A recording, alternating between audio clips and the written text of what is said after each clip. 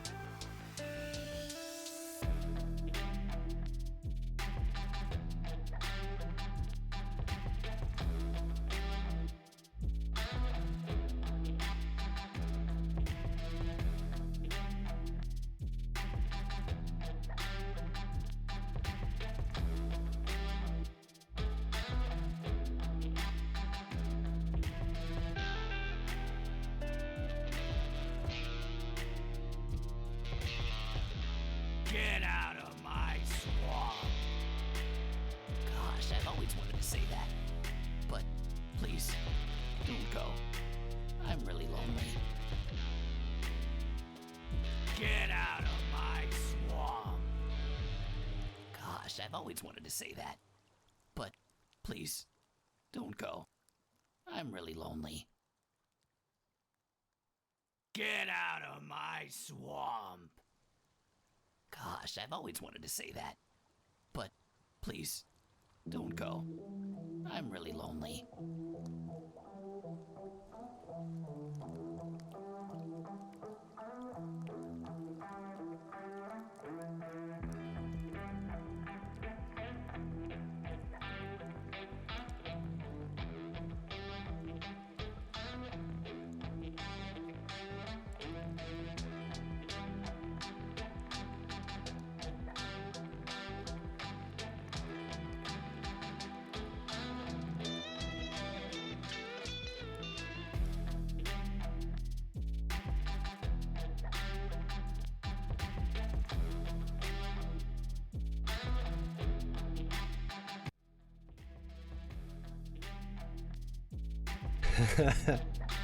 All right, well, good evening, Swamp Kids, and welcome to another tale from the kitchen table.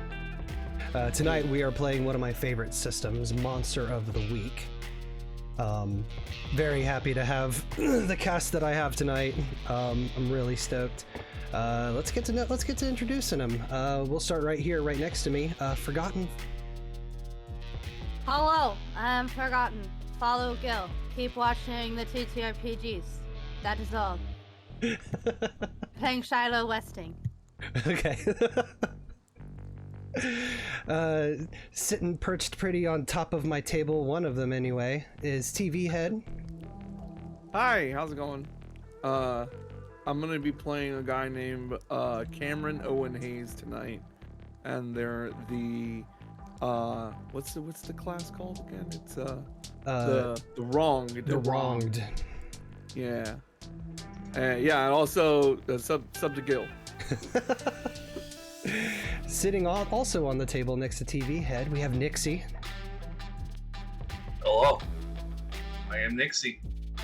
If you don't subscribe to Gil Swamp Guy, I will sneak into your bed and steal all of the left toe of your sock. I will be Jesus. playing Paul Bronger. Whoa. Who's just a dude. Just a guy? Just a guy. Just literally just a guy. He's literally just a guy. Literally just a guy. I'm just Paul. And that's okay. And that's totally okay. And we have two new faces to the table. Joining us for the first time, and as their first tabletop experience ever. Whoa. To welcome Ace, aka StupidPunkThing. Hi, I'm StupidPunkThing. Ace is what like everyone calls me, or Punk. I've had some people start calling me that. Who knows anymore? Anyways, this is my first experience of this kind. I'm excited and nervous and lost, and I'm thrilled to be here. Also, follow Gil, or I'll take your right toes. No. No toes. I will not elaborate further. Oh, no, not even specifying socks anymore. Oh shit. No, No, just no, figure it out. figured it. Yeah, figured out. And then finally, also joining us at the table for the first time, we have Vashalla Silverwind. Hello. Yeah, follow Gil. I'm playing Ren. So the crooked. So yeah, it'll be fun. It will be And fun. subscribe to Gil. I don't know what I would steal or anything, so just whatever, do it. You're either Follow Gil or you're getting an upper decker in your toilet. Oh my god. Jesus Christ. I'll send my Christ. cat after you. Hey yo. I don't know what's worse. Genuinely. All right. Well, threats aside, we are in for a great session tonight. For anybody not familiar with the Monster of the Week system, it is a system by Evil Hat Games, who I love and adore very much. They've made a lot of great systems. They've made Blades in the Dark. I think they also made the Fate system, the Fate core system that we use for Chrono Core. And Scum and Villainy. And Scum and Villainy. Really just a lot of really great shit. But the premise of Monster of the Week is that it plays similar to, as the name would suggest, a Monster of the Week TV show, like Supernatural or Buffy or Scooby-Doo. So the players will be playing as monster hunters, and they will be basically dropped into a town, told that something happened, and then they get to figure it out. Uses a simple 2d6 system for everything. The GM does not roll dice at all. Basically, the players' dice rolls decide everything. So that can be good and or bad, just depending on what kind of mood I'm in and what the situation calls for. So, with that all out on the table, let's go ahead and kick it over to the game screen. Woo. Woohoo. Also, an important distinction is, well, I mean, I guess it's not. I was gonna say unlike a lot of other systems, but we're all kind of an established team. Like we've been questing together for a minute. Yeah, you guys have all previously met already. Yep, exactly. Yes. Okay, so our story opens in a forest. Ooh. Oh, let me drag you guys over so you can also see the forest. Pretty. Very pretty forest. The crunch of red and orange leaves underfoot, their bright colors faded and decayed with time, is the only sound to be heard in an eerie, silent, dense forest. The canopy of skeletal trees stretches high overhead as the fading sunlight creates ever-darkening shadows along the path. The man in a dark red hoodie suddenly turns on his heel to glance backwards with a gasp, but nothing's there. He holds a hand to his pounding chest and sighs, shaking his head at his foolishness, and turning once more to continue his solitary walk. The camera pans up into the first twinkle of stars coming into view in the darkening sky as we hear a thump and a gurgling cry of pain before silence descends to blanket the forest once more. So, with that, we will open up onto the fair town of Whispering Pines.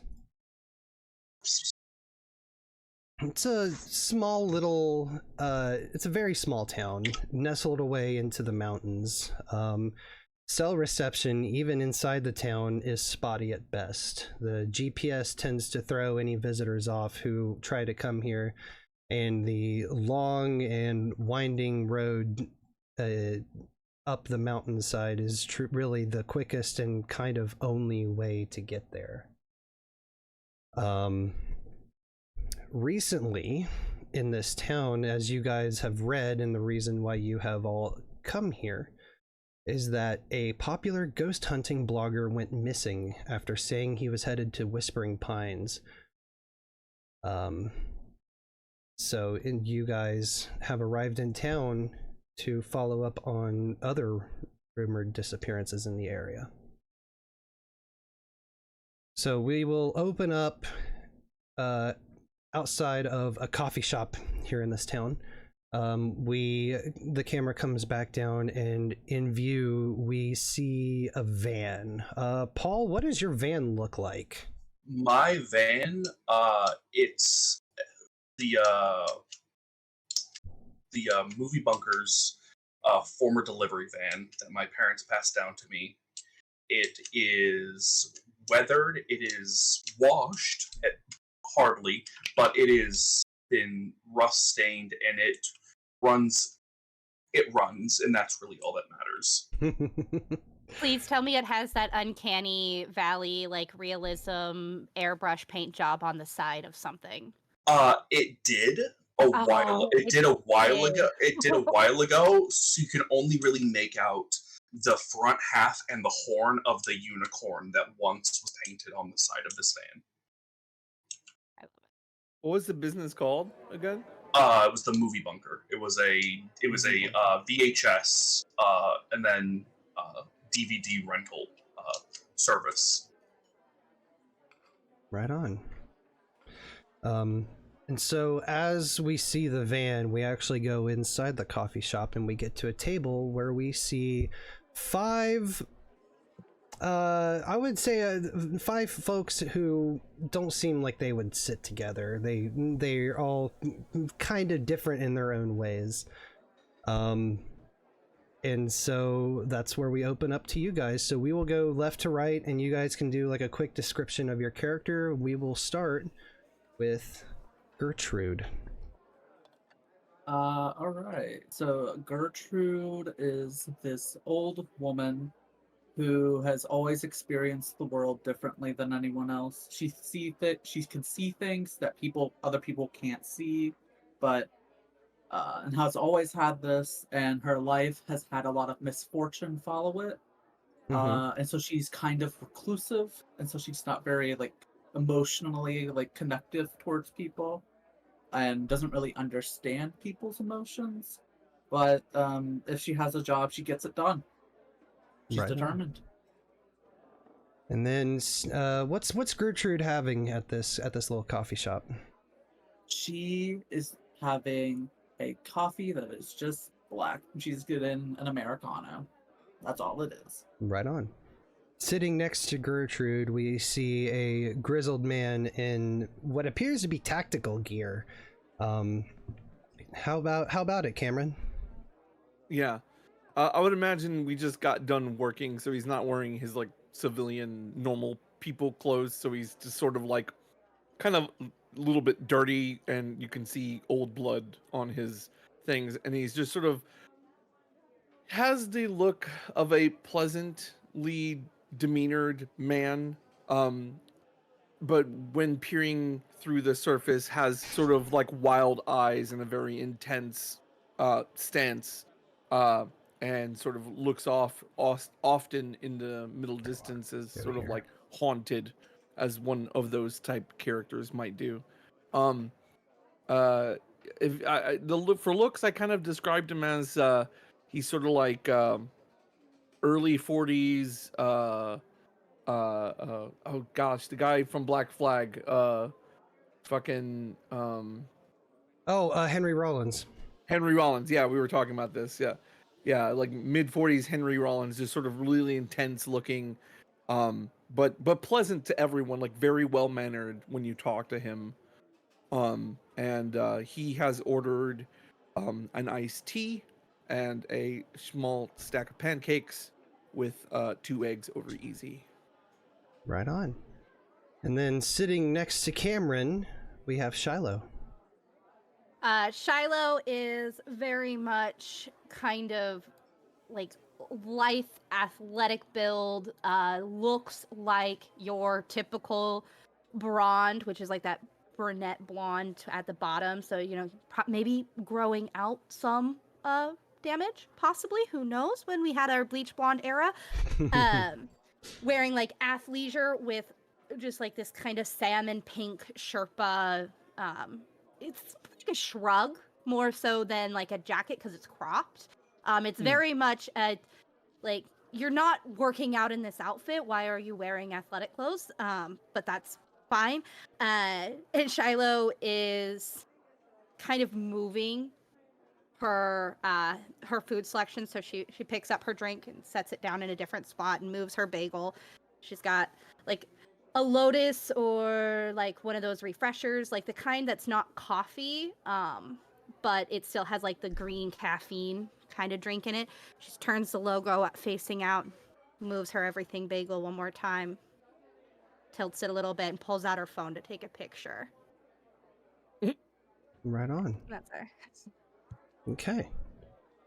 So, sitting next to Shilo, we see Ren. Yeah, Ren is kind of leaning back a little bit in his chair and flipping a. Since they're in a cafe, he decided not to pull out his pocket knife and flip that around. But so he's just flipping a coin, you know, repeatedly up in the air, just kind of very casual, very kind of cool confidence, sitting in this chair and waiting for his food to come over. His food's still gonna take a little bit longer because he asked for a little bit extra on all of it. It's gonna have some pancakes with like whipped cream on top of it and sprinkles and just like really, really decadent food. But as far as his looks, he's you know, fairly slim build, wearing like a jacket over a t-shirt. It's like there's like a hoodie jacket kind of thing, and you know, just kind of baggy cargo pants.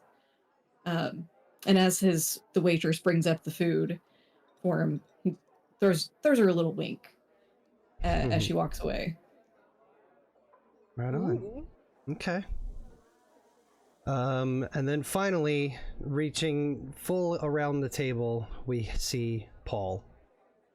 So Paul is on his 3rd glass of orange juice, just absolutely hammering them, having no regard for how he's going to feel later. Just absolutely parched, and eating the 2 breakfast burritos that he ordered from the cafe, and is kind of like eyeing Shiloh's food, and begins to make a move to steal some, thinking Shiloh's just playing on their phone and not taking a picture of it. So you just see Paul's hand slowly reaching across the table to steal like a pancake. It's literally just an everything bagel with cream cheese, so Shiloh's gonna smack your hand away. Ow! Fine. Come on. No. Oh, Fine. Now, Paul, you ordered your food. So I you should did. eat I'm still hungry. Well, Then you order know, more. This picture shows her phone. Is gonna pay for today's food anyways. It's fine. Go get more. If you're that hungry, don't steal my food. Mine. now watch it on the orange juice there, Paul. We don't need you getting sick again. That was one time, and it was apple juice. It was different. Yes, but the sugar Is probably can't be good for you. Yeah, you're now, right. gang, remind me if I'm having trouble here. Why are we in this town again? So you guys have arrived to this town after reading a local newspaper talking about how a well-known ghost hunting blogger by the name of Nathan Russell went missing in these nearby woods, and how it just so happens that there have been some other folks who have went missing in the woods that that kind of surround this town. And it's purely like disappeared without a trace. Nobody has any leads as to where any of them went.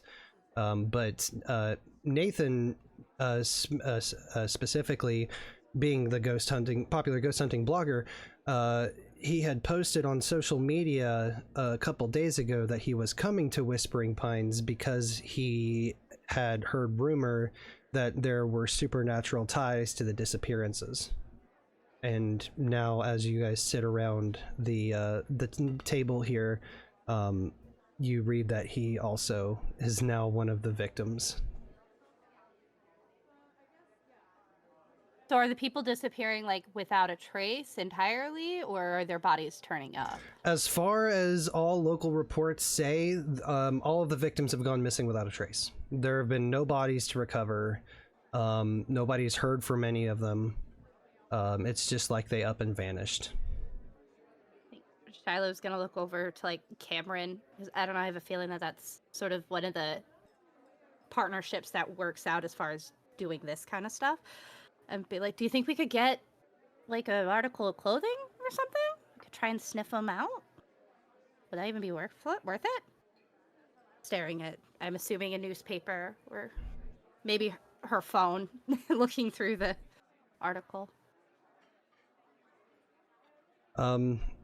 As far as the article is written, there was no clothing recovered. There no sign, or not even so much as a strand of hair.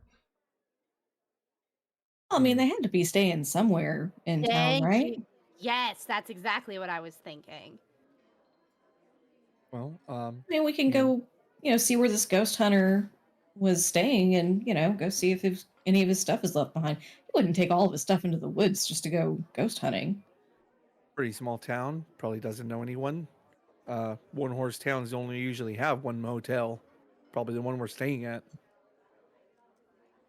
Yeah, you guys are staying at what is called the Screaming Eagle Lodge. It is the only, if you could call it, hotel in town, but it also doubles as the local VFA. Makes sense. That tracks. Wait, out of what VFA? I might have fucked the thing. What's Like what's a the veterans yeah the lodge? veterans the veterans hall. DFW. Oh, veteran- okay. VFW. Thank you. Okay. Thank you. VFW. That's what it is. I wouldn't have known that acronym either, but cool, thanks. I was close. Goddammit. 2 out of 3 ain't bad. Army, family, That's kids great. unite. Anyways,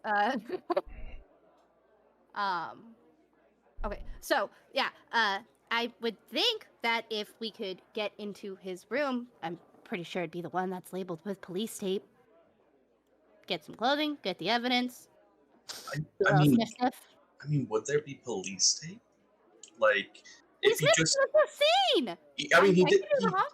Is it being like, based off of the paper? Is it being described as a murder, or is it being described as like An accident. or is like he's just missing person, like, or is this like? Yeah, it's just being described as missing person / disappearance. Okay. Person still has crime scenes because you have to investigate the last places you were looking. And you don't want people walking in there and messing everything up. That Shilo realizes how loud she's gotten and is just gonna stop talking. Yeah, but you notice that a couple people at nearby tables have kind of like tossed a slight glance your way as your voice kind of raises. But we're like in this stereotypical like small town. Like two stoplight that go off at the same time kind of I town. was like talking in character. Oh, sorry. To like it's like we're in like the stereotypical small town. Like any movie would be like, you know, the police force is just a missing person. Like, what are they gonna do? Like, they've already like wrapped this up, wiped off their hands. Like, this isn't. It looks at Shilo and like, this isn't Boston, you know, with the quotes in the air. Boston or Napa Valley. This is. I don't even know where we are. I forgot already. We're in Whispering Pines. Whispering Pines. We're in Whispering Pines. Like, what? Reasonably. Like, we could absolutely get in there. It's Actually, likely. Yeah, totally could. I mean, you know, yeah. If I had to give a reckon, they probably just, you know, aren't letting anybody into that room. You know, they just aren't renting it because, you know, he could show up again. So. Nah, give me a cover. I can get in there. Oh, right. No, we can get in there. I'm just. Yeah. Well, you know. Pokes at his eggs a bit. I will mention that it is also possible they just took his stuff out of the room and set it aside. That's a option we may have to consider. Fair enough. That mean we get to break into the sheriff's office? That sounds fun. Well, only as a last result. We can just in the hotel room, and if he left anything behind anywhere, or if he left his car behind, it's probably impounded it a lot somewhere. And if that's where he left his stuff, I just need a scent. That's all I'm asking. We might as well start at the hotel. Like, that's the best place to start, really. And I don't know how you guys do your magic sniffing, but Shilo just kind of looks at him, does a little like head tilt. And I look at you, and you see like my shoulders shrug, like hands, like I don't know. It might be an active place there too. Oh. Maybe more information can be given from other sources as well, other than your sniffing, at least. Well, we should probably talk details on the way there. Shallow, get your bagel to go. I don't want it anymore. Just I grab it. The moment you say I don't want it anymore, I grab it, and it's already halfway gone. It's already like halfway into my mouth before you even finish saying want it. Oh, why didn't you order more food? We were here. I don't know. You still could. I feel weird ordering food. It's like going out with like sister and parents and grandparents. What? Shilo just blinks at Paul. Get him. So as you guys are beginning to wrap up, you see this middle-aged man approach your table and drop off the check, and he says, "Oh well, how was everything for you guys?" It was delightful. Thank you very much. Shilo puts her credit card down on the table. All one check. Here you go. These pancakes with the extra sprinkles. Thank you so much. So good. They had sprinkles? Can I get a box? Of course. Right here. You see it. You have to ask, though, Paul. I don't like asking. He doesn't need and you more don't get sugar. sprinkles. It's fine. Well, Paul, you just got to ask one of us, and I'll ask for you. That's fine. No. Independence. Yeah, whatever. Life's short. It's too real.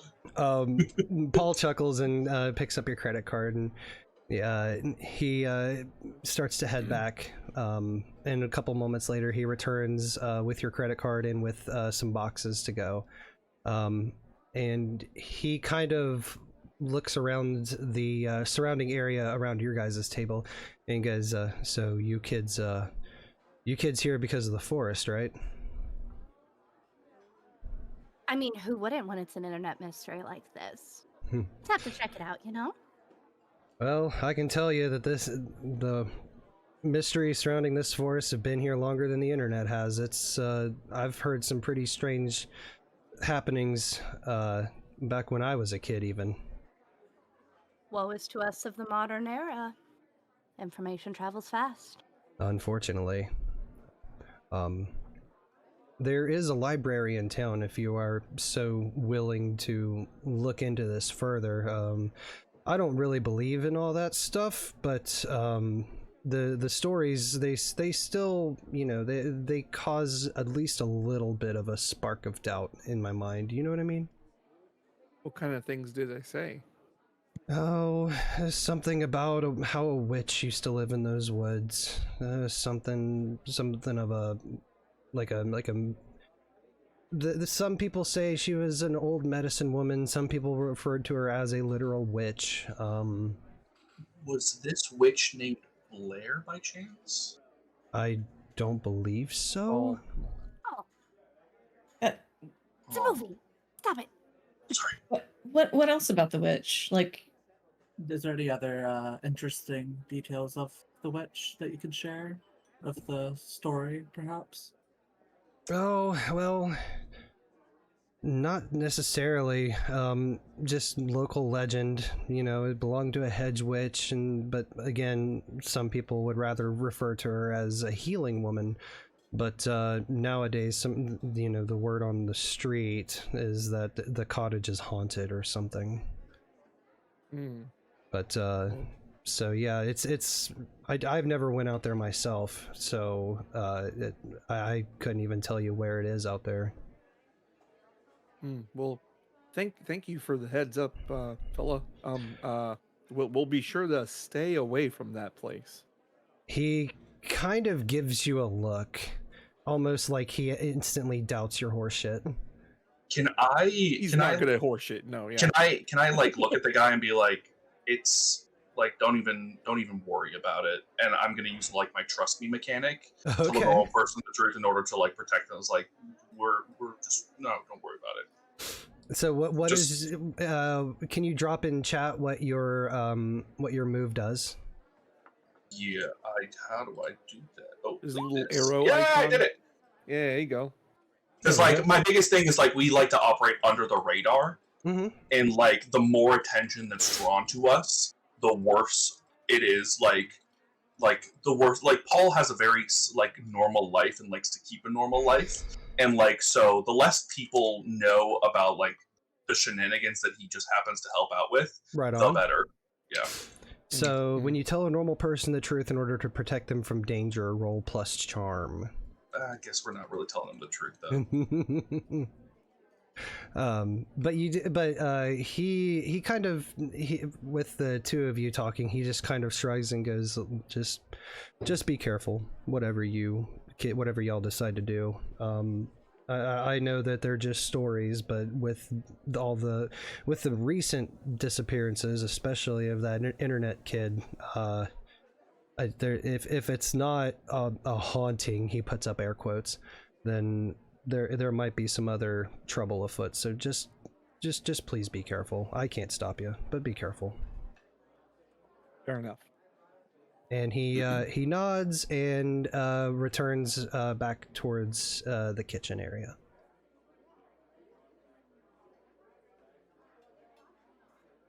All right, getting up and getting out, I guess.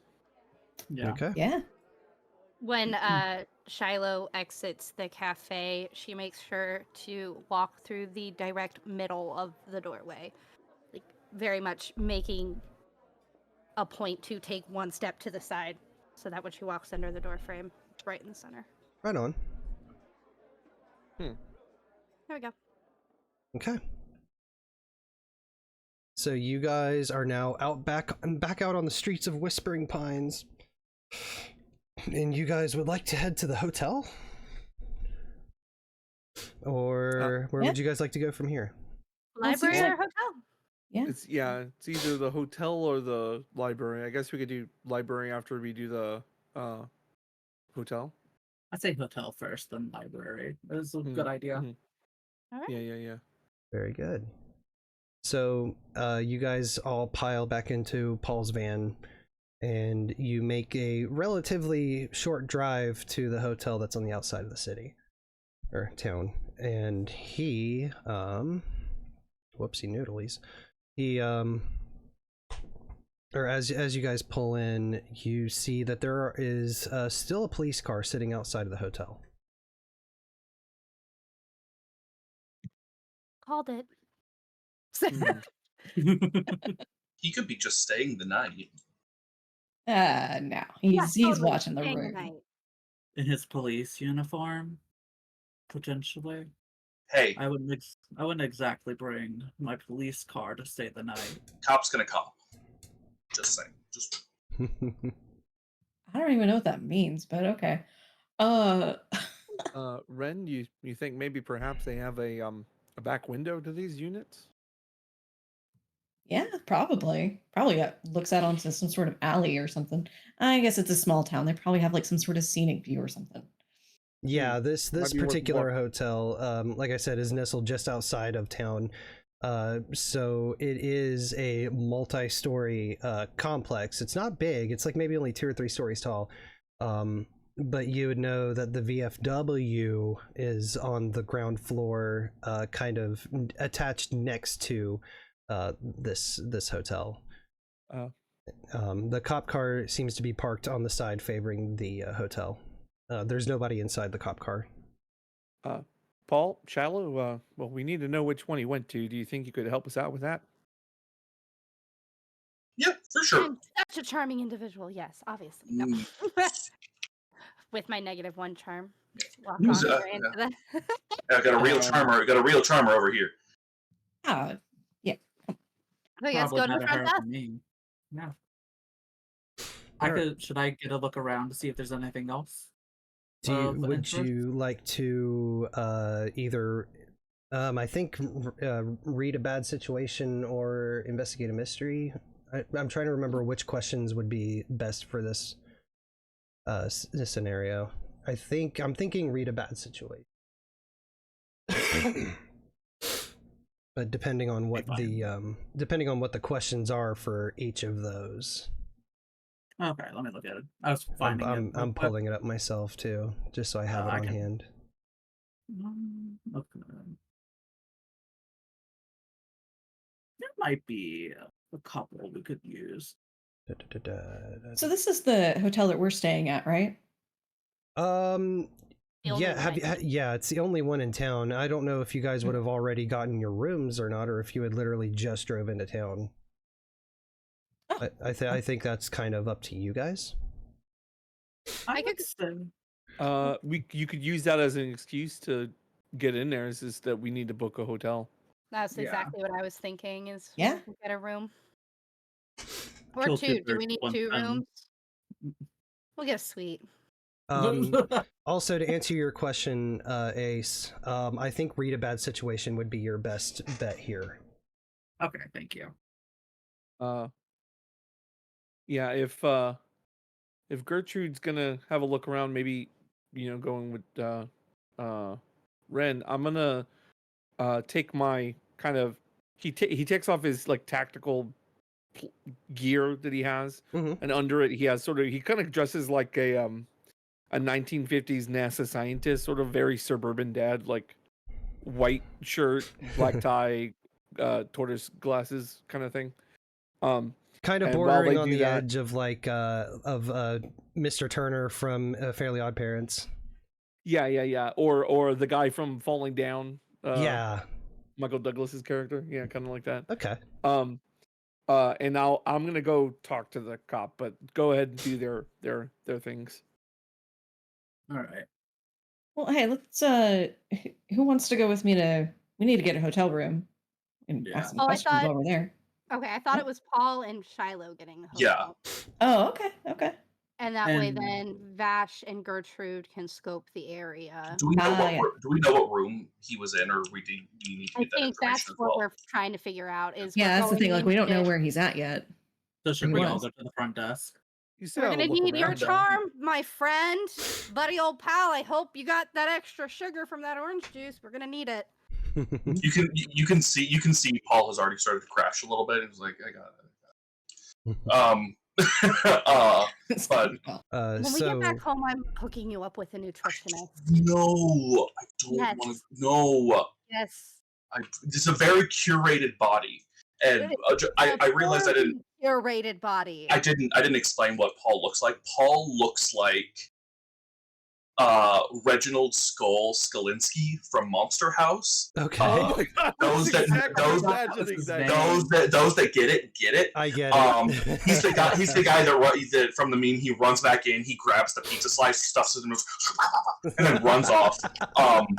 Holy shit. Yes, dude. That's what Paul looks like. Yes. So Paul kind of walks in, and he's like, he doesn't know how to really do casual, especially like in these sort of situations. Like, he's very much just like the driver. So when he's actually asked to do something, he's like, okay, Paul, we got this. And it's like psyching himself up a little bit, and so he kind of like walks in the door, and he does that thing where he kind of looks, and he looks at the pamphlets that are like up against him, like pretending to read them and be interested in them.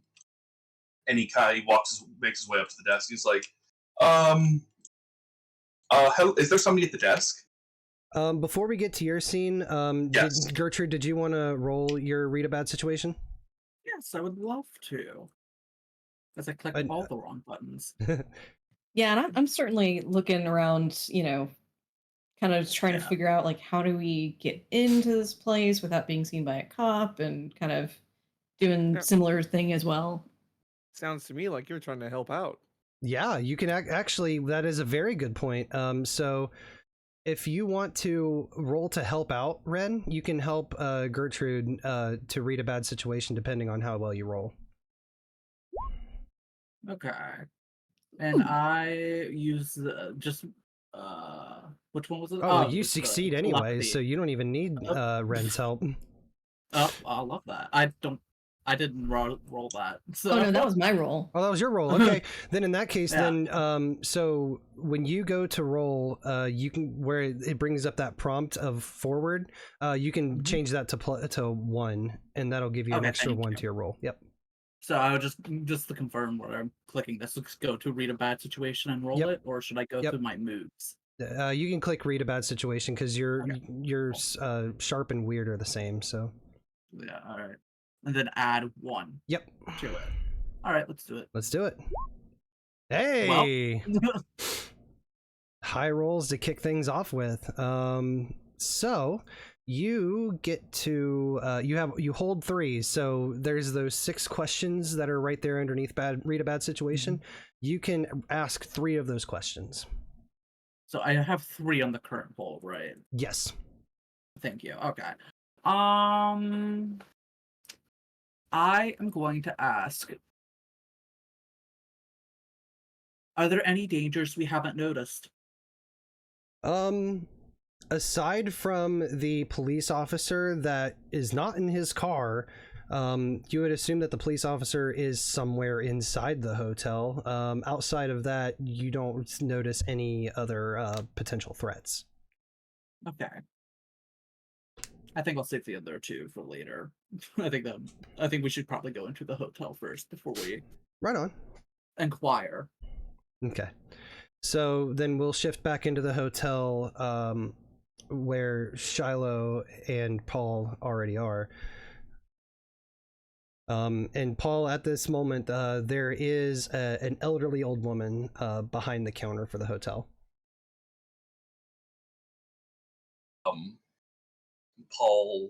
Paul walks up, big beaming smile on his face, and says, pretty much, is there a bell on the desk? Yes. He goes, ding ding, I'm looking for the person who I can rent a room from. You're entirely too young to be running this establishment by yourself. It's like trying, you know, Turning on the charm already. Okay. very much so, very much so. And like Shilo and like anybody else in this team who knows Paul knows that it's such like a shit-faced lie. Like Paul does not like to talk to people a lot. So like seeing Paul, it's like a light switch like go off, and Shiloh's like very much a customer service voice. Shilo knows that Paul is putting on a performance, but like it's to the point where the lady would be like wouldn't realize that like Paul's doesn't like to talk to people.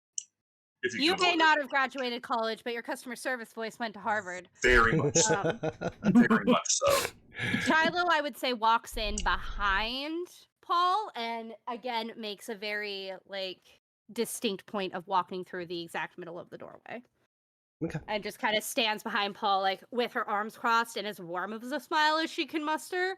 But her charm is a -1, so I have a feeling the claws and sharp teeth kind of make people a bit wary of her. So the elderly woman greets you and goes, "Oh, you're too kind. I don't run this establishment, but I help out. I'm front desk. Is there something I can do for you?"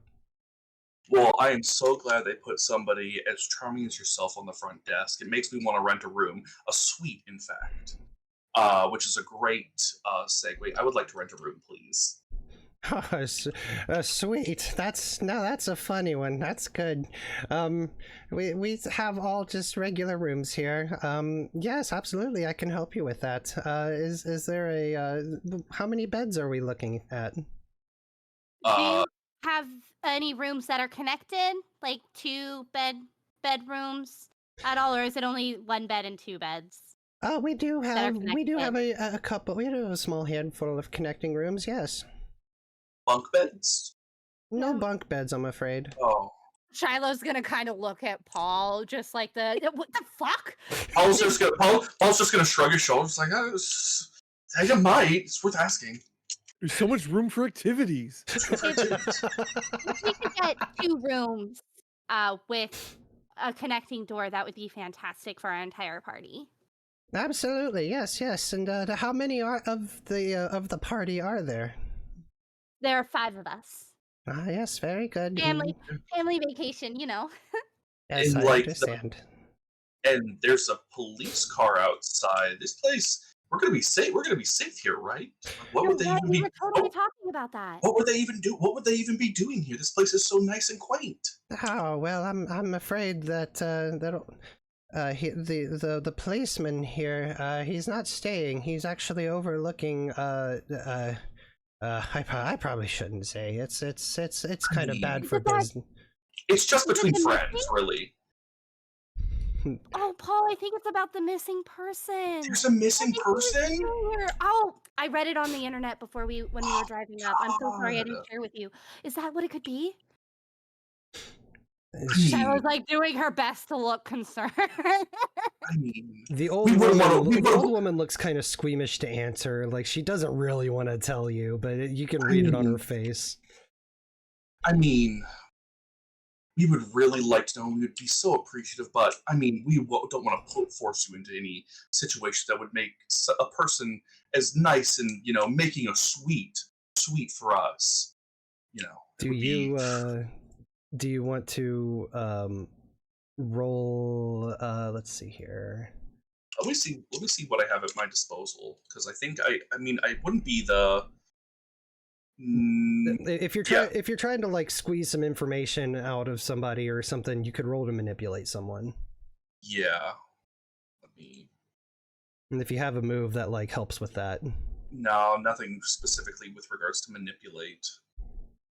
I do. Is all 5 of us in the lobby? I think it's just those 2. I think it's just Shilo and Paul. I was gonna say I technically have telepathy, where I can do it without speaking, but that's like the closest thing I really have. Oh dang! I didn't even think of that. Ooh. Oh, You have your luck. yes. Can I help? Is Well, if you even if you succeed your luck, you're only giving them a 6, which is still a failure. Yeah. I will burn one of my lucks because I really want this information. Okay. I want to know what she knows as a person within close proximity to So this. just as a refresher to you guys, and maybe new information for any of the viewers, every character starts with 7 luck points, and those are, you do not gain any more.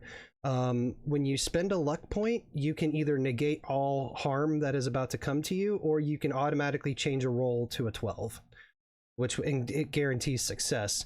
But like I said, if you only have 7 for the entire life of your character, so since this is a one shot, you can kind of play fast and loose with it. But if we were playing like a ongoing campaign, then you would be very, very picky as to when you use your luck.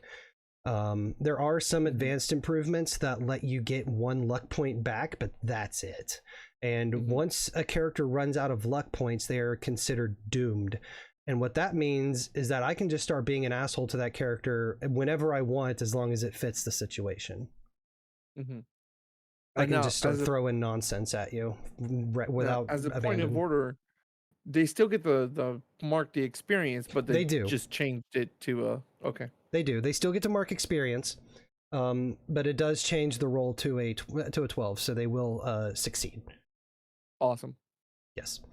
Okay, I don't know how that fucking came up here, but all right. Anyway, so you succeed on your manipulate someone roll. So on a 10 plus, they'll do it for the reason you gave them, and if you ask too much, they'll tell you the minimum it would take for them to do it. But in this case, she just didn't want to tell you what was happening in this situation. But you turned on the charm for this one, so she kind of sighs and she goes, well, there was a young man who went missing out in the woods, not but yesterday. Some man who does things on the internet, I don't know, he writes stuff or films videos, I'm not entirely certain, sweetie, I don't keep up with that. But as for the police vehicle, Sheriff Alex Stevens is actually upstairs. He's cordoned off the young man's room and is kind of standing post to make sure nobody messes with anything. And that room would be on the 2nd floor. But you didn't hear any of this from me. And she raises like a shaky finger to her lips. Not even a peep. Not even a whisper. I don't know how to do this, but is there any way that Shilo can just get a read on if this old lady has her smell? To know, like, since she works here, she likely touches a lot of things. So to be able to differentiate what is not her versus what is her, is there a way to... Interesting. I do like a weird or something? Or investigate a mystery? I don't know. You could, if you wanted to roll investigate a mystery, you could. Would it fall under sharp? It would fall under sharp for investigating Would it mystery. fall under sharp? Okay. Yes. That's all I want. I was just see, like, I'm not sure where it would fall because I'm just trying to use my senses. If you're using your senses as a werewolf person, then that would fall under weird, I would believe. Okay, that's kind of what I'm trying to do. Is I'm trying to get a read on what does our old lady friend smell like, so that I know. Oh, hey, that's not her. Or hey, that is her. Yeah, if you want to roll weird, go for it. Okay. Let's just try to subtly sniff. Mixed success. Okay. So when you kind of like sniff the air about this old woman, you pick up a kind of odd mixture of lavender and mothballs. You don't get any really trace of anything else, let alone Nathan. And as you're doing this, you also catch like the underlying scent, not very pungent, but just enough to like kind of like singe the inside of your nose, just like some kind of strong garlic. And it kind of makes your eyes water a little bit with that combination of lavender, mothballs, and garlic. I'm going to lean in a little bit, and I'm going to be like, so it's kind of like, so like the woods. Why would it be the woods? Like that's so straight. That's like so strange and bizarre because we were just at breakfast, and like they're talking about like some kook was talking about like a hedge witch or something like that. Like clearly like joking about like, oh, it's a witch, but like trying to see what her reaction to that would be, like dropping the W word. She kind of, her eyes kind of dart a little bit, and she says, "Oh, that's just an old town rumor. I couldn't possibly believe such a thing. Even if it were the case, I don't know what I would do with that information. But come to think of it, there is a woman who is visiting this town also for similar reasons. Some professor from a nearby city, she's staying here too. I can't tell you if she's in or not, but she's very interested in supernatural, if you could call it that. I like, her name is Sarah Blackwood, I believe, Professor Blackwood. So it maybe if you see her about town, you could ask her about that. I mean, disappearance in the forest, it's so scary, but it's so exciting. No, I don't go into the forest. I haven't gone into the forest since I was a little girl. Why? Find a hedge witch? She kind of chuckles nervously. Yeah, I'm laughing, but the eyes are not laughing. She types a couple things into the computer that's at the desk, and it's one of those ones that's like old enough to run XP.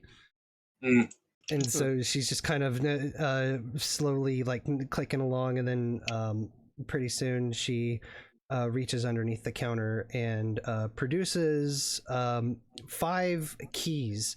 Not like the card keys at like good hotels, like actual keys, and puts them on the counter in front of you guys and says, "Well, your rooms will be up on the 3rd floor. It's the very last 2 rooms on the right down at the end of the hallway." That's awesome.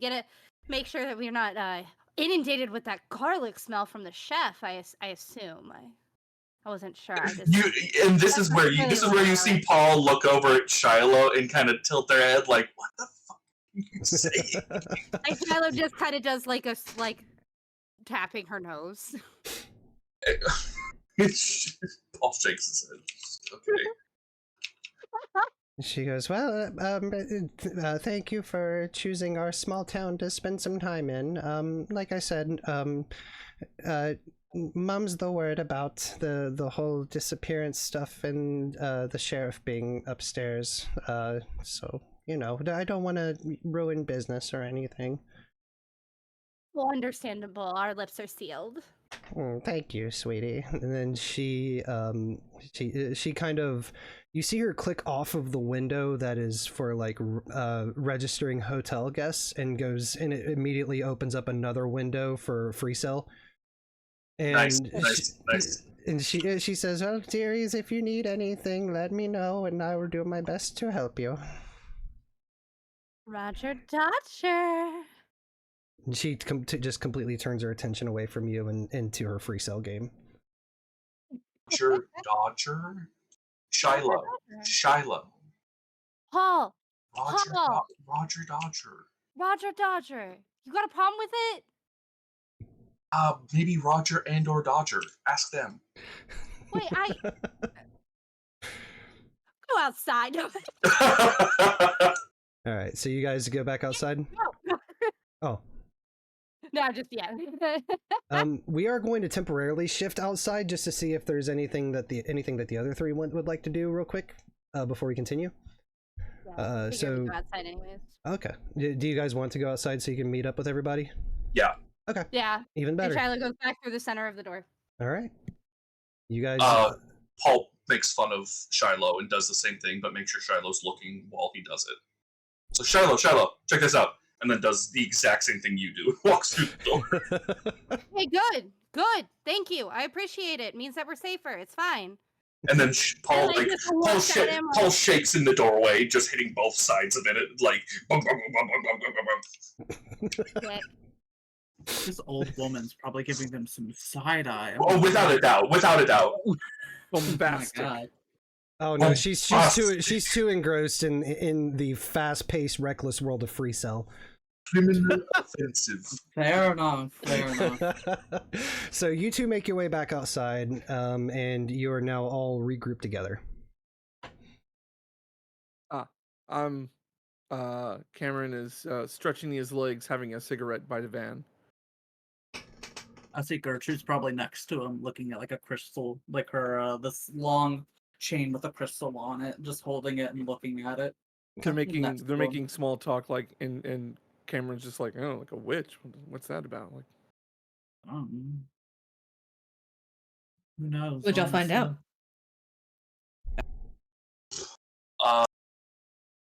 Really likes free cell. That's not at all. But I mean, yes, but no. Second floor is the room. Policeman's obviously here making sure nothing bad happens. Smells really strongly of garlic around here. And I have not seen an actual restaurant. I tried to mention it and the old lady ignored me. So, that's the thing Maybe- worth checking about. I guess maybe she just likes garlic.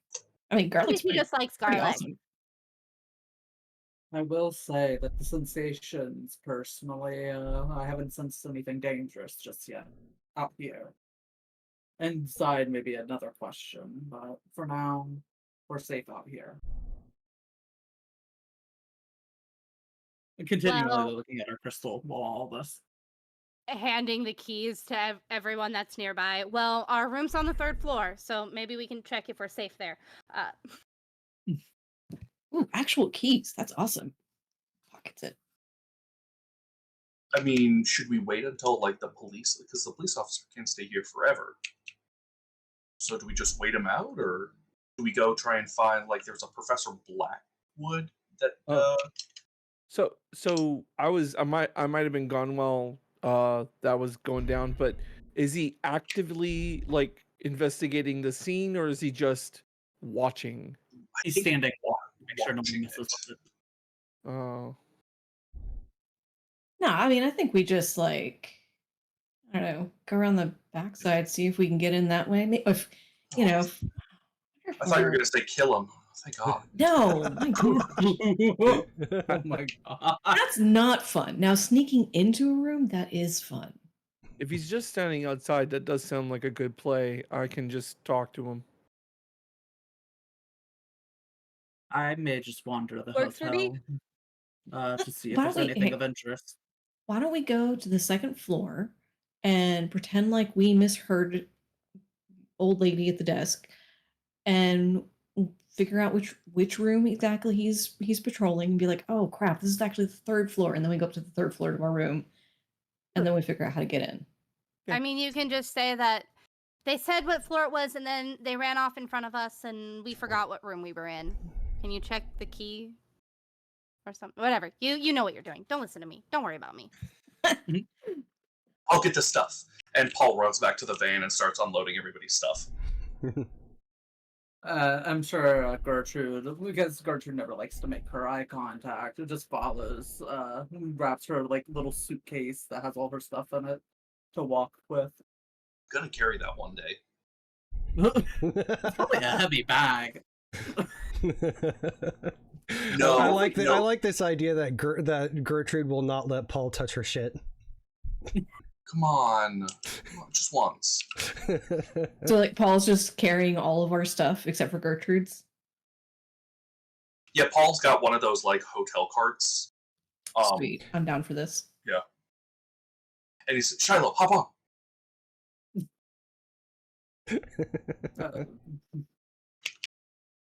Also, I'll let you hold my bag when you pay me $200. Yeah, If you must I don't have know. $200. When Shilo, you get it, you can Shilo, hold can my I borrow bag. $200? I'll pay you back. Okay, well, no. Aw. Welcome back, Shilo, by the way. Yeah, no, I was like, shit, No, I was shit, like, shit. I was trying to- One I time was- I walk away, you mentioned my name. Oh, I was just trying to stall. I was just saying I went to go get a hotel cart for the luggage Oh to no, bring I it. heard Bring it. it in. I have my And- headset on. I could hear everything. I just couldn't respond to anything. You Okay, weren't near the mic. So, but Shiloh's also gonna help carry whatever can't fit on the cart, but carry it without a cart and act very indignant, but kind of full of herself about it. Like, I don't need a cart. What are you doing, Paul? I was. If you wanted to like get on the cart and I'd push you, like you just. That's Oh, not girl. enough room on the cart. I don't want to pay for another. I don't want to pay for another cart. Paul, just grab the gear, son. Okay. And just kind of like head crestfallen a little bit, just kind of like walks off and does that over dramatic thing where he like looks over his shoulder at the party. And then does a big sigh. And just keeps on walking and gets everybody's stuff. Following him, so we're out of this. All right, so Paul grabs everybody's stuff. Everybody grabs their stuff, and you make your way in. Paul, you said you grabbed a luggage cart for most everybody else's stuff. Yeah, I grabbed the luggage cart for everybody's stuff and put it all onto the luggage cart and just kind of like, and was taking is kind of just letting everybody else kind of lead the way. And Paul's just playing, backup. So as you guys make your way back into the hotel lobby, you hang a right and you make your way towards the end of the room where a corridor opens up to where the elevator is. And as you approach, you see a red plastic chain draped across the front of the elevator. It says temporarily out of service. Sorry for the inconvenience. Oh. Shilo starts grabbing as many of the items as she can. Starts walking it up the stairs. Paul says, inhuman amount of strength. says, "Oh darn it, it's out of order. Gertrude, you better give me your bag." No. Try so hard. And just heaves a big sigh of whatever, and just like grabs the stuff. A feeling of independence is important for her. She's an octogenarian. Yeah, she doesn't like people, so she's a little Hey, Paul. wolf. Well, like, Paul, you're probably gonna get cursed if you touch Gertrude's stuff. Best to leave it to her. Is this like a grudge curse, or is this like a 12 ghosts curse, or is this like dead curse? This is like the kind of curse you don't it. want curse. Yeah, all the curses. Got it's it. the curse where if you try it, you're gonna foreign fall film down curse. Got it. So you guys begin lugging your stuff up the stairs, and you get to the second floor. Are you? And we think we're thinking it's like the floor we're staying on, correct? Yeah, Right. yeah. I'm just gonna start walking down the hall, like, looking at doors and door numbers and stuff. Yeah. Shiloh's gonna ignore you guys and continue walking up to sell the story and actually take the bags to our actual room. Sure. All right, so Shilo, you're heading up to the third floor. Is everybody else making their way down to the second floor? Words. Yeah, we're gonna kind of take a look around the second floor. So everybody else is staying. Okay, so as you guys exit the stairwell, you open the door into the main hallway of the second floor, and almost right off the rip, you can kind of see halfway down the hall to the left. There is the sheriff who has. It seems like somebody had brought him a chair from downstairs and sat it outside.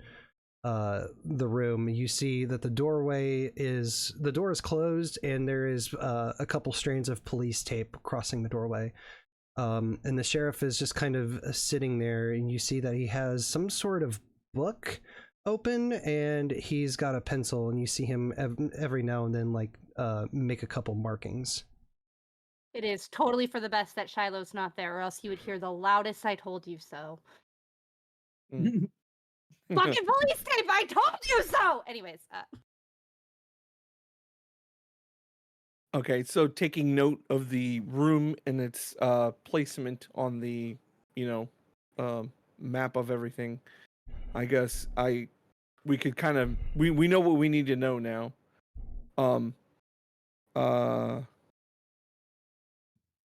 Oh, you know what? He turns to the others and goes, "Oh, you know what? I think we're on the 3rd floor. I think we should probably turn around. And as we're turning around, I'll let Ren know." I go, like, okay, so like depending on where the placement is, would one of our rooms be above that room? No, your guys. So this isn't a really big hotel. There's really only like one hallway for each Okay. floor. Okay. So this room, the roped off room, is in the middle on the left. Your guys' rooms are on the 3rd floor at the very end on the right. Okay. I kind of take a second to turn and take Ren aside, and I ask, would it be a big ask to see if you can get into the room above that room and then drop down to the balcony on the outside? Or is that like not? Can you not do that? Let's discuss. Sounds like I like that, but yeah, let's go up to the room. Okay. Wait, oh wait, yeah, you're right. This key does say 3rd floor on it. Shit. Yeah, I'm gonna take a second and ask this fella for some directions to that library we had been told about. Yeah. So you want to approach the sheriff? Yeah. So basically, the idea being they're gonna go and do their thing, and I'm gonna just talk to this guy while they're doing their thing. Okay. All right. So so you begin heading down the hallway towards the sheriff. And as you get closer, you see that the book that he's scrawling in is a Sudoku book. Ah. And he's just kind of sitting there passing the time, solving some little puzzles. Ah, okay. Well, hi there, fella. How's it going? He continues to like kind of do his puzzle. He doesn't look up at you, but he says, it's fine. It's fine. I apologize, but I prefer if you unless your room is for some reason right next to this one, I would ask that you vacate this immediate premises. It's under police investigation. Oh, well, that's no trouble. I gladly do that. I just well, you're a local here, aren't you? And I had a little bit of some questions, if you wouldn't mind, if you'd be so kind. Yeah, just sure. I reckon. So yeah.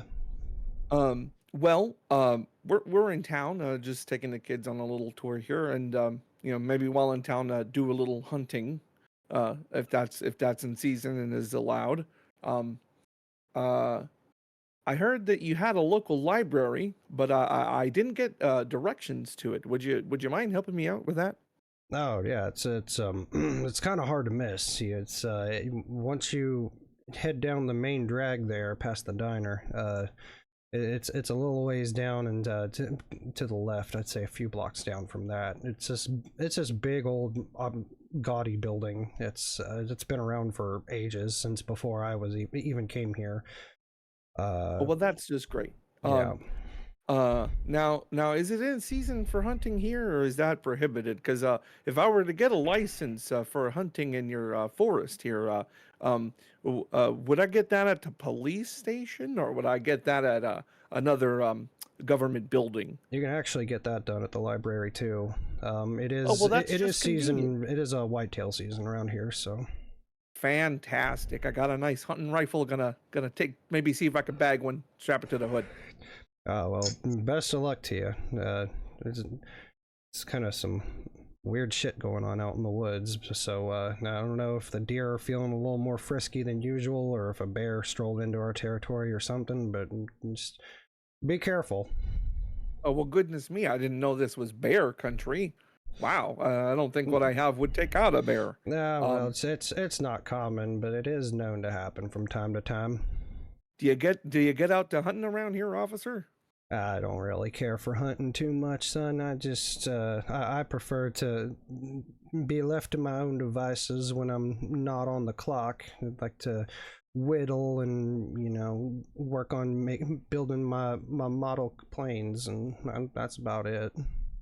Model planes. Well, that's just, well, I love a good hobby. I never got into that too much. And he proceeds to just sort of try and talk this guy's ear off as much as possible, as much as he will let him and allow him. And then as he's going out, he like does the, Midwest goodbye, sort of just, oh, and another thing, just like sort of just talking as you're going down the hallway the entire time. He's not just even killing him with friendliness. Just absolutely just friending the shit out of this guy. For the longest time, he's not even looking at you. He's still focused on his Sudoku. But once you get towards the end of the hallway, he does glance up at you. And he it looks like he's definitely like taking in like your description and shit. He's getting a good read on you. But then once you like open the door to go back into the stairwell, he goes back to his puzzle. Okay. Well, hopefully, as we kind of backtrack in time a bit, that'll be enough to give Ren the time they need to do whatever it is that they're going to be doing, because I would imagine it's happening at the same time. Yeah, absolutely. And we can actually cut to them real quick. Yeah. All right. So, Ren and the others that are now on the third floor, save for Shilo. I think Shilo, you would be down by the your guys' rooms. Unlocking them and throwing your stuff in. Dignant. So Gertrude, Ren, and Paul, you guys are on the third floor. You guys had just come out of the stairwell. All right. Well, thank you for the sub, Shabra. I'll start going down the hall and see if I can find the room that is kind of above that one that the officer was sitting in front of. Yeah, there's not a terrible amount of rooms in this hallway. Like I said, this place isn't very big. So you, just by general guesstimation, you do figure out like which door would lead into a room that'd be directly above it. Is it a room that we have? No. Like that we of course. No, we're on the other side of the hall. At the very end. This is like middle and to the left. All right. I don't want to break into a room if someone's actively in it. But so I'm gonna try to listen at the door, see if I can figure out if there's any noise on the other side, anything like that. Okay, so you can roll to act under pressure to kind of get a good written listen in, or if you want to, you can read a bad situation, or you can wait to do that until you get inside. It's your call. See, either one is fine with me. If you just want to get a listen in to see if there's potentially anybody on the other side, then I would do act under pressure. Yeah, that's the one that I'm trying to do right now. Okay. Right on. Yeah, so you put your ear to the door and you give it a couple moments, and from what you can tell on the other side, it is complete silence. All right, cool. Well, I want to try to pick the lock and get in here. All right, this is also going to be act under pressure.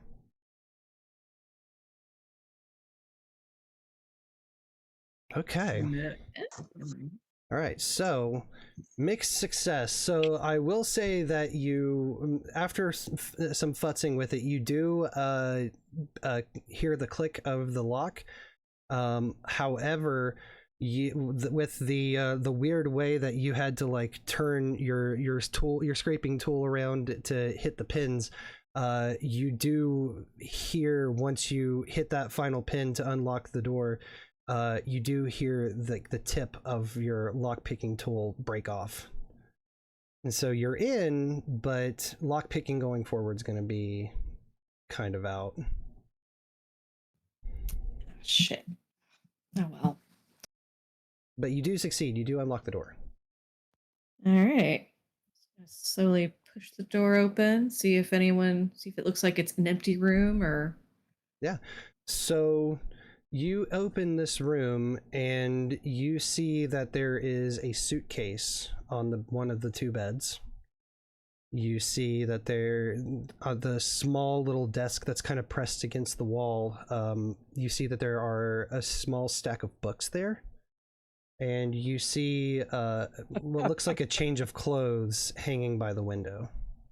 Enjoy. What kind of clothes are they?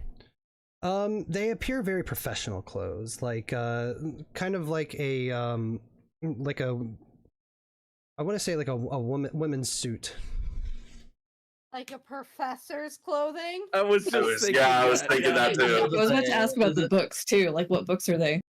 If you go over to peruse the books, you can glance at the cover on the top one, and the title suggests supernatural happenings in the state.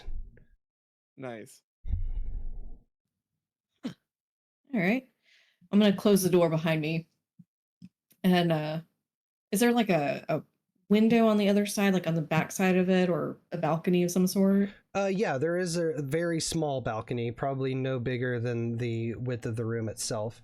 And not too very far wide either, like maybe comfortable enough for like a couple people to stand on shoulder to shoulder.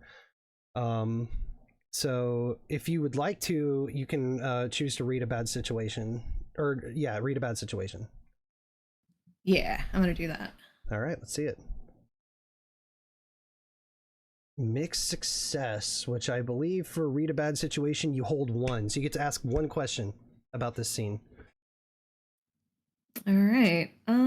Well, so the thing I really want to know is what's the best way into the next room below me? The best way in to the room below you would, from this point, would definitely be out the window and down the over the balcony. But it is a story below, so. But if you're trying to get into that room from here, that's kind of your only option. Shit, I don't have any rope in my pocket. I'm so dumb. You could have just gone back down to the first floor and gone around the back. Like, fuck. Like climb I'm up. here. We'll see what happens. And again, you did get into the professor's place, so that's a stroke of luck. That you know of. Well, Yeah, yeah, sure. that's, Sure. Just All right. noting that I didn't expressly say that. Right, Yeah. that's true. Sure.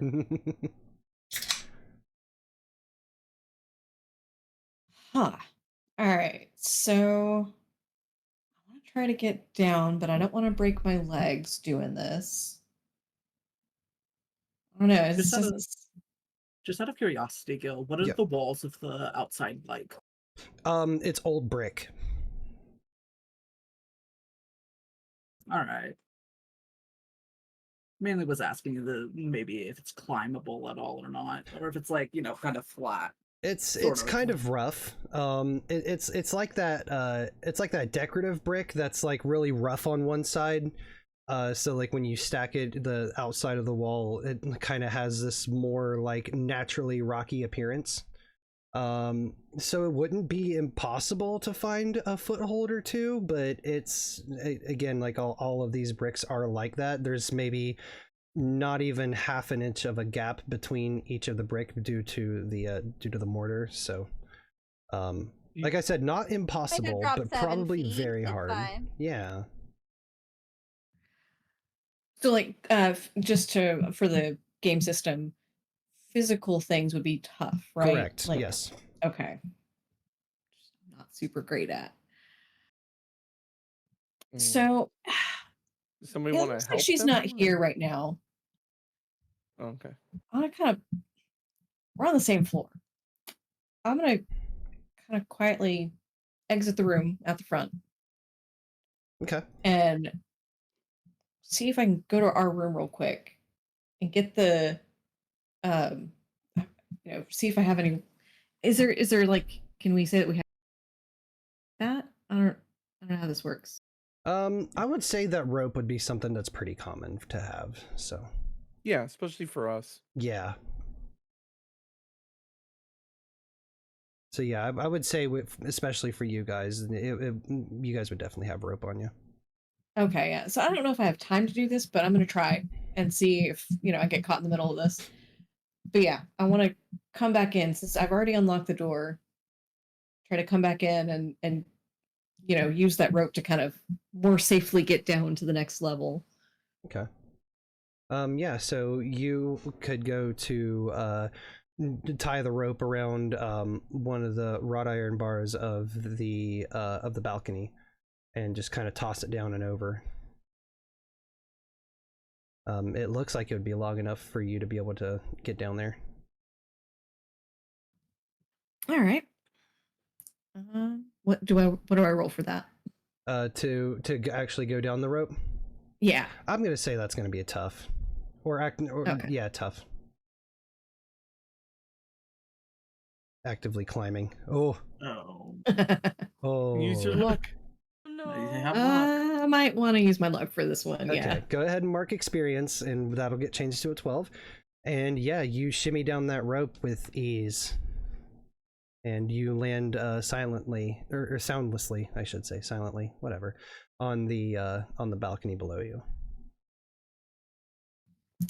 All right. Now I want to try to get into the window of this room. Or the balcony, sliding glass door, whatever it is. Yeah, it's like a sliding glass door, yeah. You go to try it and it is locked.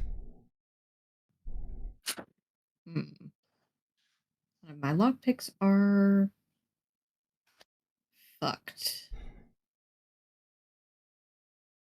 You have like some other implement you can use to kind of shove into. I don't know. I gotta. It's just a sliding glass door lock. That's usually just a hook and Yeah. catch. To do quietly because there is a cop on the other side of that room. This Doing is true. Sudoku. He's not paying attention. Or is he? Yeah, I'm He wouldn't talking hear. to him. It doesn't have to be. It doesn't happen to be a magically sealed lock, is it? I wouldn't think so.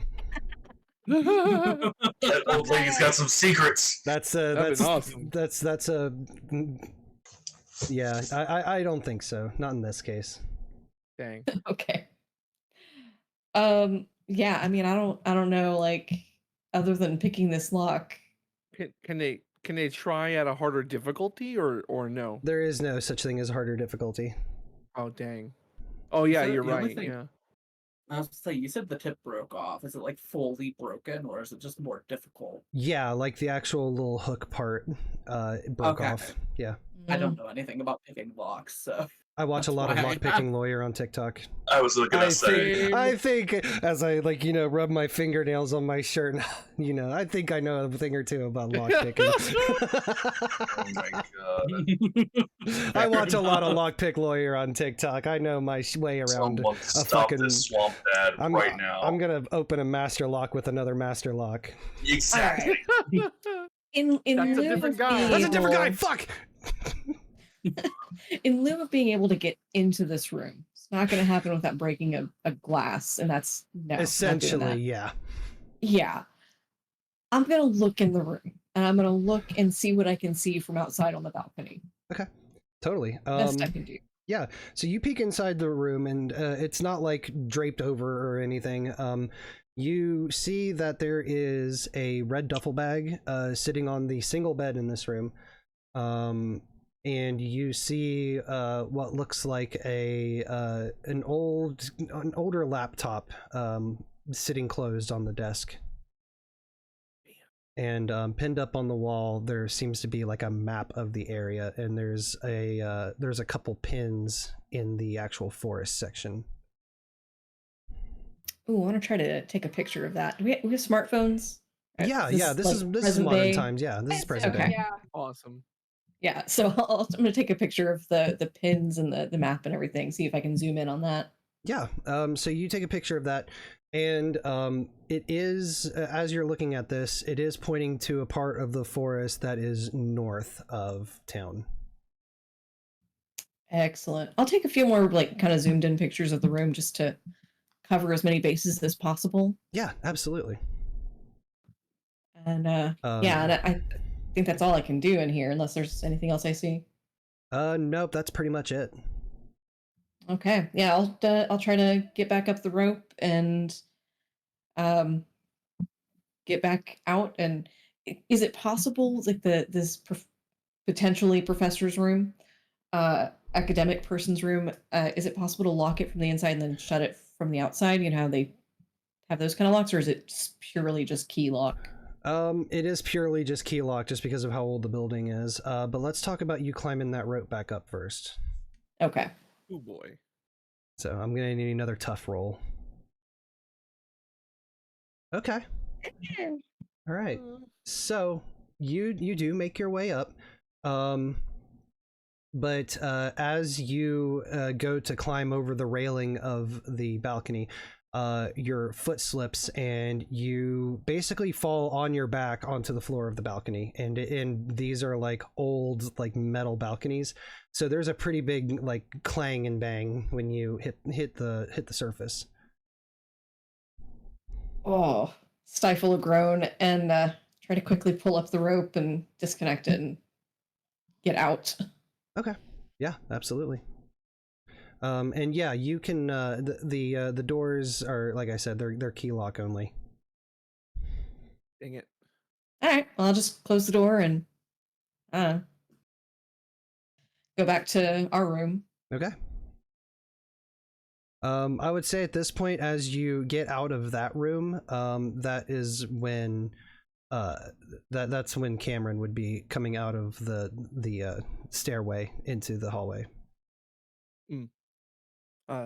Well, did it work out for you? I hold up my broken lockpick and was like, "Fucking broke the Oh, that's a lockpick on shame. this stupid door." But I got That's some a shame. pictures. There's some interesting stuff on the inside. A map, an interesting thing on the inside. I couldn't get into the room though. Maybe we'll get another shot later. I think I got an old hacksaw blade. We can make another one of those for you. Really? That'd be great. You got it. Let's go. Gertrude, just to remind you, you still have 2 hold on reading a bad situation as far as like the hotel, well, the exterior of the hotel goes at least. That's true. Find I his was just car. thinking. What's up? The guy's car. The is guy's what you're car. asking? Yeah. I feel like, well, the question. Let me look really quickly. It's not a question I can ask. I'm pretty sure.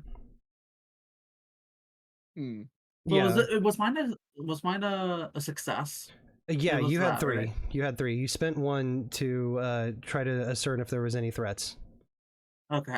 I was about to say advanced read a bad situation. Is it on a 12 plus, but I don't remember what it was. You may ask the keeper any question you want about the situation, but I don't know if I should have to roll that again. You rolled an 11, and you wouldn't have Yeah, that okay. advanced improvement unless you had gained 5 levels to have an. Yeah, that's what those advanced things Gotcha. say. Okay, cool. Yeah. Oh, okay, thank you. I was confused about that. Thank you. Mm-hmm. So unfortunately, until that becomes an advanced move, you are limited to that list. Okay, that's fine. So I could ask this question at any point, right? Yeah.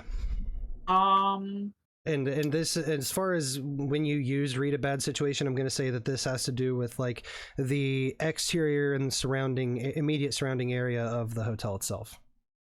Okay, cool. And you Oh, already asked dangers. are there any or dangers threats? we haven't Yes. noticed? And there wasn't. Okay. Yeah, save for the sheriff that's on the second floor, but outside of that, there's nothing. I just realized a question I could have asked, which was, what's my best way in? And I'm now realizing that we could have used that.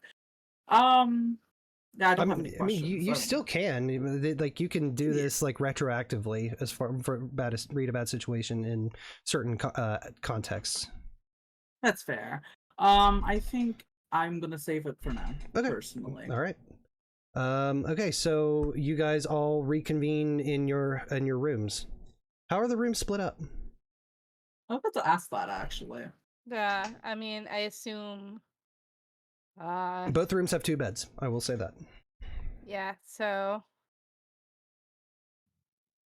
I don't really care. Someone's gonna share a bed or sleep on the floor. Actually, what does the inside of the room look like? Is it just like a standard hotel room? Yeah, standard old hotel room. There's some like cigarette burns in the carpet.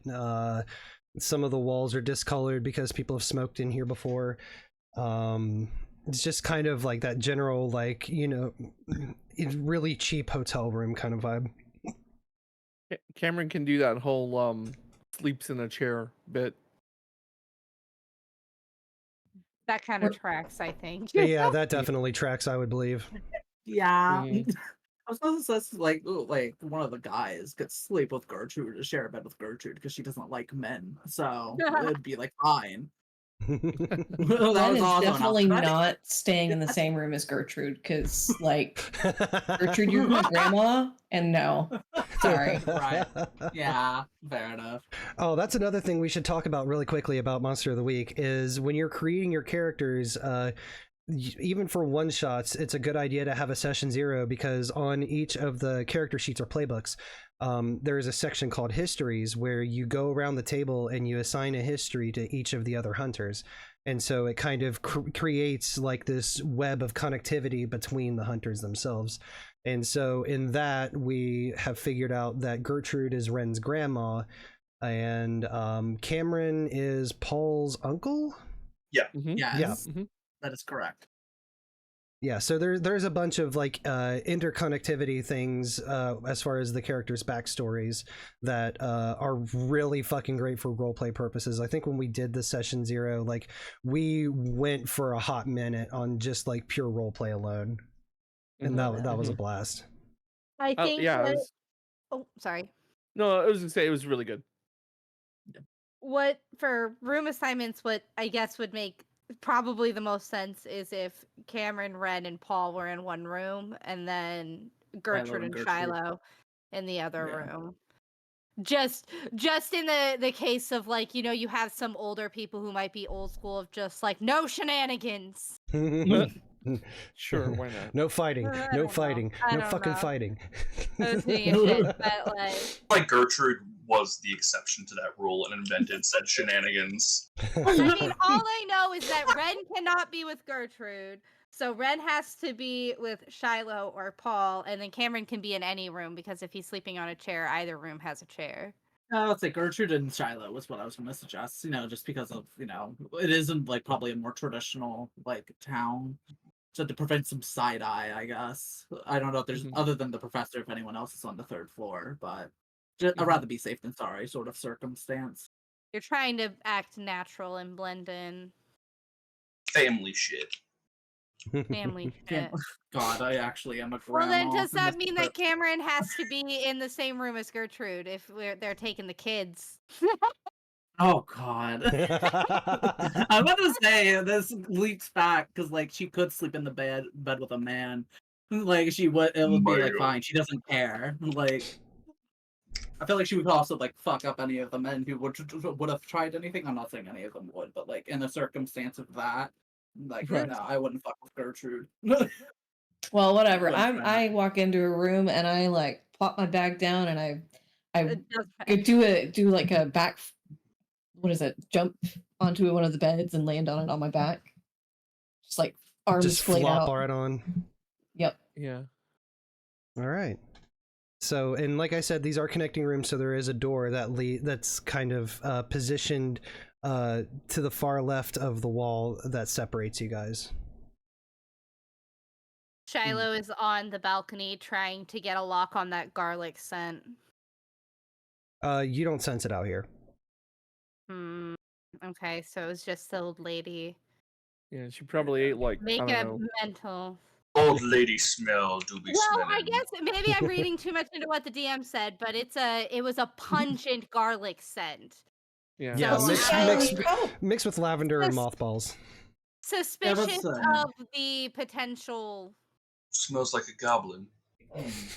Let's say I don't think it's like garlic bread did that sort of thing. If it's that pungent of an aroma. It's a preventative aroma rather than just an aroma of choice. The mothballs is because she's old. The lavender is what she picks, and the garlic is to keep whatever's in the forest away. Or she's just popping those garlic cloves like Skittles. I mean that too. Who You would knows? know about But that, wouldn't you? Maybe it was little crap. combi.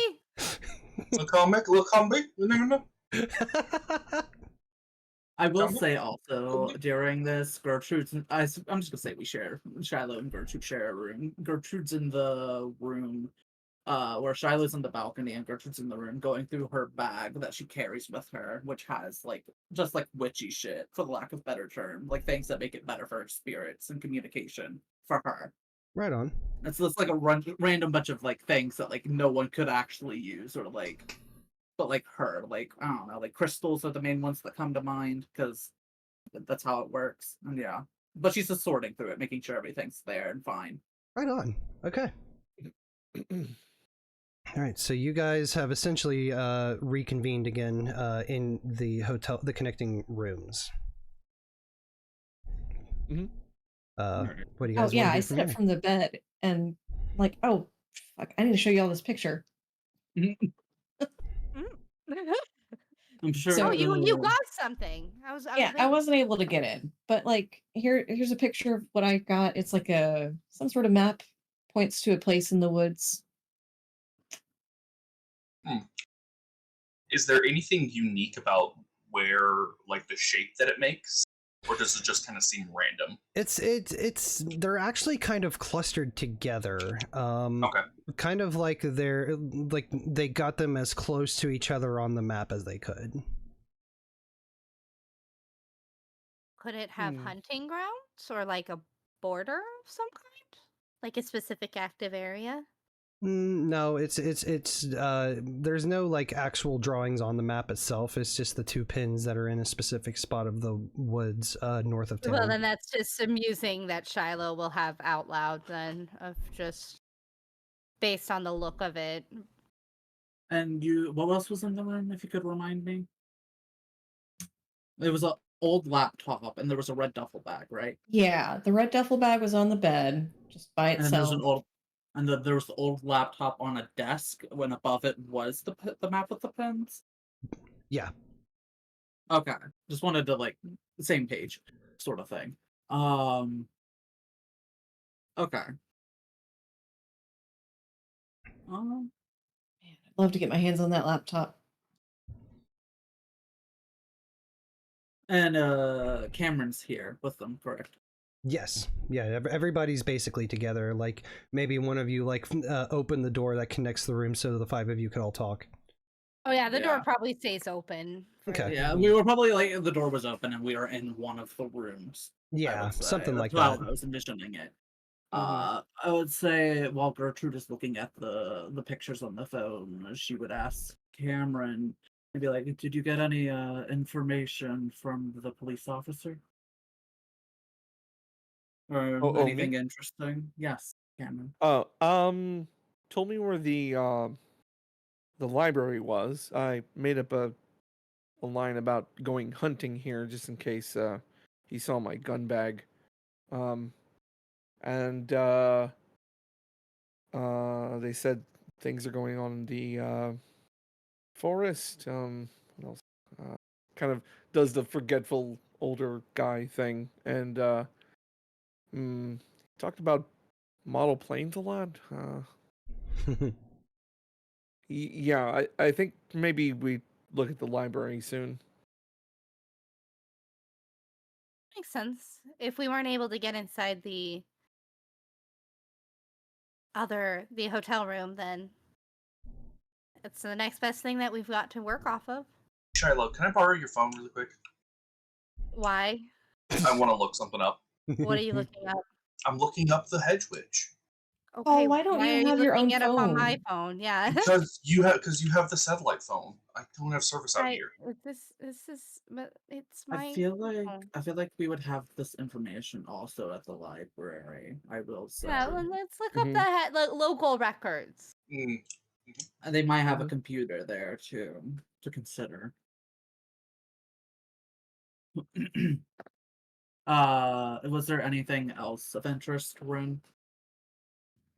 That's all I could see, unfortunately. Yeah, Was it's a there stroke any- of bad luck. Was there anything like in the room above it of interest?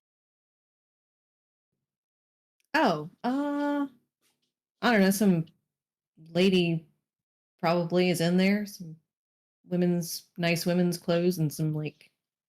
Oh, she had some books about ghosts and shit or something. You mean like the professor that came here? Or maybe, possibly, Wait, did y'all tell us about a professor? the guy. The guy at the cafe.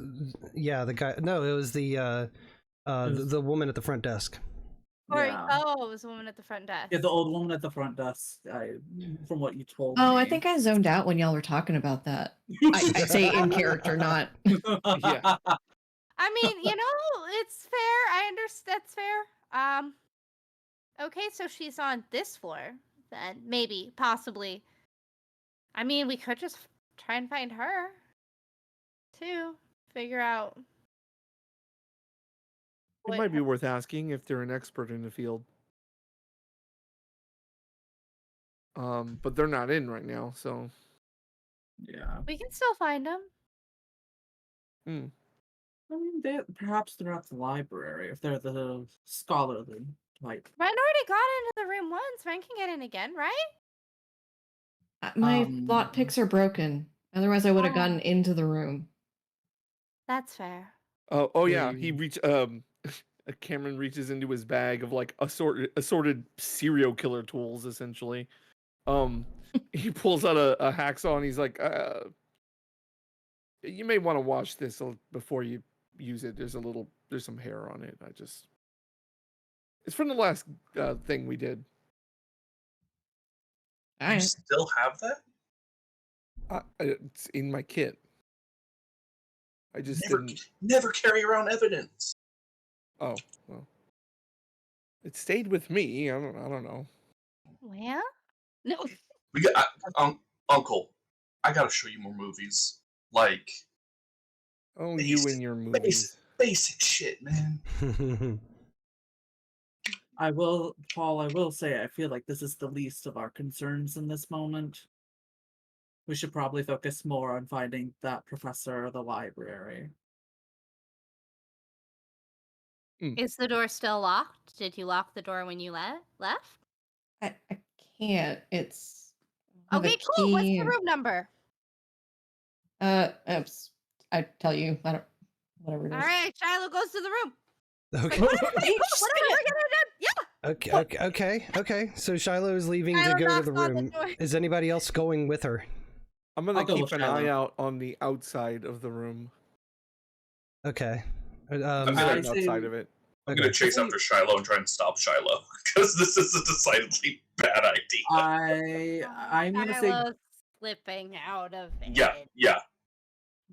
I would say Gertrude also goes with them, just to be kind of like another excuse to walk around to see if there's anything of interest. Okay. That she can notice with her unique Adult sight. supervision.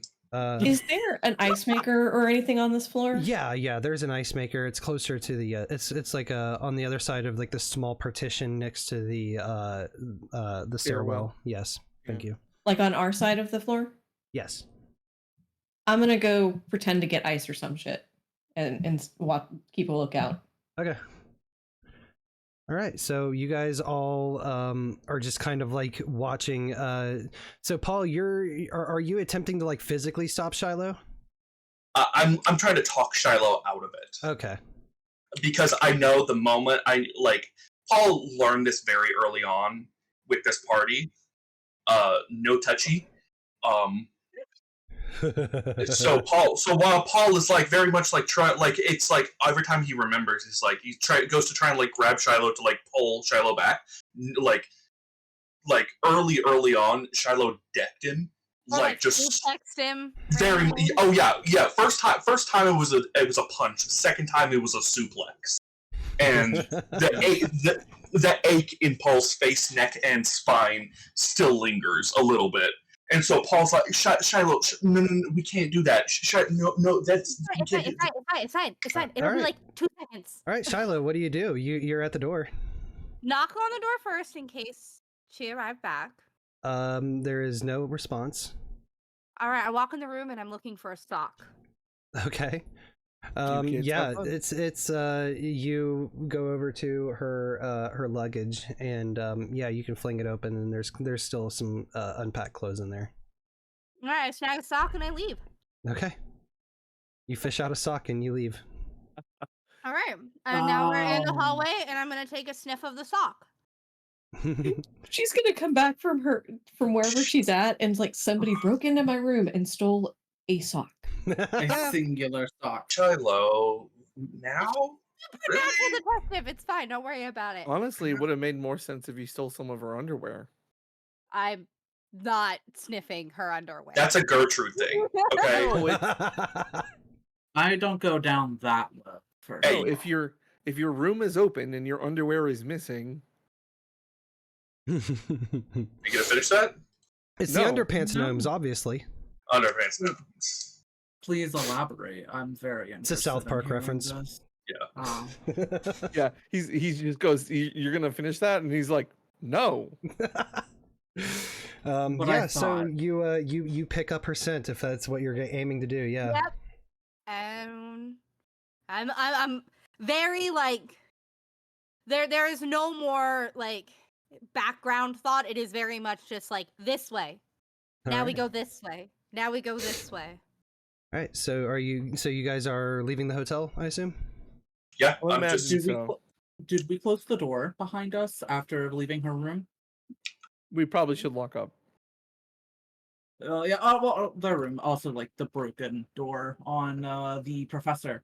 We could try to make an Yeah. excuse and like maybe we came up there and like it was open, like it was like the lock was broken. We found it Or like we that. just shut it and don't Shut say it. anything. No, that was my plan. I literally Okay. just needed a sock. I figured that maybe at least we could assume that the sock had been eaten by a washing machine and you didn't actually grab as many pairs as you thought. I was Yeah. hoping we wouldn't connect it to the unlocked door. Fair enough. All right. So you guys make your way back down the hotel, back to Paul's van, Yes. and you drive back into town. Like I said, not a very long trip to get into town. And once you're there, you take the main drag and you start driving past. You go past the diner that you guys were at, and then you pass by the town square. And Shilo, as you guys are driving past the town square towards the library, that's where your scent of her like locks on. Yeah. Opens the van door while it's still moving and rolls out. Oh my god! Tactical, just like... You know what? For that, give me tough. You are jumping out of a alright. moving vehicle. I feel like That that's is fair. Success. mixed success. Okay, so I'm gonna say that you do your little tuck and roll, and you manage to find your footing, but you do take a little bit of road rash as you have just jumped out of a moving vehicle. So I'm gonna say you're gonna take 1 harm. You're gonna get scuffed up a bit. Shiloh's still moving. Yeah. Paul is now circling the block looking for parking. I just stare after Charlotte like, damn. Where did Shilo see this? Shilo, really hit the scent at the town square. You guys haven't made it to the library yet. Okay, cool. Just confirming that. Yep. Okay, so Paul, you circle the block and you find parking. Not very difficult to do, but while you're doing that, Shilo, you are in the town square. There's quite a few people who are just kind of walking around, but as you follow your nose, you see a woman with kind of like a high and tight bun and some very thin glasses, walking while wearing a suit and packing a suitcase around, and that is where you get your scent from. I was gonna like stop and just kind of keep her in sight until everyone else joins, because there's at least some level of logic that's just like, well, I can't just walk up to her because I'm definitely don't know what I'm gonna say, but she's here. I'm gonna you stay in my eyesight, stay in my eye lane. You know, like the human equivalent of a dog pointing. Okay. Yeah. But not like actual hand pointing. We're trying to make it obvious to the team, but not to as unobvious, but yeah. Are Mixed results. the others already there? Yeah, I would say after after Shilo tails this woman for a little bit, the rest of you would eventually find her. You see kind of hard that to miss. She's in a pink velour jumpsuit. Right, yeah, that's exactly what it is. And she is she appears to be going around one of the buildings to like a parking lot that's behind the building, and you see her walking up to like this brand new, like very luxurious looking like Buick SUV. Got your card. Let's go. I want to say, how much money is this professor making? Oh my god. Wait, they're not from here. We don't stop them before they leave. We have to follow them in the car, or Follow them to the parking lot. what? I thought I wasn't sure. Or do we corner them in the? Yeah. What? Yeah, that's what I'm trying to ask. Are we stopping them before they get in the car, or are we like gonna try and tail them more, or what? I assume trying to stop as soon as possible, but I will say maybe not all 5 of us should go, because that might be a little weird. She might freak her out a little bit. Do you want to talk to her real quick? Who? let's say send the telepathic one. Oh, That's probably smart. The telepathic one with -2 charm. Okay, let's do it. Oh, you know what? then send Gertrude, Paul or you and Wen me with go. Gertrude. Because Yeah. I've got 2 charm. Oh, there you go. Charming guy. But Gertrude, you come with me. Yeah, of course. Okay, so Gertrude and Ren, you guys head on around the corner, and you see the little lights flash on the SUV as if she's unlocking it with her remote.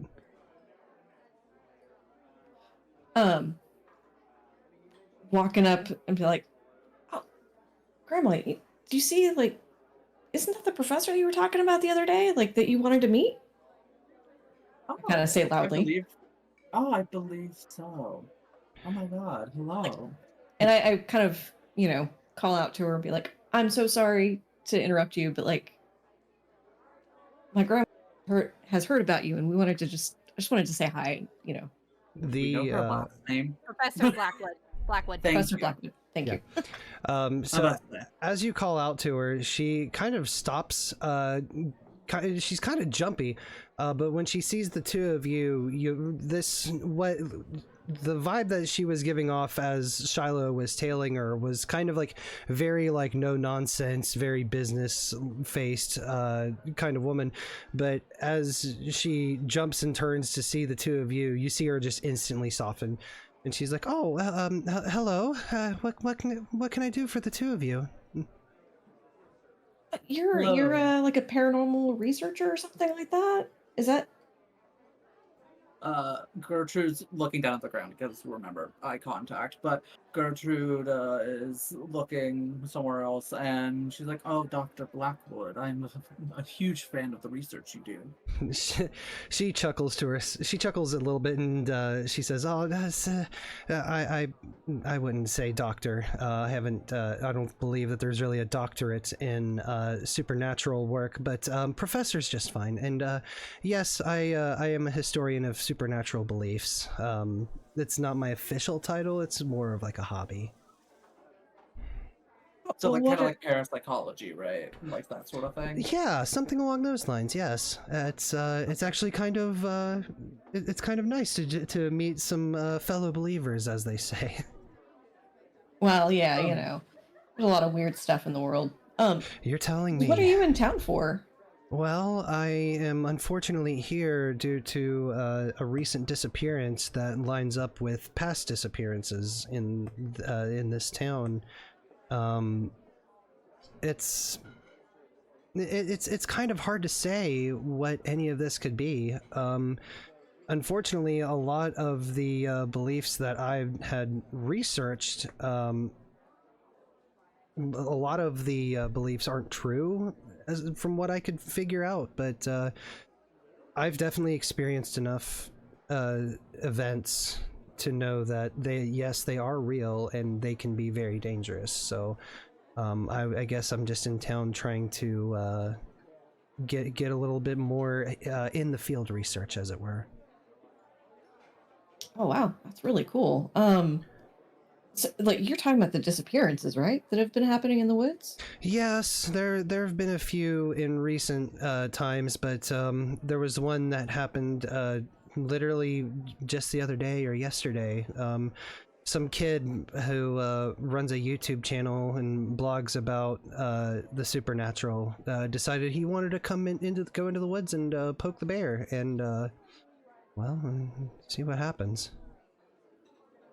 Yeah. Yeah, spirits do, or the supernatural tend to have their interesting motives. I'm curious what they're Yes. trying to poke. Yeah, I haven't been able to suss out exactly what it could be. A lot of the folks around here think it's ghosts. A lot of folks around here think it's just some punk kids playing pranks, and a lot of people don't really seem that bothered. All of the victims were of legal age, and so maybe they just decided to move out and not tell anybody. It's completely within the realm of possibility. Huh. It's interesting. What I would love to talk with you more about this, and I'm sure my grandma would too. This is it looks like you were about to go somewhere. Yes, Do you want to like meet up somewhere for like coffee or? Yes, perhaps potentially later. I've been kind of walking the beat, as they say, and just trying to get a feel for the city, for the town itself. I can't say city; this is way too small. Yeah, But I was actually about on my way back to my hotel room to get a nap. Oh, I think we're staying. I mean, there's only one hotel. It's the. I forget I don't know if I know the name of the hotel, but It's the Screaming Eagle Hotel. the Screaming Eagle. Are you staying at the Screaming Eagle too? Yes, I am actually. It's, again, like you said, it's the only hotel in town, unfortunately. And she kind of looks like really uncomfortable. Yeah, not the best I've ever stayed at either. Well, me and my grandma and my friends were all just heading back there. Do you have some time to like chat? Because we're really curious about this too. Yes, I'd say that we could meet for dinner tonight at the diner. I like I said, I'm a little bit exhausted from walking around all day. I'm just gonna go take a quick afternoon nap, and yes, maybe I can meet you at the diner later tonight. Should we say 7? Sounds great. Wonderful time, I would say. Excellent. Well, then, I will see you there. I can't wait to discuss this with you. Just out of curiosity, sort of out of character. How old does she look? Is she like older, younger? She looks like she's in her early 30s. Okay. Okay. Is she pretty good looking, or is she like Yeah, average? I would say that she's definitely good looking. She has kind of like this very studious type kind of vibe about her. But she's very sweet, and she is attractive. Yes. All right then. Noted. Ooh. Got the hot librarian look going on. Yeah. Oh my god. All right. All so right. Well, I'm gonna not keep her. Gertrude, do you have any other questions? I don't personally. Are you gonna scam them telepathically, or? Oh. I mean, I feel like it might be a better time to do that at dinner. I mean, Oh yeah, honestly, I was like, what is she gonna be thinking about seeing random people at a That's true. parking lot? Like, what am I gonna get from her from that? That's why I wasn't really doing anything. Very good. Very good. So with that, she does like a quick little head bow, and she gets into her SUV and begins to pull away. All right. I guess we should go meet our friends and discuss what just happened. Yeah. Yep. Sounds good to me. All right. So the two of you you round back around the corner to the rest of the group. Mm. Well, we have dinner plans tonight. Yeah, dinner date at There we 7. go. What's Well, right? I said, there we go. We got more information. I was just being happy and excited. I did something good. We might want to check out that road rash you got there at some point, but not a I'm fine. priority. And all I'm right. fine. All right. We got a dinner date. You would, the both of you. Run from the family, I guess. Ren just gets visibly uncomfortable at that statement. Oh god. Gertrude would probably just like look him in the eye for once and be like, "Womanly charm does run in the family, I guess." Well, like like charming women. I'm blinking. I'm not gonna say Riz because fucking Gertrude's an old woman, but that. So, all right. So, as the five of you are standing there talking about your dinner plans, you hear in the distance the faint sound of a police siren. Oh no. And as you are standing there, you see another sheriff car kind of like whip around the turn to get onto the main drag and blow past you. They're headed out to the forest. It's And probably that is where happening. are going to go on our intermission. Wow. Wow. All right. So, yeah, so we will be back here in, let's say, it's 10 after now. We'll get the dice rolling here in 10 minutes. Sounds good. Nice. All right. Sounds good. And for the meantime, I'm going to kick us over to the technical difficulty screen. I'm going to get up for a little bit, stretch the legs, grab a couple drinks. We'll come back, and then as the other players come back, we can just bullshit about the session so far and some other stuff up until 20 after, and then we'll get the dice rolling again. So stick around. Awesome. Enough time to get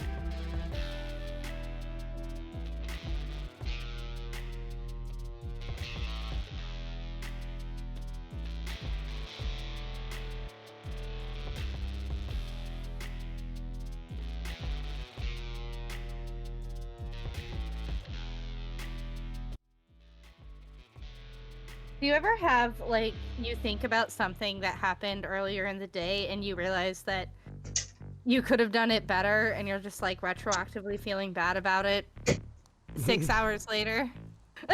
You're like, I didn't do the nice guy thing. I'm an awful person. I have returned, by the way. Welcome back. And welcome back, viewers. Returned. Oh my god, hello. The viewers are back already? I'm here. Maybe they didn't leave at all. Maybe Well, then apparently they know that you like to piss in your son's room. No, that part, the mic was muted. I checked. Yeah, just write that part And out. now you just threw that out there with zero context. Good job there. You're welcome.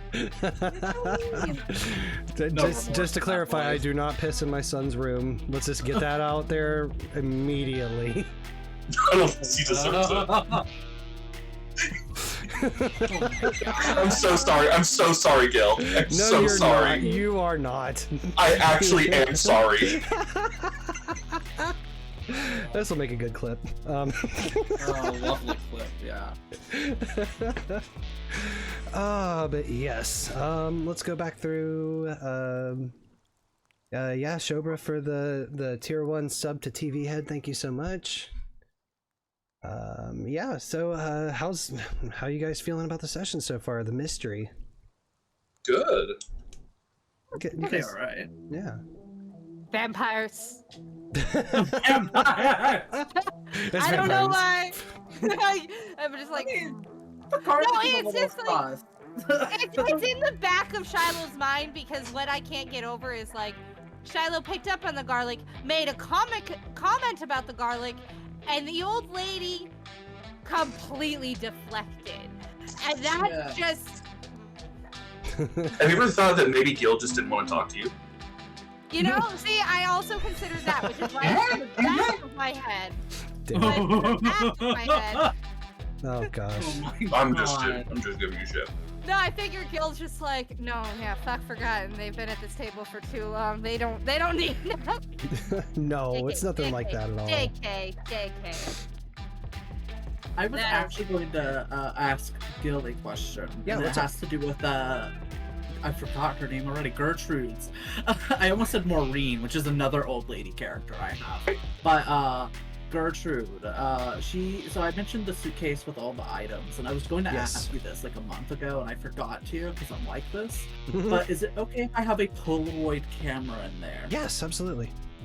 Okay, I figured it'd be fine, but wanted to confirm before we. I'm just like, she pulled a camera out of nowhere and out of that bag. I established in our opening shot that Shilo has a camera phone, so. Well, yeah, no, Gertrude probably has a cell phone too, but like, no, Polaroid cameras when looking for spirits. There's like when you ghost hunt, you the use Polaroid orbs. cameras. Yeah, the orbs, and so like it also. Gertrude has a Nokia. We all know this. Yes. I love that. She would have a BlackBerry, I feel, honestly. Oh, yeah. She would have one of those phones that have like the actual like built-in keyboard. Unironically wears that Bluetooth headset kind of thing over one ear. My god. But yeah, no, the reason why I said, well, like, the thing is like, Gertrude sees spirits kind of just passively, like, she doesn't really have to try. It's just like, kind of like how you would see, like, a stop sign, like, just on a street sort of thing. But, like, the reason why I had the idea with the Polaroid camera is because she could take photos, and photos don't capture spirits like she sees them. So that's why. To make sure it's not, like, a trick of the eye sort of thing. That's why I was asking. It was an idea I had a few weeks ago for her, like a month ago, roughly. And I was going to ask you, but it was like 4 in the morning because I can't sleep. So I was like, I'll do that later, and I never did. That's why I was asking. No worries. The vibe, I'll do that later, and never did. Literally. Maybe I right. should make a little list, another gear on my I thing. never did. Okay, so that. all right, perfect. I think that's everybody then. All right. Perfect. Yep, and not a moment too soon either. So let's go ahead and let's continue the story.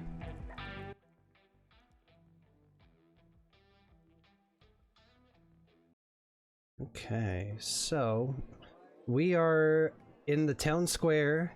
You got Gertrude and Ren just got done talking to Professor Blackwood, and while you guys were conversing your next move, you saw a sheriff vehicle just blow past you guys with its sirens on.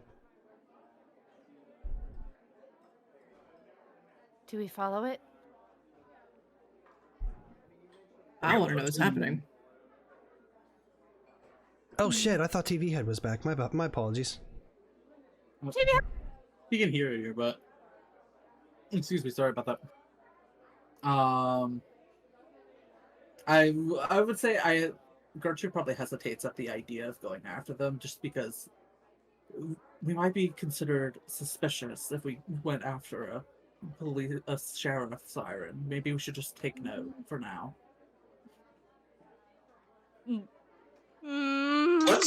Let's follow.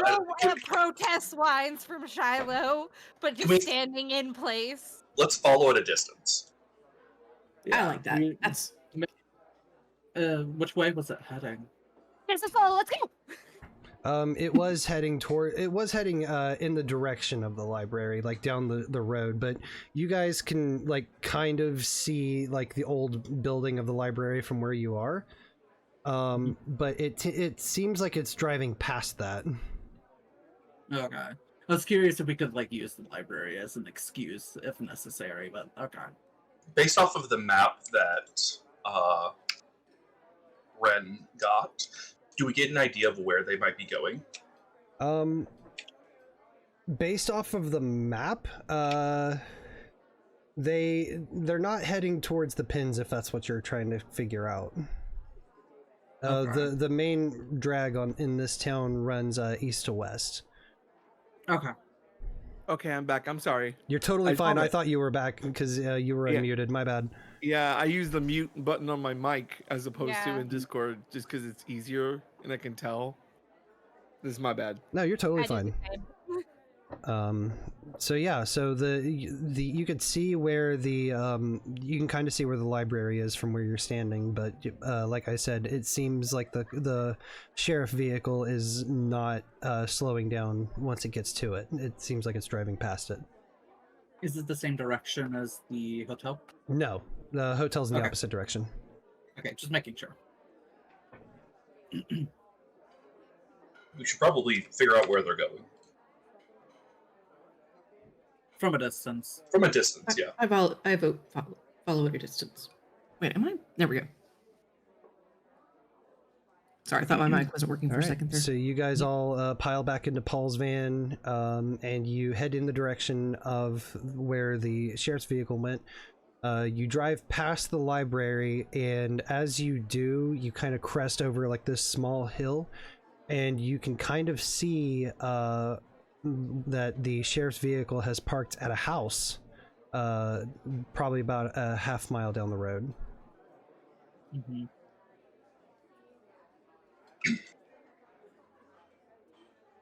Well, we should probably not go to the house while he's there. We should. Yeah, but we know what the house is, so maybe double back to the library. Yeah. Mm-hmm. Okay. Especially if we have a van that has like half a unicorn on it. I think that's pretty noticeable. It's just the horn. It's just the tip. It's fine. Yeah, that's on every car. That's on the 2026 Subaru right now. All right, so you guys turn around and you make your way to the library. And like I said, it's this big old building. Most of the buildings in this town are, and it's got like a couple small like those lion statues out front. There's some visible parts where they have been chipped. One of the lions is like missing like the front part of its nose, kind of just general wear and tear. So you guys make your way inside.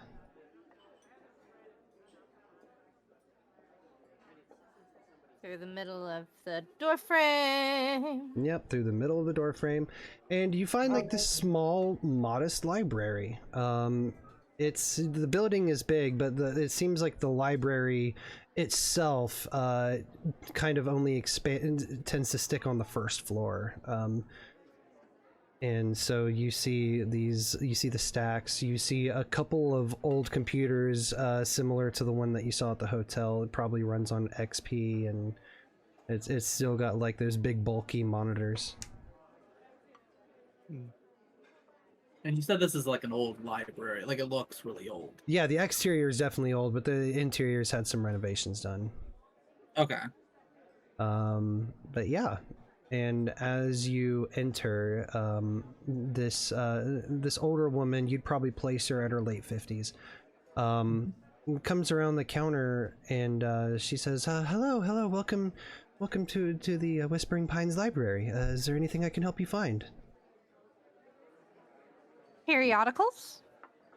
Like old Periodicals. newspapers? Yeah, yes. We have some kind of back in towards that corner in the back. And she They kind have of the points. little machine. They do have the little machine. Okay, yeah. Six. That was my question too. She's like, is there anything in particular that you're looking for with the periodicals? Maybe I can help narrow down your search range. Folklore? Yeah, local folklore. Folklore. Okay. I like to dabble a bit myself. Yeah, some dude at the diner was talking about witches and stuff. Oh, witches. Yeah, that's certainly the prevailing one. There's this some story of a young woman who used to live in the abandoned cottage up in the woods, who was a simple herbalist, and she made some small-scale remedies for the town. Yeah, I'm very familiar. We're doing a little bit of a like a spooky tour. Well, yes, that would definitely be a good place to go. A lot of folks say that it's haunted, so but also with everything that's been going on recently, I can't really recommend it's a good idea. Is it not open to the public? Well, it's just an abandoned cottage. It's not. I would say it's not. It's. I can't say who owns the property. I don't know myself, but it's not open to the public. Like, nobody's standing there collecting like a small donation for you to go inside and look around. It's kind of more of like a local thing. I mean, accessible to the public, but why not go there at this time? What's the connection?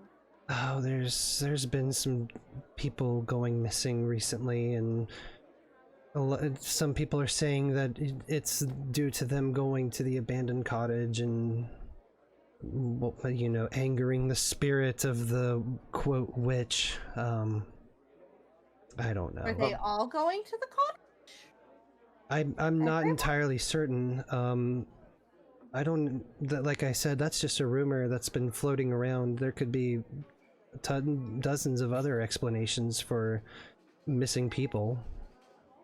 It's a subtle thing, but you know, due to the like if this is a show at home, you know, the camera is from behind the lady as she's expositing, sort of showing everyone's face, and you know, whether or not we're looking and paying attention to her story. And when she says spirits, it's a subtle thing, but in the background you can see Cameron is there, and he just sort of has an eye twitch when she says that. Ooh, love it. Subtle eye twitch. Mm-hmm. I feel like Gertrude would probably notice this and make eye contact for a brief moment to, like, just to acknowledge that, possibly, given her and also knowledge of spirits. Yeah, and he if he sees you seeing, he just sort of like gives a curt nod, like, mm-hmm. So yeah, and she continues and says, well, if you're looking into the other disappearances, a number of them happened in the a couple of them happened in the 80s, and one of them towards the late 90s. I want to say 97. So maybe check in that area if that's what you're interested in. 80s and 90s. Thank you very much. I appreciate your help. Of course, and if you need anything else, I'll be right here at my desk. Thank you. Gertrude would say this while looking up at like something on the wall, and then like turn to go to where she directed them. Newspapers in the back corner. Yeah. Yes. So you, so as you guys make your way back there, you filter through some of, you've got your search window narrowed incredibly. And so as you guys are going through the newspapers, you find out about 3 disappearances. 3 young people in their early 20s. There's a Natasha Jones and Eric Steinberg and a Jamie Wentz. As you guys are kind of reading through and looking at everything, it seems that before their disappearance, people were noticing that there was like a change that had happened to them, like maybe like they were more sluggish and just kind of they were kind of showing signs of what a lot of people were considering could be drug use. And then just randomly, without explanation, they've disappeared.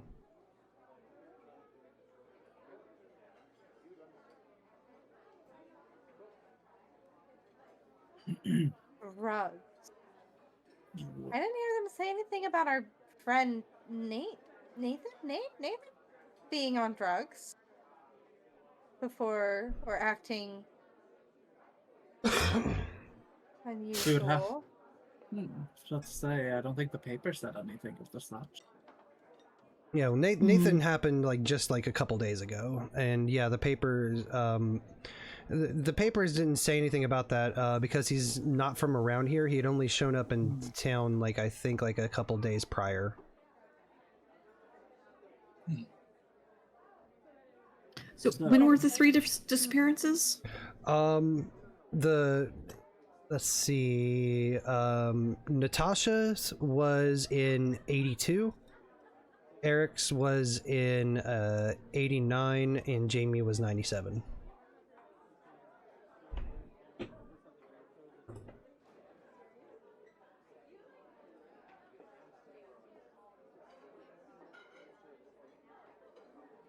I feel personally the detail that there's something off with them is something we should most certainly know.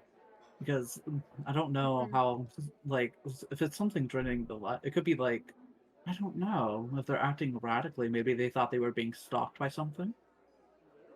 Or drug. I mean, is there any details specifying how they were acting or anything of the sort? The reports that, from what you've been able to gather from reading the newspaper, people who were close to them were describing them as they seem to have just been like put on slow mode, like they seemed, for lack of a better term, lifeless. They were they had like little to no energy. They spoke in very short sentences. They appeared tired all the time. And they disappeared they disappeared in the woods. They don't know entirely where they disappeared from. It's just it was noted that they had been in the woods prior to their disappearance.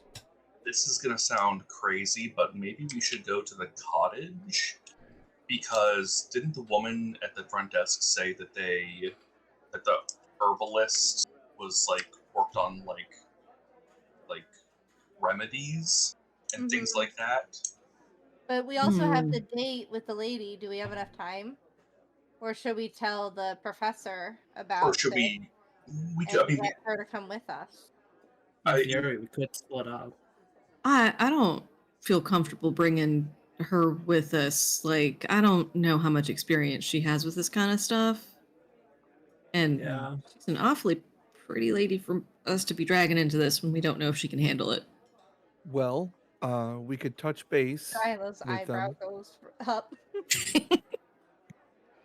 We could touch base with them, get information, share notes, and then I don't like the idea of heading into the forest at night, but that's, as we know, generally when the most activity for these things happens. We're not going to Wait. find anything if we go during the day. Are we? Well, Cameron, though, with your experience with ghosts, I mean, if it was a ghost, them encountering a ghost and seeming sluggish and lifeless, like, is that anything you've ever heard of? What do you think, Gertrude? Something like a possession or a curse? Curse, I would say, is more likely. Possession, if I wouldn't see a possession. That would be more instantaneous, I would feel. But it could be possession. Maybe a spirit that latches onto the host, like a parasite, perhaps. I was thinking something similar. Well, this might go back further. We could look back towards closer to the founding of the town, back when this person was alive, if there's any records that go back that far. Yeah, I'd be curious, like, who was this herbalist that they think was a witch? And if they thought she was a witch, she could have been killed by the town, perhaps. That's the kind of thing normies really brag about. They write it down somewhere. Can I look to see if there's anything in the Past. in the periodicals about maybe like fringe religious groups, or like maybe cultish behavior? So, I mean, unfortunately, the 80s was Satanic Panic. So unfortunately, the town records only go as far back as 1949, which is when the town was founded. Oh, 49. that complicates Town things. founded 49. Is And there what a were those years pattern? for the murders, the disappearances? I believe I said It was- 82, 89, and 97. 80. That's 7 and That 8 is correct. years. Yeah, that's what I wrote down. Were there any major before, like, around 1982, or in the, like, first or so year priors, like, many major events that are also listed? Maybe not in connection to the deaths, but, like... Or I don't know, like- disappearances. yeah, or, like, a front page crime. Or something, like, big that happened in the town. Like a big controversy of sorts, almost. Yeah, exactly. Or an accident. It seemed like the only big event that happened in the town just prior to 1982 was local hunter Judd Waynes. He bagged a record-setting trophy buck. That was kind of front page news then. Like, you have to understand, this town is very small, and fucking nothing happens here. Right. So I'm kind of trying to see if I can find anything referencing this old woman in the cabin. Yeah, as far as you know, like, as you're skimming through, you're not seeing anything mentioned about an old woman in a cabin. I don't know how this works. So you can stop me. This is gonna sound weird. Can I do a keyword search for like the word garlic? Yeah, you can go to one of the old computers and access Google and punch in garlic. Yeah, I want to try and see if I can find something in the local paper about garlic. Garlic, Whispering Pines. Garlic, Whispering Pines, like something along the lines of like, I'm almost looking for like an article that says like, you know, X disease or X illness, you know, to prevent it, eat garlic, or something like that. Something not superstitious, but almost sensational or silly. almost sensational, and I guess superstitious would be the right word. You know, something. I'd say also like folk traditions of the area might also fall that under would this as also well. like folk. That's a very good call as well. Yeah, you don't really get any clicks on anything that has to do with garlic and Whispering Pines. You're trying to bury the lead. We know there's garlic here. We're gonna find it. We're gonna find it. Oh, I know. I was just They're been on the definitely gonna wrong side have. this whole time. Go ahead. Sorry. I was gonna say there's definitely gonna be older maps here. Mhm. Of the town because things change over time. True. I'd like to sort of cross-reference the map that was on the YouTubers wall, Uh-huh. and with an older map of this town, Okay. and try and see what's out there. Maybe Alright. get a lock on where the cottage is. Yeah. So what? Go ahead. Oh no, go ahead. Oh, I was just going to say that as you kind of cross-reference the older maps of the area, you do find a very, very old drawing of the area, and this dates back to like pioneer times. And you do find a map that has like a couple of buildings. Like it was hardly a settlement, but then you see up towards the north that there is a spot for there's like a small like little square that's drawn, and it just says Medicine Woman on it. And if you cross-reference that with the picture that Ren took in the hotel room, the pins would line up right on that square.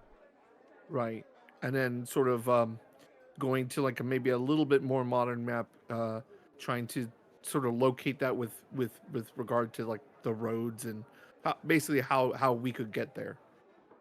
So there does seem to be a very small trail that leads erratically from a certain section in the north of the forest, and it does kind of like snake and wind, leading to the Medicine Woman's house. Okay. So while they're the van wouldn't be like these dusty old books, I wanted to see if I could get on YouTube and find this YouTuber's most recent videos. Yeah, absolutely. Given that this is an old computer, it does take some time to load up YouTube, and then take some more time to search up this person. And once you do, you find that Nathan did have a YouTube channel, and his last. How many subscribers? Huh? How many subscribers? 890. Whoa. Okay. Big shot. Subscribe real quick. Wow. The city of Whispering Pines is now subscribed. It's gone deeper. Oh no. So as you open it up, it's this dude. I'd say he's 22. He's got kind of like that backwards but to the side, like flat baseball cap kind of thing, flat billed cap, and big puffy jacket. And his most recent video was from a week ago. And it says ghost trip in like 7 exclamation marks, and then in parentheses ghost hunt IRL, no clickbait. Oh. I'm gone sexual, no clickbait, 3 a.m. challenge. Story time. Story time. Oh my God. Is there anything in the description, like, does it lead to like a blog or maybe a Twitter, like a Twitter that he has? Any indication that might show like more recent activity in the last week? Like, yeah. Any other kind of social media, like So Facebook, even? He does have he has a Twitter, and he has a blog spot. And if you go to his blog spot, you'll see that he does have like a really short post about how he's packing up to make the 3-day drive over to Whispering Pines to investigate this haunt that's happening in the forest, and how he is going in solo because he doesn't want to endanger his team, and also his girlfriend has the flu, so she couldn't go with him. Considerate. And then I'm- on the Twitter posts on his Twitter feed, his last tweet was from a couple days ago, and it says, "Just got to Whispering Pines. Hotel rooms fucking suck, bro. It's like reception is spotty in town, so I'll keep you guys updated when I find something." We gotta go to the cottage. Then we gotta. That's our next lead, because that's where he was pointed to, and something happened at the cottage that, Yeah, I feel like this professor might know something that we don't about like the actual lore of this town, like what the folklore behind the witch, or the Right. medicine. Yeah. What a witch could be. After you guys have done all this extensive research, Shilo, you check your phone and you see that it is 6:45. Well, if you want to Okay. meet up with her, we've got 45 minutes, right? 7:30? 7. Oh, well, we got 15 minutes. Oh shit, let's go. We gotta go. Yeah, let's go that way. Don't want to make her wait. All right, so you guys all pile out of the library. You get into Paul's van and you drive back over to the Whispering Pines Diner. Can we try and can we like make a detour and like slow roll it past that house that Yes. the cop went to? Absolutely. Let's drag us How back far over is here. the diner? Really quickly. It's a few blocks down. Yeah, I was like making literally. sure. It's Yeah. a small town. It's a small town. Yeah. Two stoplight having ass town. You stoplight having looking ass. I say that as somebody who was raised in a two stoplight having ass town. Damn. I was raised in a Vegas gonna- one-stop-light having ass town, and then I lived outside of it by 30 minutes. Damn, so- just have to one up me at every turn, don't you? Golly. Wow. I grew up in a town with no stoplights. Fuck, it doesn't end. I don't even know what a stoplight is, so fuck you. I grew up in a featureless void. There was nothing there. Damn it, can't beat the void. The void always wins. Sounds like Southern Ohio. I was a Anyway. kid. Damn. Go to school. Swag in Ohio, for real, for real. So you do a slow roll past that house, and as you do, it seems that the sheriff's vehicle is no longer there. But you do see a woman, probably in her late 40s, who is sitting outside on her porch, and she has a lit cigarette in her mouth, and it looks like the ashtray that's sitting next to her is just stuffed full of cigarette butts. Chain smoking. She's victim. most We saw certainly- some shit. Yeah. We'll have to come back to see her. But we only got 15 minutes. We gotta go. Yeah, go fast. All right. So you guys whip a Yui and you make your way to the diner. You enter inside and you can see Professor Blackwood sitting at a booth back in towards like the corner nearest the windows. How big of a booth is this, by the way? We have 6 people at a table. It's one of those like corner booths that's kind of like it's like a like a 3/4 Like a circle regular kind of deal. table? Yeah.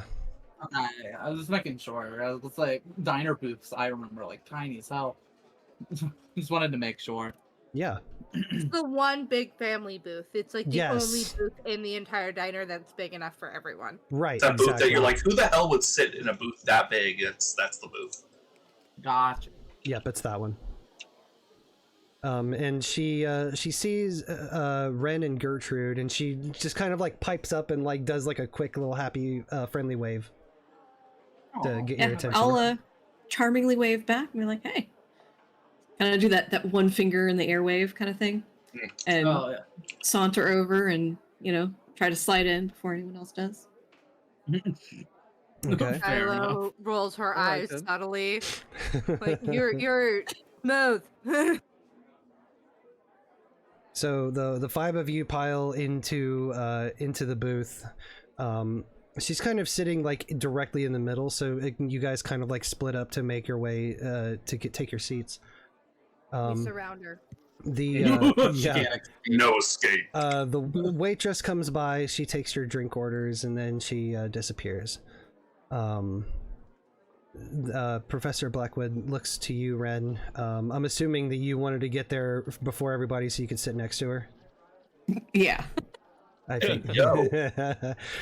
So she looks over to you and she says, "Yes, I've found that while the rest of this town is just kind of existing, this diner really seems to be offset from all of that. It's pretty lively in here, and the food's pretty good too. I don't know if you've been here before."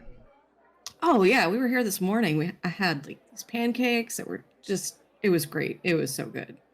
The coffee was quite wonderful here. And Yeah, so I had her bagel. Shilo just sits there indignant again. And she remembering the bagel. Yep. she looks to Cameron and Shilo and Paul, and she says, "Oh, no," it's like, "Oh, and you've brought some others with you." It's like, "I'm sorry, I haven't made your acquaintance yet. My name is Professor Sarah Blackwood. I'm a professor at the university the next town over." We're the rest of the family. Oh, okay. yeah, so this is Cameron, Shilo, and Paul. It's a pleasure to meet you all. I forgive my assumption. I assume the supernatural is an interest to you as well. You could say that. Of us, yeah. Paul leans in closely and says, "We're dealing with some real Blair Witch type shit right now." Shilo just looks at him. I think even like Gertrude would give him a little bit of a glare, like the tiniest little bit of eye contact glare. And the moment Gertrude looks at Paul like sees it and immediately like leans back, like all the way back in the seat. Like, okay, I overstepped. You're right, overstepped. It doesn't say that, but clearly it's like Paul knows he fucked up. Listen, when the woman who doesn't make eye contact makes eye contact, you know it means something.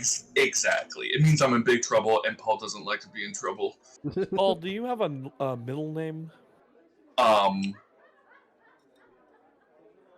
have a middle name. Come back to Michael. Come back to me, and I'll Okay. come back to me. McCartney. Put it in chat if you think of it. Yeah. I was gonna say, Paul makes me think Michael for some reason, like Paul Michael Bronger. I don't know why. Thought I'd share that middle name with you. Food for thought.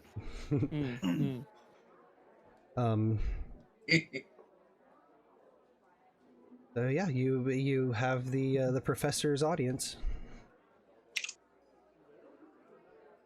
So, Well, go ahead. no, you go ahead.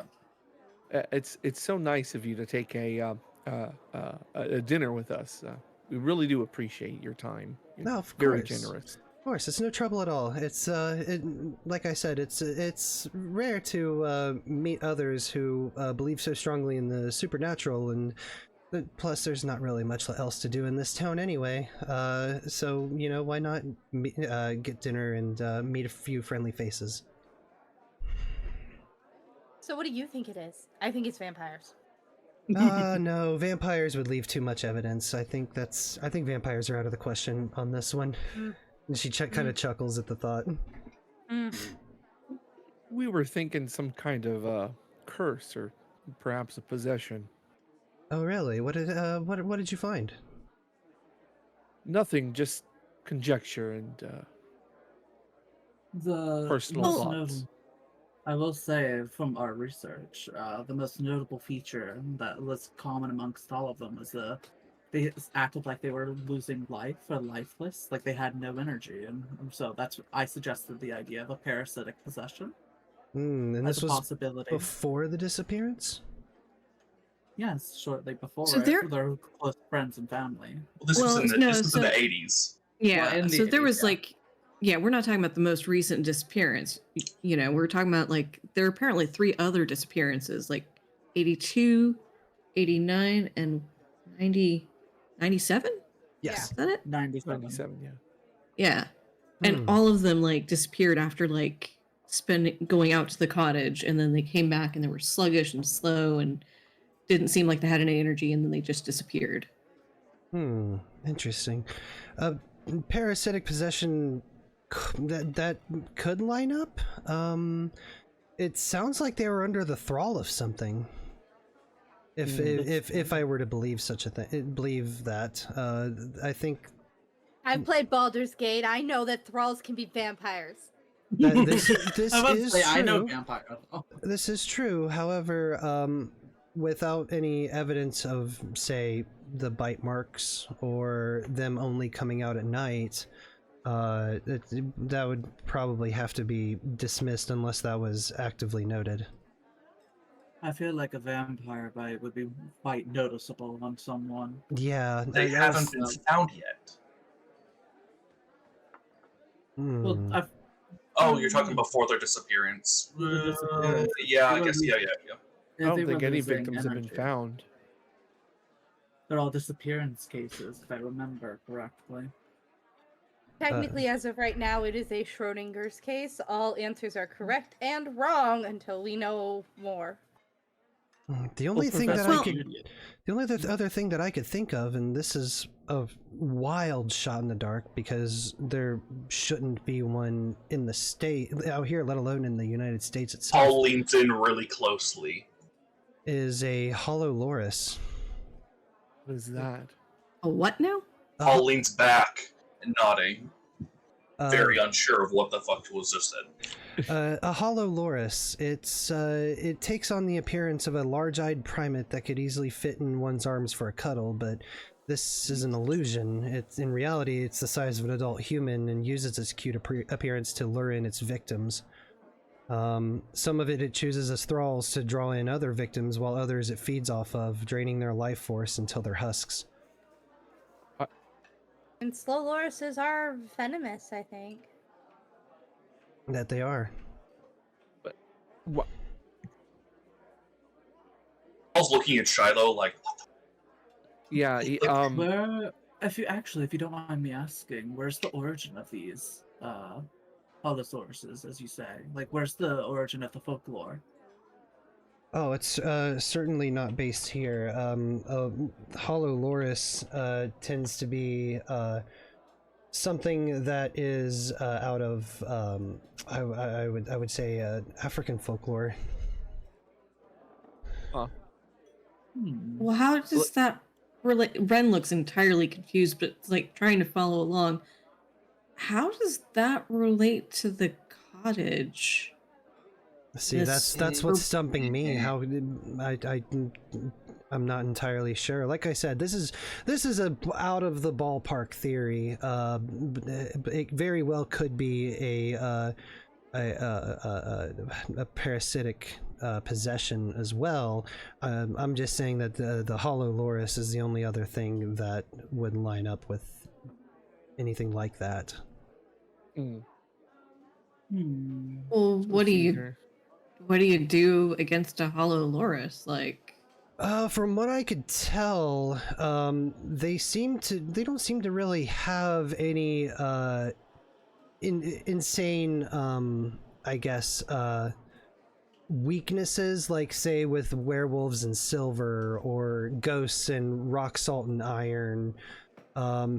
I think from what I could research, its only weaknesses are intense light. That would mean that it wouldn't go out during the day. Well, it very well could. It's just if it was like if somebody's showing a flashlight in your eyes, that would disorient you a little bit. But I think that it might have some kind of effect on the hollow loris as well. There's not really a whole lot of research about them.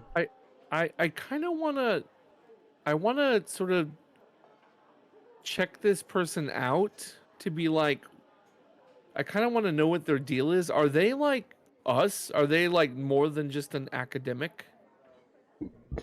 I think that's gonna be. Is that an investment mystery, perhaps? or read a bad situation. I think or... those investigate a mystery and read a bad situation, I think, are like location based. I think for this, it wouldn't be act under pressure necessarily either. You're just trying to get a read on somebody. So just a straight up like weird roll. Yeah, if you're trying to see if there's like, well, it could be that or sharp. I guess it depends on what you're looking for, really. If you're just trying to get a general read, I would say sharp. Should Gertrude do this with telepathy at all? Like, could she like peer into her brain, like thoughts? Yeah. If you would like to. Yeah. What would that roll be under? Another sharp? I think your telepathy works in manipulate someone, investigate a mystery, and read a bad situation. Can Correct. I also try and get a sense from this person, but I specifically want to sense if they're like trying to pass off some bullshit.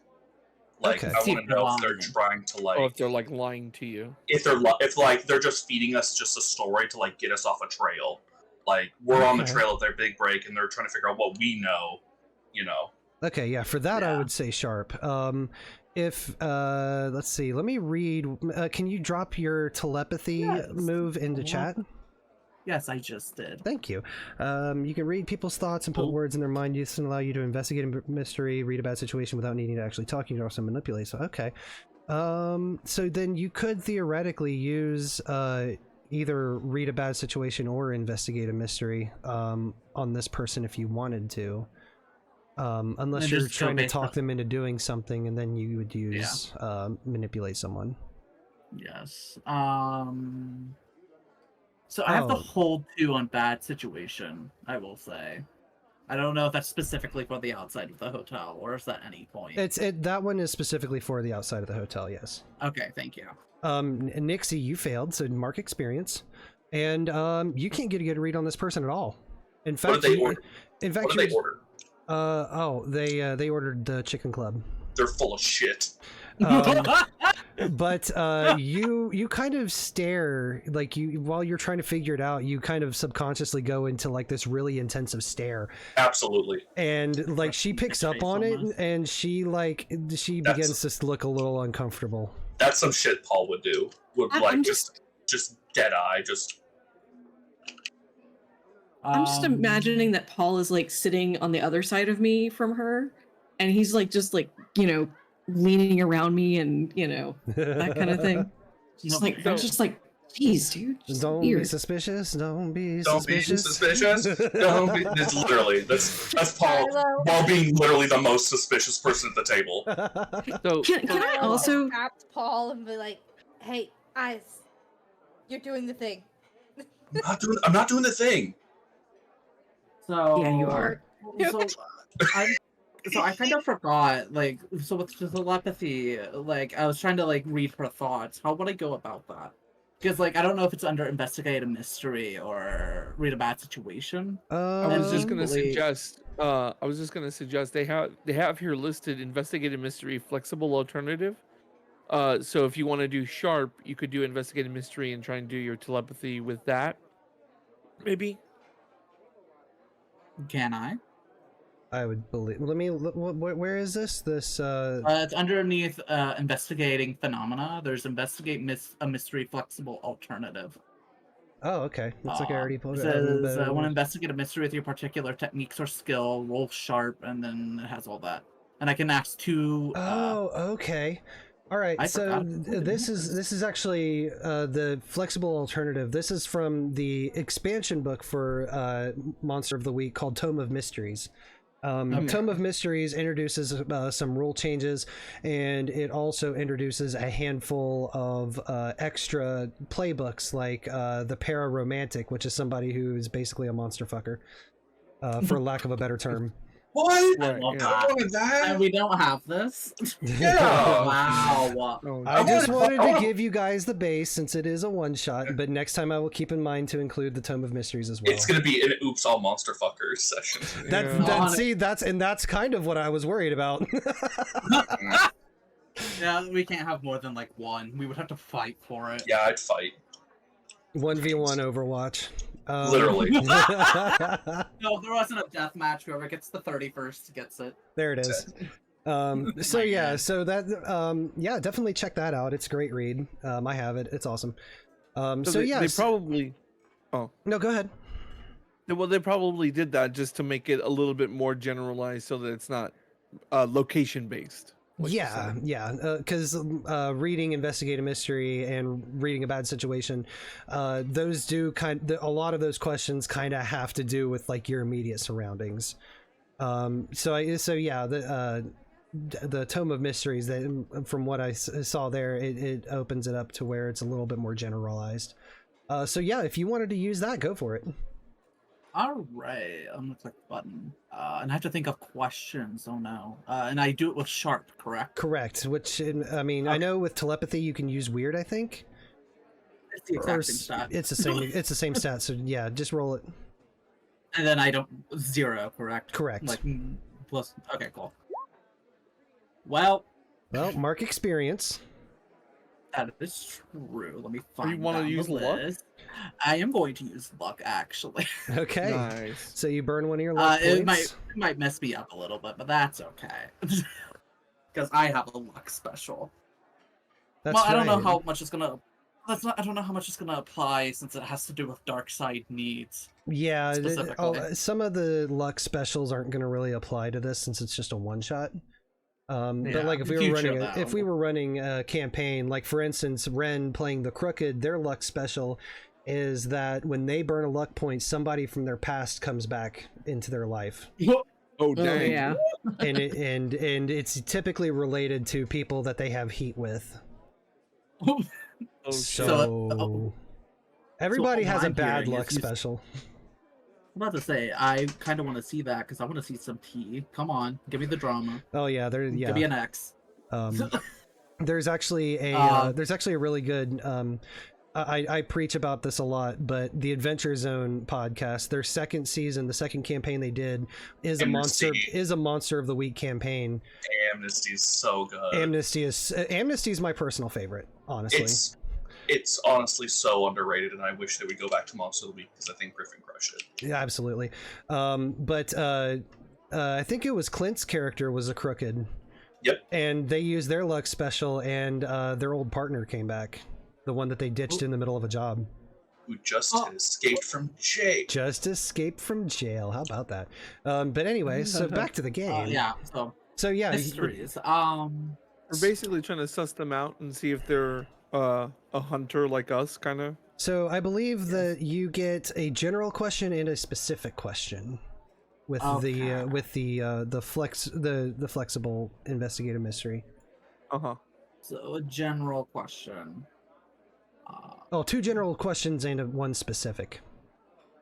Oh, even more. I love that. And you can use your telepathy for this, so they can do it, and they might not even know about it. Yeah, you just see flashes of their past or something. We'll see. So could you define the difference between a general question and a specific question before I ask these? I guess it's just it just comes down to how much detail you're trying to get out. Okay. Well, my first question is she lying? No, she is not lying. Okay, that's a good question. I think that counts as one of the generals, I would say. Generals, okay. Is she suspicious of us? Kind of. She's she found it weird that what was a dinner plan for 2 people turned into a dinner plan with 5 people, and so that kind of puts her a little on edge. Yeah. But other than that, she seems to be not really stressing it. She just thought it was a little weird. Okay. It's like a little bit. That's suspicious. That's weird. I love quoting that. Anyways. Yeah. Okay, and I have was that a general question or a specific? I would say that's. Go ahead. Well, it was said at 2 general or 1 specific, I think, is what it said. Oh. Oh, is that what it says? Yeah, sorry. Or okay. Thank you for correcting Well, me. Oh, well. I mean, I mean, I kind of, with her having all this information about, like, I don't know. I'm kind of curious too. Can I also do just kind of see, like, is she a hunter? Like, kind of. Yeah. So for you though, you don't have telepathy, so you would probably have to ask these questions like out loud. Yeah, Okay. I'm reading her thoughts. Yeah. That's why. Yeah. Like, that's why I Gertrude's suggest doing that a I do it. sneaky. Yeah, because again, Gertrude works with eye contact, so it just looks like she's listening along, and just like sort of thing. Yeah, Ren. I But think she's if just you making eye wanted to contact. roll for that, you would have to ask these questions out loud. So yeah, it does. Okay, so I'm done with my questions. All right. Yeah. Yeah. Sorry, I completely misread that part. I've been lied to, and I am heartbroken. Anyways,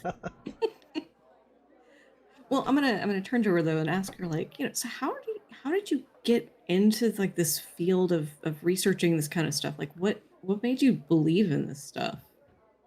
It's like, oh well, like I mentioned before, I have had my own handful of supernatural experiences. Not enough that would turn me into like a professional per se. It's not my degree.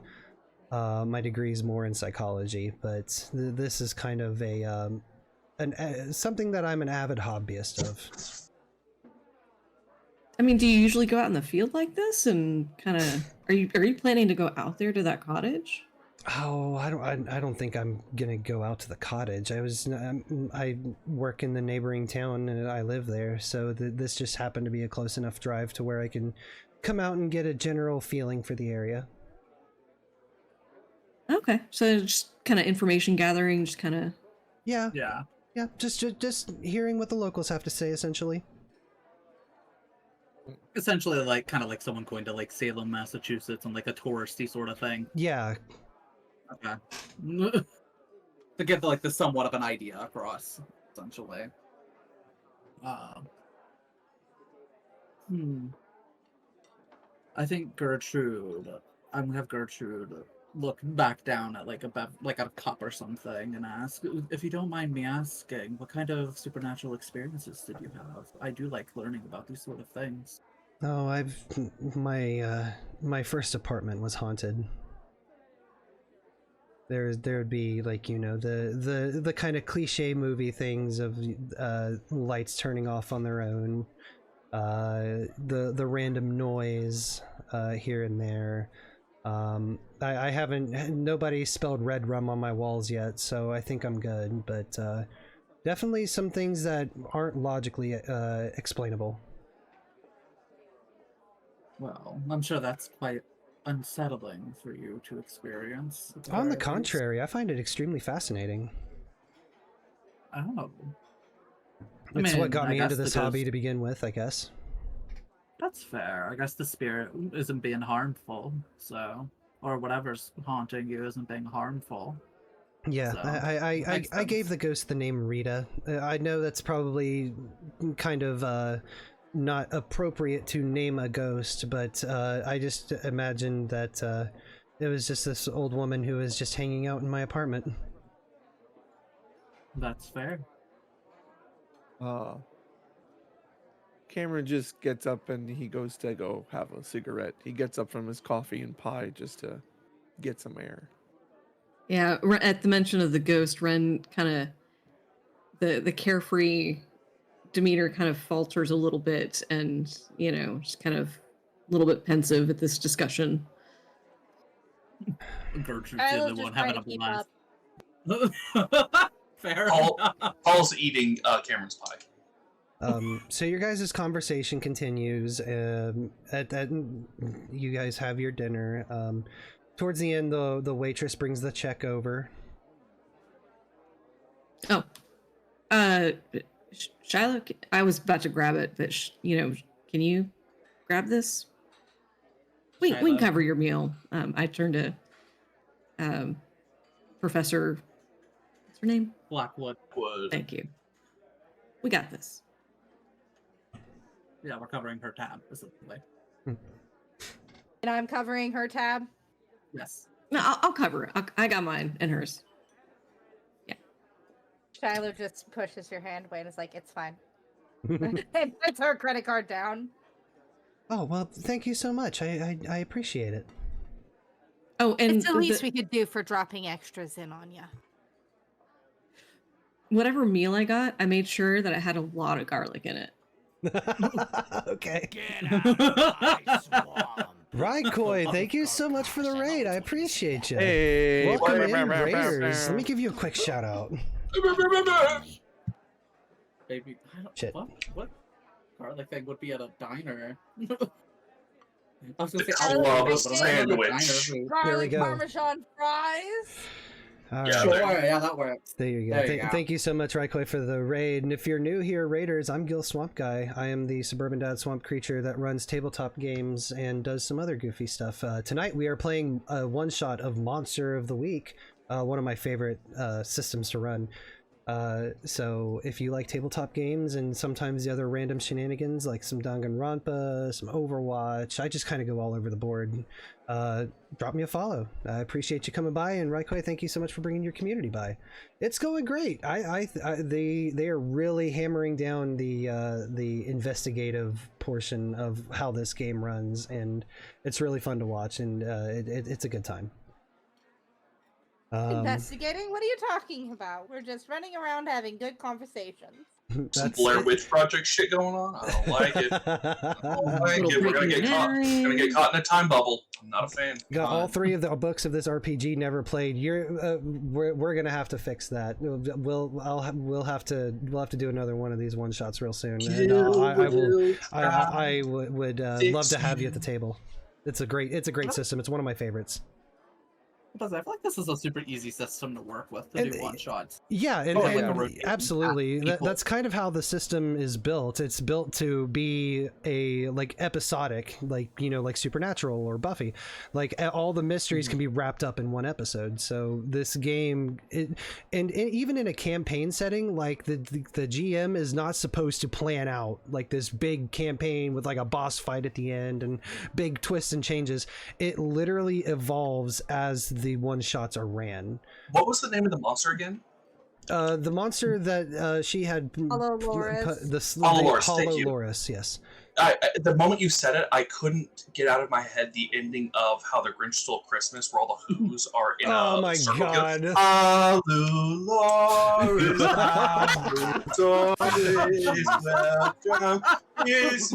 I couldn't get it. It was like such a brain worm. I was it's only the 16th. I couldn't do it. I was like, oh my god. Oh god. We're being haunted by Cindy Lou Who. Holy shit. Well, I'm gonna have to write that. I'm gonna have to write that mystery now. Thanks. Oh, you're welcome. Just giving me Oh my more work. god. What can I say? Grinch stole Christmas, but it actually happens in human life. That'd be Oh my such god, that'd be a fun great Christmas. But Oh like, shit. they literally steal the concept of Christmas, and the party's the only people aware that Christmas still is happening. Listen, There there's is a bunch a. Oh, go ahead. No, I was gonna say there's a bunch of like traditions around Christmas you could work with, like Krampus and shit. Oh, like, it's 100%. possible. There's a horror-based, legally distinct version of the Grinch called The Mean One that apparently is out. I haven't seen it, That's interesting. but yeah, it's like gritty reboot horror Grinch. Interesting. The mean one, is that what you said? I have to look this up now. Not to be Yeah, yeah, confused yeah. with the meme one. That's me. Yeah, Oh, no. Oh yeah. my god, wait, this is. Oh my god, wait. Why does he look actually somewhat terrifying? The hell? Yeah, I know. He looks pretty gross. You're like, I will say it does have a 3.8 out of 10 for anyone who's interested. Yes. That's the sauce. We That's the love sauce bad horror right there. movies. Oh yeah, Right. movie night. Oh my god, that is wild. We should get to that cottage. Yeah, we should. Okay, but like first, if we go to like a hardware store and get like really big, bright ass flashlights, I bet they have some in this town. You know, like the ones that are like a million lumens. I don't know how the lumens just- works, yeah. but you know. I look at the mention of a big- hardware store. I look at Cameron worried, like, Cameron, going for lights. Cameron has gotten up from the table and left. He's outside smoking a Oh cigarette. yeah, he went right now. outside to smoke. Yeah. Oh, literally. I'll say really Oh, quickly. sorry. I would Yeah, like, that's when you stole the pie. That's yeah. right. I Yeah. would like to say really quickly Mhm. for Gertrude specifically, she writes her number down on a piece of paper and hands it to fucking knew her. it. I knew it. Not that actually, this is not her trying to. Gertrude is past her bitches day, first of all, like days. She doesn't like people enough anymore. She hands it to her and is like, "Hey, if you ever want to learn more about Rita and your ghost, let me know. I can come and help. Spirits are a specialty of mine." One could say. She accepts your phone number and she kind of looks starry-eyed. She's like, "Oh, interesting. I'd love to talk to you and learn some of your techniques, at least on the basic level, protection and whatnot." Of course. All sitting there, big, wide eyes, looking at Gertrude and looking at the professor, then looking at Gertrude and then looking at the professor, and then looking at Gertrude and then looking at the professor. You know, maybe Gertrude does get another bitch at this point. Why not? Ah, there it is. Fuck it. There it is. So she, as you guys are getting up from the table, she says, I was like, "Well, this has been very pleasant. Thank you all for your company. I'm going to go to the bar just down the street and see if I can pick up any more hot gossip about this subject matter. But yes, maybe I'll see you around. I'm only going to be in town for another day or so, maybe I'll catch you then." Well, hi. I mean, we're staying at the same hotel, right? Like, I'm sure we'll bump into you tomorrow. Here's my phone number as well. Like, for if you hear anything, You two. if you hear anything, It's also Like- grandma and grandchild. I was trying to figure out like how to say like grandmother, like granddaughter, or some shit like that. Once in the family, babe. grandson, dude. Listen, what I meant earlier, the family has riz, I guess. Gertrude wouldn't call it that, but that's what it is. If you do find out anything at the bar, let us know, and we might run into you tomorrow. We're up on the 3rd floor. I don't know where you're staying, but She says, You know. what a coincidence. I'm also staying on the 3rd floor. oh, really? Wow, that's really cool. Did she Yeah. go back for the nap? Would she have noticed her unlocked door? I'm obviously not saying this out loud, but food for thought. You don't know. Okay, fair enough. You're gonna blow her cover. We'll put that back in the file. Okay. Everybody knows Shilo has a thing for socks. Can't bring it up. Forgot about the chalk. I just needed a cent. And what did you do with that sock when you were done? Still have it. So the group, Gotta get hung on the doorknob so she gets it back later. Hey, We have to yo! wait for it to be a good point. I'm not even. Oh my god. You know what? Whatever. I'm done. I was in college Okay. once. Fair So enough. the group of you say your goodbyes, and you guys part ways in the parking lot at the diner. You see her get into her SUV and drive off. And I'd say at this point it's probably just right around 8:30. Yeah. Will the hardware store be open at this time? If there is one? I mean, someone briefly mentioned it, of course, so I was curious. But You don't if know. we could find the times. I guess we'll have to go look. Yeah, I'll go. As we're leaving, I'll ask the waitress, like, is there a hardware store in town? Do you think it would be open still? It's geez, it's 8:30. They might have closed about half an hour ago. Dang it. Cameron, do you have flashlights? I've got some in my kit. How many? Are they, like, if you don't super mind me bright? asking? They're fairly bright, yeah. I can't say for sure, like without like just like I want to make sure Gil says it's okay. Like Right, I yeah. would say that you have like the mag light like a cop would have, and like Yeah. maybe some smaller ones, but I don't think you have anything that brings like some serious fucking like okay. light power. You don't have that as seen on TV shit. You don't got them Well- lumens. Well, when we get out of earshot of people when we're getting in the van, I will bring up stuff. Okay. Yeah, I mean, easy enough. You guys can pile back into Paul's van. I mean, we could just break into the general store if we need to. We'll leave cash on the counter. It's fine. So do we want to break it? It's fine. Do we want to break it in the store, or do we want to run it? I was about to say, do we have to go absolutely tonight?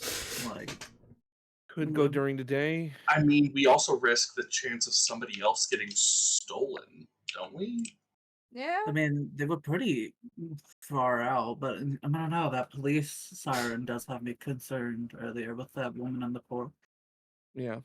So maybe it is a bit more urgent than I understand. Huh. What's wrong with going Out of character? I'm like, I don't know how much longer we're going for. So Yeah, I know. True. Yeah. Yeah. I definitely want to do scenes of like going and talking to the lady and doing some more research and then like. Yeah. But yeah. Yeah, of course. Yeah, I think we send it. Yeah, we won't be going any later than like 12:30 Eastern. So about an hour and some maybe hour and some change at the Let's, most. We should probably just send it then.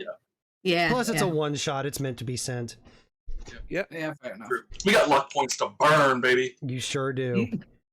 So Fair enough. Let's do it. we do a suiting up montage at the hardware store. The hardware store's closed. Oh, we are going to do the hardware store. Oh, are we breaking into the hardware store? That's why I said we can break it in a hardware store. We'll just leave cash on the counter. Sending it to us is heading out to the college. Sending it to Cameron is committing acts of robbery. Yes.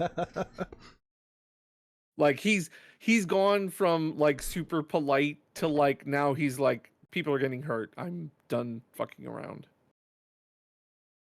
All right. Okay. Yeah. Let's. Yes, we break into the hardware store. Let's break into the hardware store.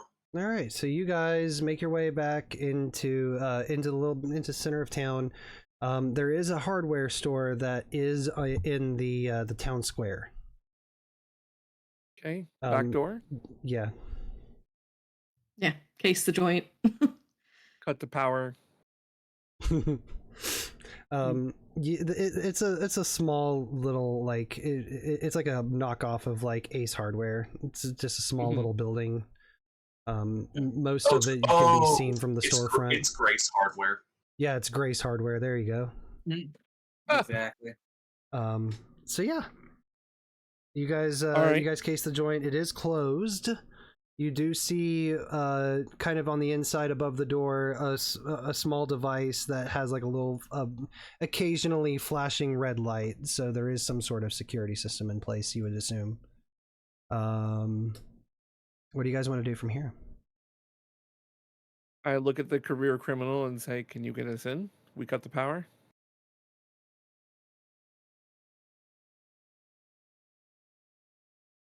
That was for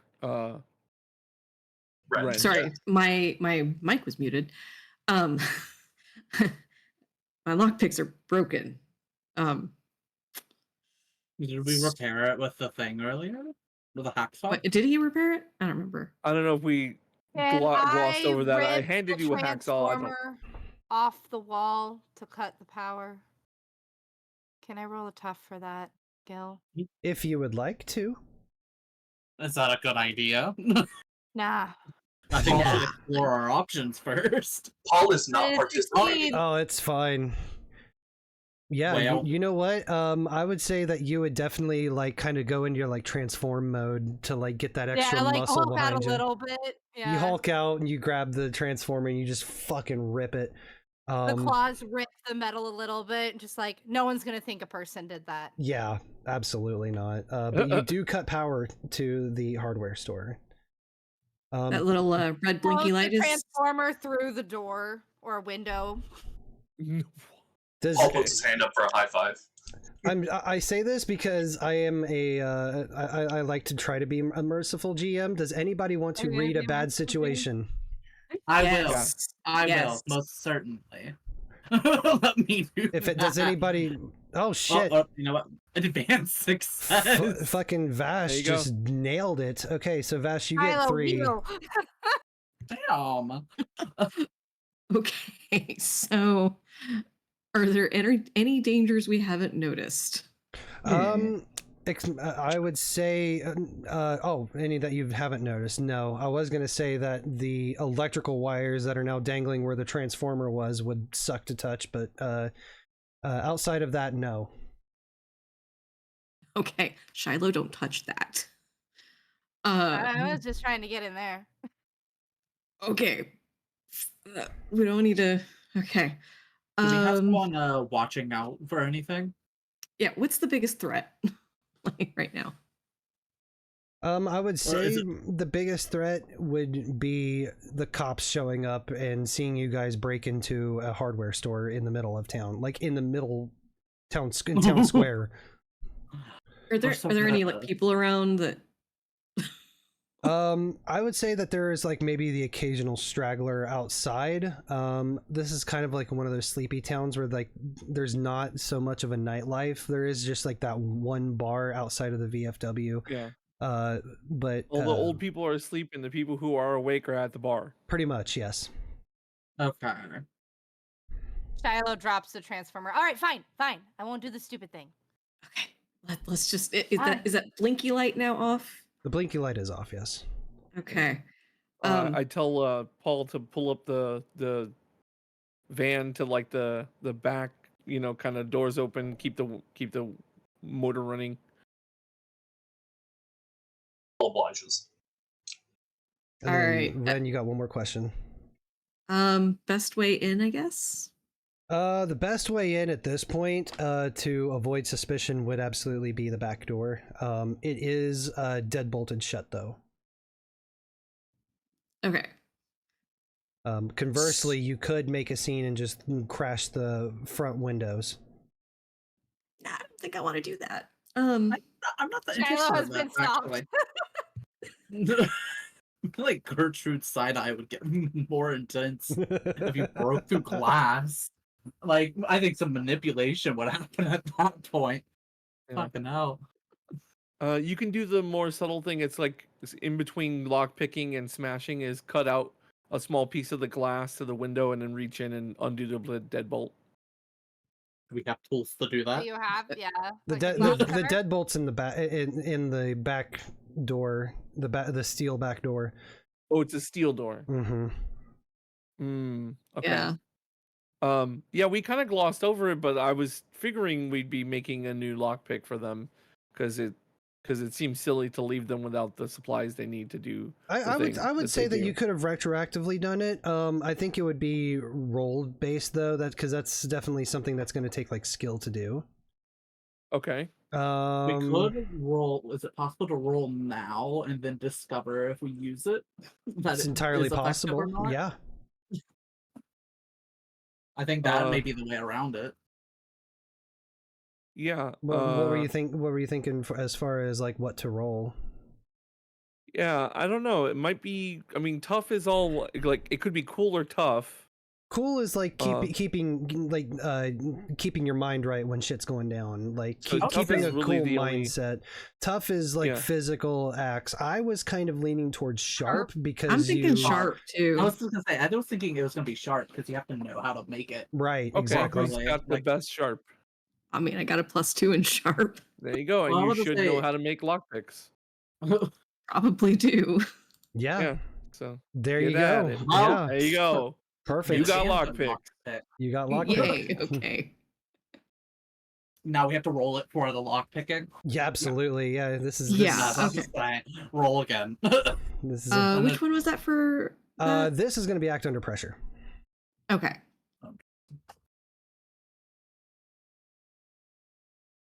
Mixed Mixed success. success. God damn it! Did Can I break it I again? hold on? Can I? I wanted to try and help them out if I could have. Yeah, yeah. Because even Okay. a +1 would grant them a complete success. Exactly. So let's see you help out. Ooh. Well, What does it say for a mixed success when you go to help out? Your help grants a Uh, +1 on their roll, but you also expose yourself to trouble or danger. Okay. Oof.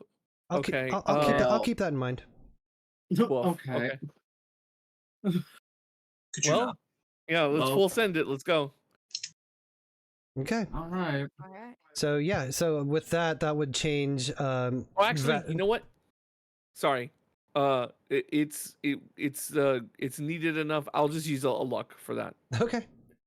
Just make it just make All it right. run smooth. Perfect.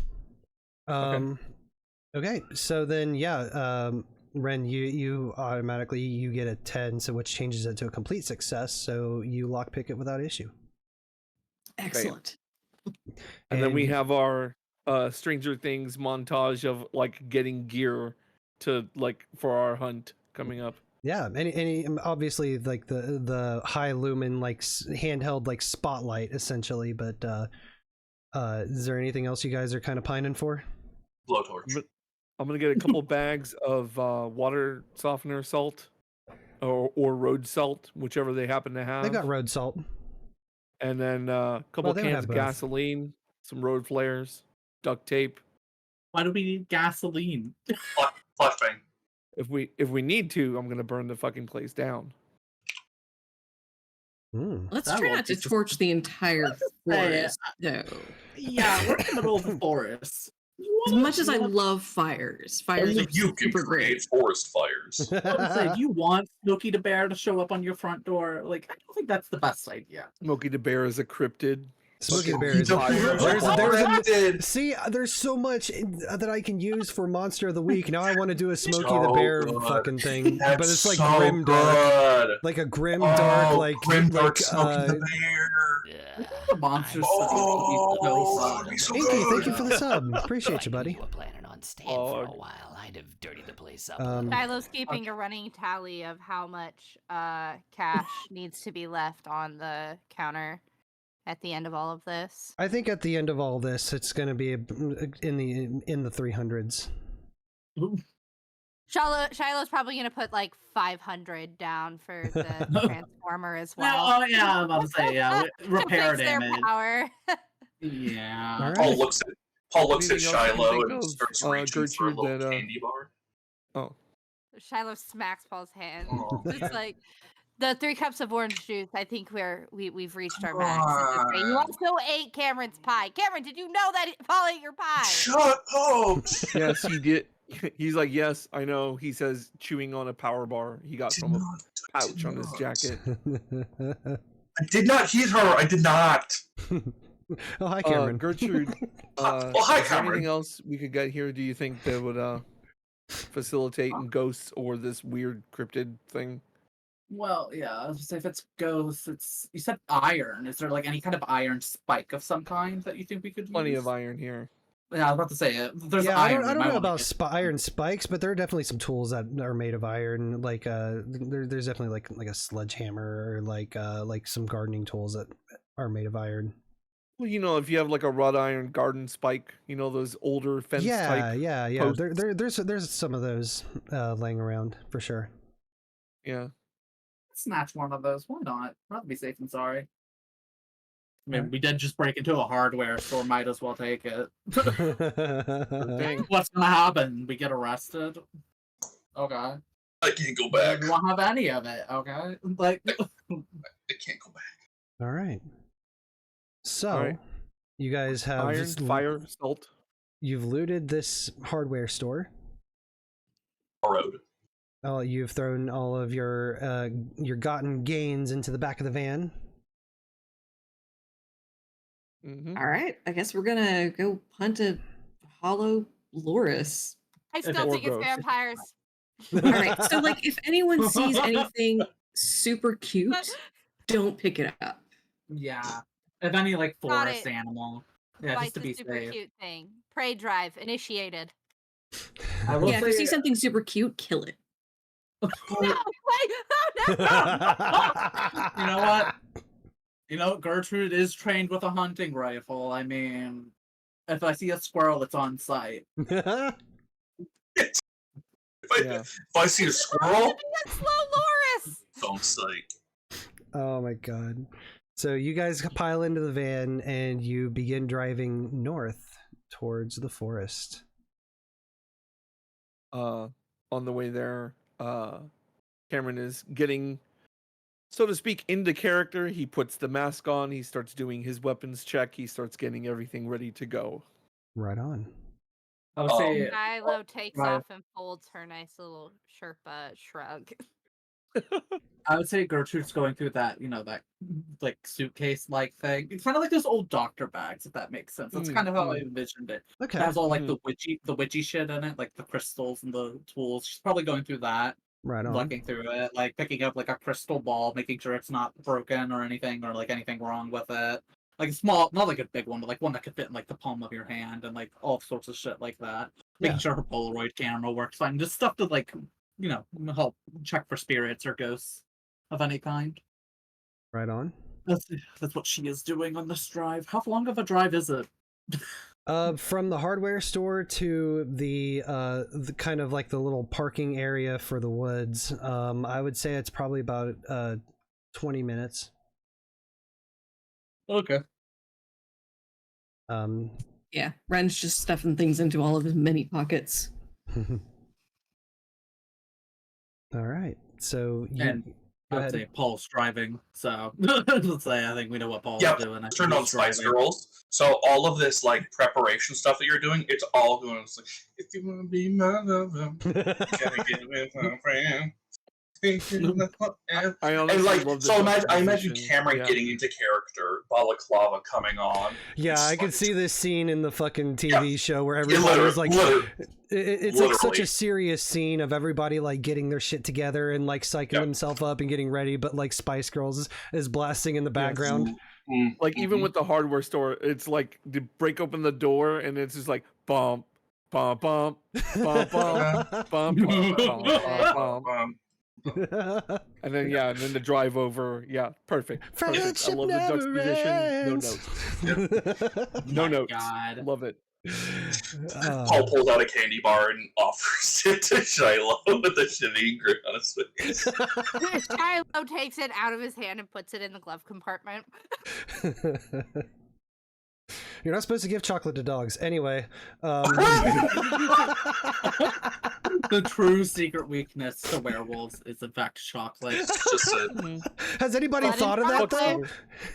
Yeah, blood and yeah. chocolate. No. I'm kidding, Fuck I'm silver, right? Like Chocolate's much more In easy this to get. economy, we're getting the chocolate. We're force feeding the werewolf Hershey Kisses. Who's gonna stop me? God. Oh shit, it's a werewolf! Throws a fucking Milky Way. no, it's a werewolf. Splashes a giant bucket of fucking choco syrup. Just fucking... Oh no. It's Magic Shell. It has to be Magic Shell. Oh my god, yes, No, it's Magic Shell. No, it's just like that like a Hershey bottle of like Hershey's chocolate. It's just they open it and spray it in its eyes, sort of thing. Yeah. Oh my god. Secret There's so attack many- chocolate spray.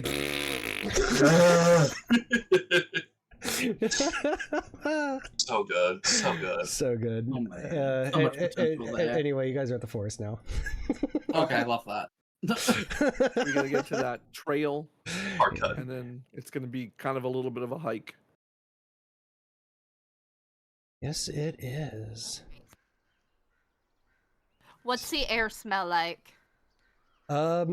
It's fall. It's you can smell the dead leaves a little stronger than everybody else. There are you pick up the scent of other like woodland creatures who just happen to be hanging around. There's nothing really alarming in the air. Well, I guess in a similar aspect is Gertrude, while looking around, see any ooky spooky shit or the spirit of sight I can roll if that's needed. If you wanted to use one of your moves. Sure. Let's see. Sight. Tune in is something we could do at some point. I don't know if it's useful in this specific circumstance. I wouldn't think so, because you don't exactly know what it is. Yeah, we're not anywhere near it. That's why I was saying that. Investigate a mystery with the sight, perhaps. Let me find that Potentially. list. Some questions wouldn't be kind of pointless. Yeah. Maybe, should we save it for a little bit? Would you suggest? If you'd like to, my fellow people who are here with me. Mhm. Like, yeah, you can always suggest Gertrude use her ooky spooky vision for that. Oh, you have Mhm. spooky For that. vision? I forgot. Damn, Yeah, Inky, she can that's see harsh. spirits. I guess I never really explained it. I mentioned it like it's like you see a stop sign on the street. Except for her, it's like you'll walk down the street and you'll just see a headless man standing there. Mm. And she's like, "Oh, Tom's back again." Like, Yeah. Damn it, Well, Tom. yeah. she- Let us know if you see any crazy undead witches. oh yeah, maybe I'll become best friends with her. Who knows? Maybe you can give her your phone number. Hey, yo! You know what? You know what? What was that? What was that? Pararomantic? Gertrude's gonna evolve. Built different.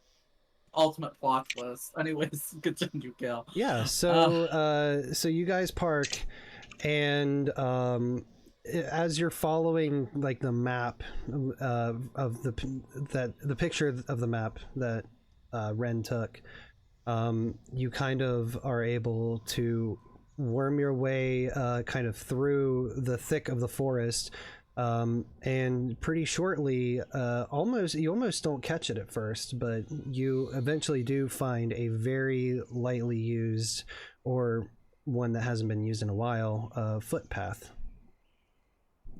Nice. Um, Follow- is- Oh, Go ahead. I Yeah, we think follow the path. no, I was just making the Road to El Dorado reference of follow that trail. That's it. Gotcha. I think you cut out for me, so that's why I didn't get it. Yeah, same. Oh, I've got my gain turned way down. That would explain everything. Probably.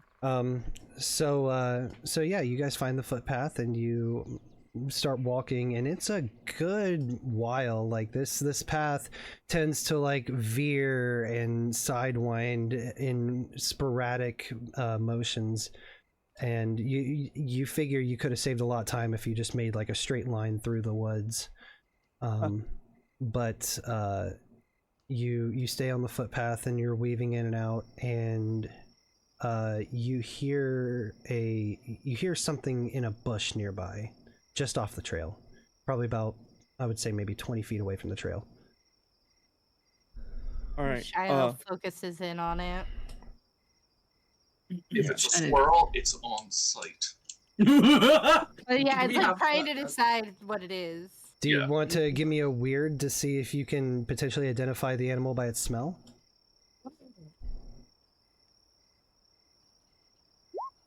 Success. The fuck?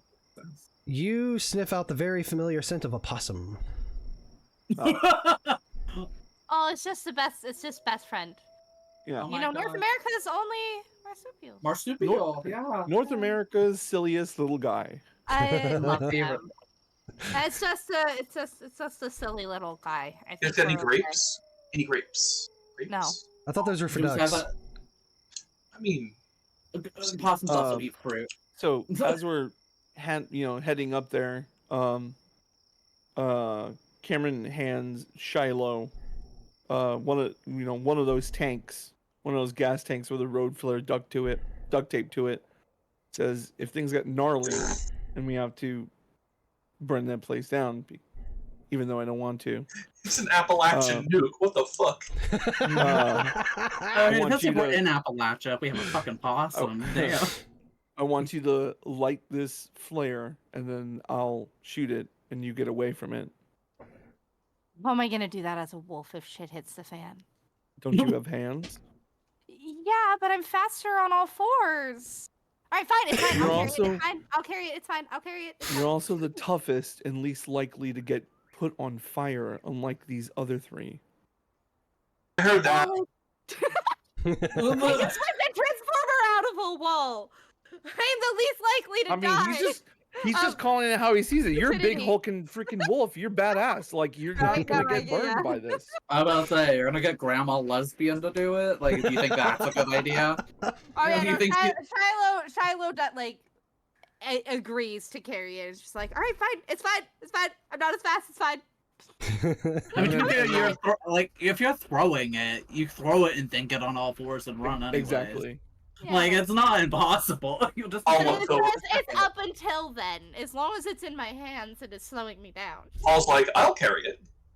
No. No, you will not. No. I'll just No. I'll carry carry- it. I'll- Just I'll carry everybody it. shoots that idea down.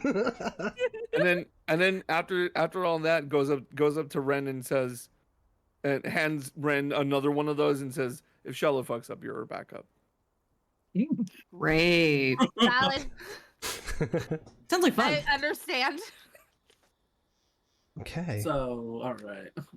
I wish we could have kept the possum. I'm heartbroken. So He's living his best life. You see don't Paul wanna- sneaking a candy bar into his jacket, and the furious. Why?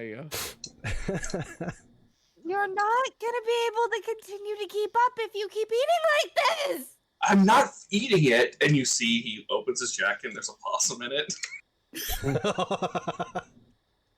I think, like- honestly, Bill, does Gertrude that happen? finally- I know, I'm gonna say Gertrude finally, like, cracks a smile, and is like, I support this one. Paul, It was like- Paul, Paul Paul, starts do acting you weird if the want to? hollow Okay, lore hold is on. We gotta sort something Yeah, out. real quick. obviously, yeah, No, hold on. 1000%, You We want to are- go into the bush and try to capture the possum?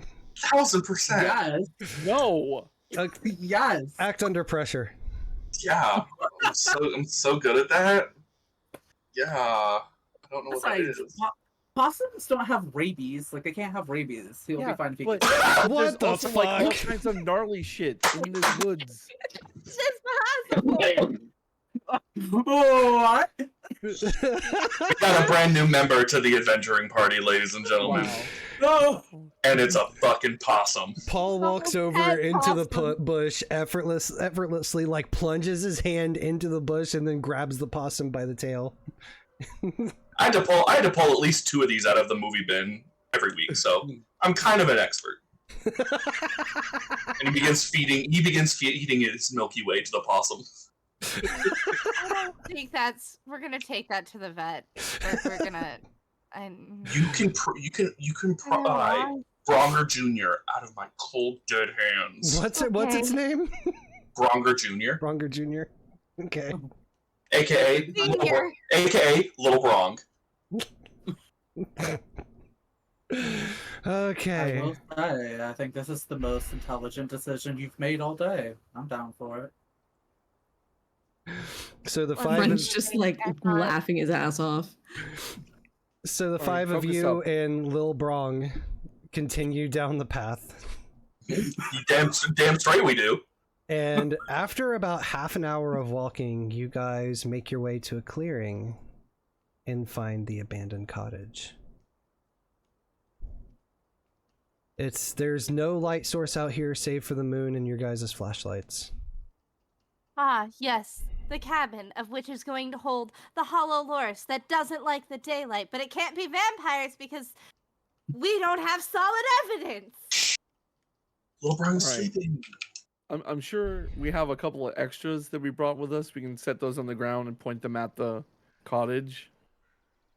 And then I'll turn to Paul and say, "You want to do something that can help me out? Of course, Uncle.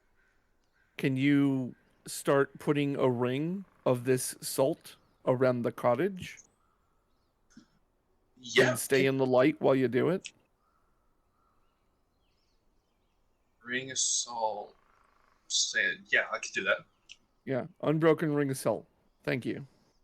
Okay, what's everybody else doing before we start pursuing paths?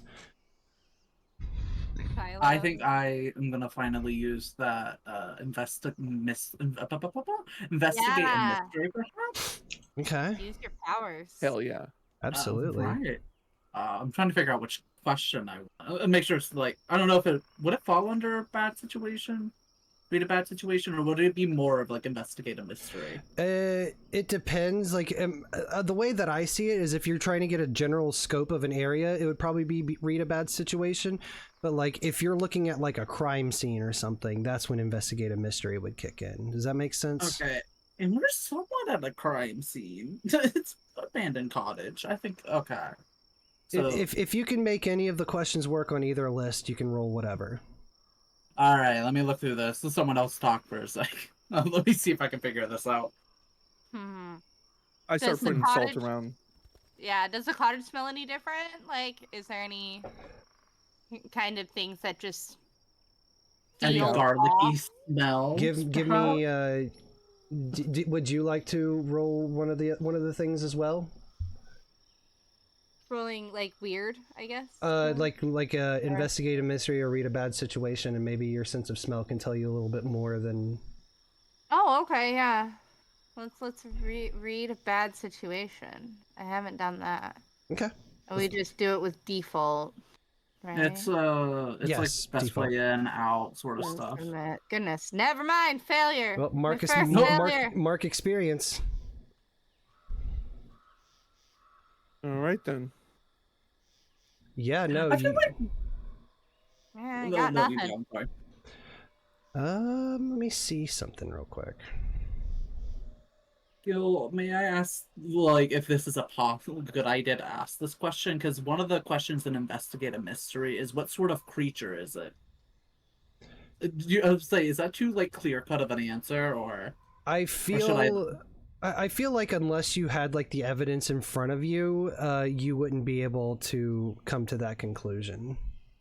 Like unless you had Okay. like direct evidence. Like if you arrived on a crime scene where there was a dead body, and you did investigate a mystery and was like, what sort of creature is it? It's like, oh well, you can tell from the bite marks on its neck, it's a vampire. Okay. But Well, I was asking in a more of a spirit sort of sense. that's Like, right, you know, because you since- can use yeah, the because spirits. it's the sight. That's Yeah, the right. sight. That's why. Okay. Yeah, that's why I was asking. You absolutely Because, could. like, there might be a spirit, or, like, some weird looking shit around, because that's her whole thing. Yeah. So, Go. so I would If you want to roll Investigate. investigate a mystery, we can see what happens. And all right, let's do it. And it's sharp, right? Yeah, or you can just Or click what does the investigate mystery.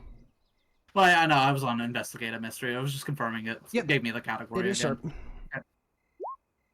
Nope. Let's go. Damn. All right. Hell yeah. So, and with this, it's Investigate a Mystery specifically. Is it the multiple questions, or is that bad situation? It's also multiple questions, but with investigate a mystery, you hold 2 Thank you. on a 10 plus. And yeah, okay. What do you got? Right. Well, I guess the question I brought this forward is, what sort of creature is it?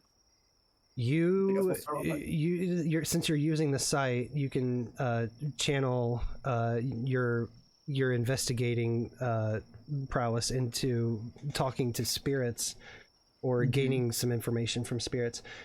And so what you see is the ghost of an old pioneer woman. And she is dressed in this apron, and it seems like she has some plants tucked into the pockets. And she you wordlessly, you're looking at her and she looks at you, and she conveys this image of this large, like, human-sized primate. Oh. Wow. Oh, So damn. it's the Hollow Loris, yeah. Wow. So I'm assuming Gertrude is saying this, seeing this. Well, should I ask the other question first and then relay the information? You can relay the information in mid-time, yeah. Okay, cool. I was just asking first. Gertrude probably gets their attention, like, hey guys. And so she says, there's a spirit of a woman over there. She looks like maybe a pilgrim of sorts. I knew it. And we had made, she has portrayed an image of sorts to me. Apparently there's an image of a primate, almost pretty big, like almost as big as any of us. What? Like a hollow loris that I guess that lady perhaps. described to us? And perhaps. Wait a minute. We want to talk about that possum real quick. I was waiting for somebody to bring up the possum. Because I realized I picked up the possum and I was like, wait a minute. God. Dang it. I'm not near. Let the possum alone. I'm not near you. I'm just kind of like I'm singing to myself as I circling the cabin with salt. Like I'm not even near you while this is happening. Just like Oh my you God. can tell by the way I walk my paws. I'm a moment first. No time to talk. And it's just like So can I ask one more question? Yes. Okay. Where did it go? You, as you're communicating with this spirit, you ask this question in your mind, and she looks at you like her emotion hasn't, her facial expressions haven't changed at all. She has like this like stone faced like neutral look to her, and when you ask this question, she just kind of looks towards the house itself. Oh dear. Okay. So after getting that information, I guess Gertrude looks at the house and just like, it's here. I guess.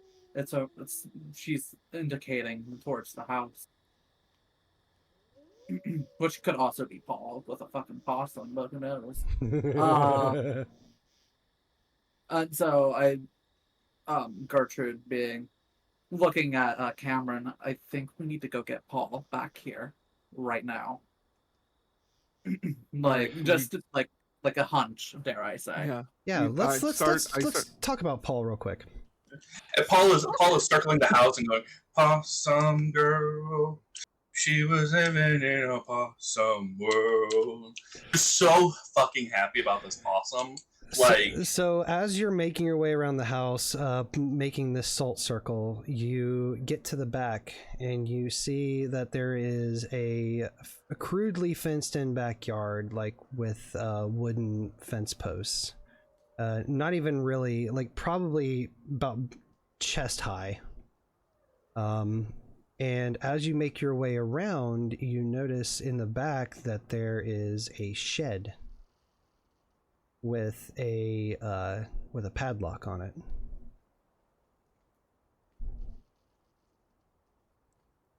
Well, that's concerning. The rest of the yard itself, the grass is dead. Just inside of the fence, not outside the fence, inside the fence, all the grass is dead. I shouldn't touch that. I want to touch it, but I shouldn't touch it. Do we get there? Do we stop him? I would say at this point, after Paul notices the shed, that's when you guys rock up. But Shilo would be disappointed. Oh, hey guys, what's up? All right, Paul, I'm going to ask you very nicely to remove the critter from your jacket and place it on the floor. Critter? The possum. Put the possum down. Little B. You want me to Yes. put down Lil B? Very Why? gently on the floor so we Why? can get a good look at them. But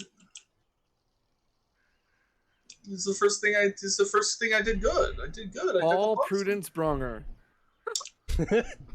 Get that possum out of your jacket right now. Would I have to roll for manipulate here, Gil? The moment my middle name was invoked, you see just slowly holding him like a newborn babe. And you look into this possum's eyes, and he looks back at you. And you begin to feel this connection of familiarity. Oh, no. Like you need, like you love this thing so much. He's so damn adorable. He came to you so easily. Fuck. Why is everybody being suspicious? Why would anybody be afraid of just this cute little guy? Guys, we're here for a monkey. This not cute for little fella. He's just a little guy. Can he roll against it? I need you, Paul, to roll charm. Roll charm. Roll charm.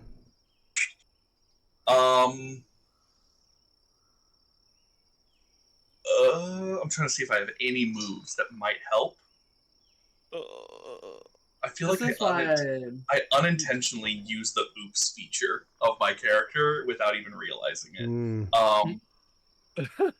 So you need me to... What am I rolling again? Charm. Sorry. Charm? Just straight up charm? Just straight up charm. So TVHEADD is having a great time, but Cameron is so pissed, and he's trying so hard to hold back. It's the first time I did something good. Look, I got a little pulse, and you guys were like, Paul can't do anything. Paul can't do anything. So Paul was.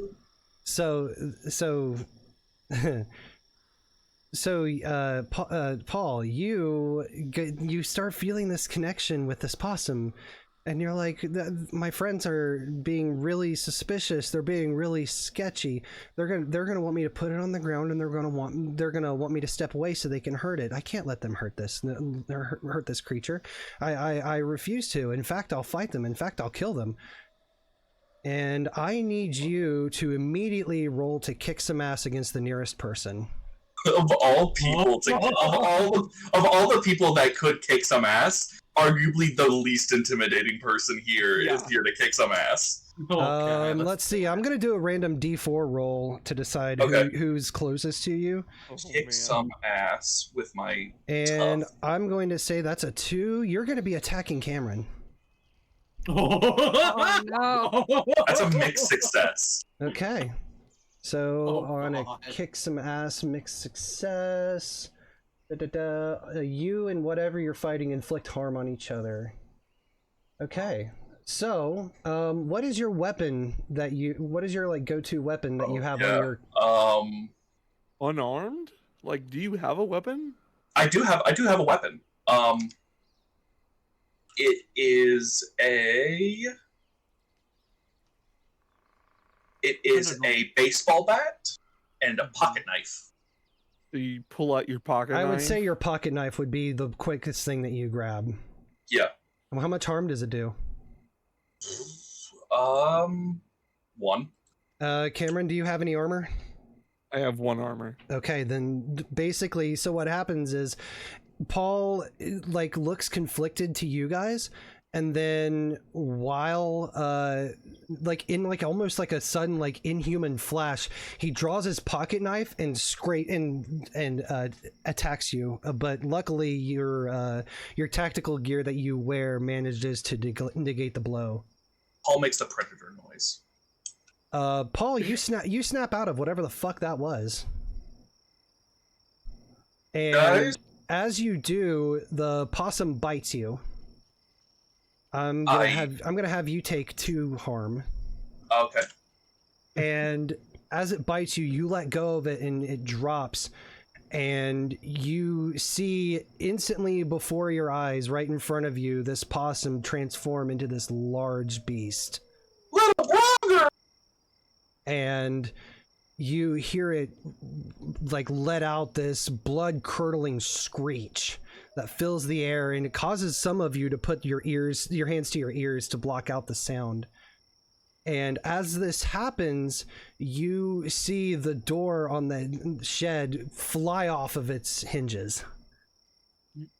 And crawling and walking out from the shed, you see... Let me get back up here real quick. I apologize. You see picture.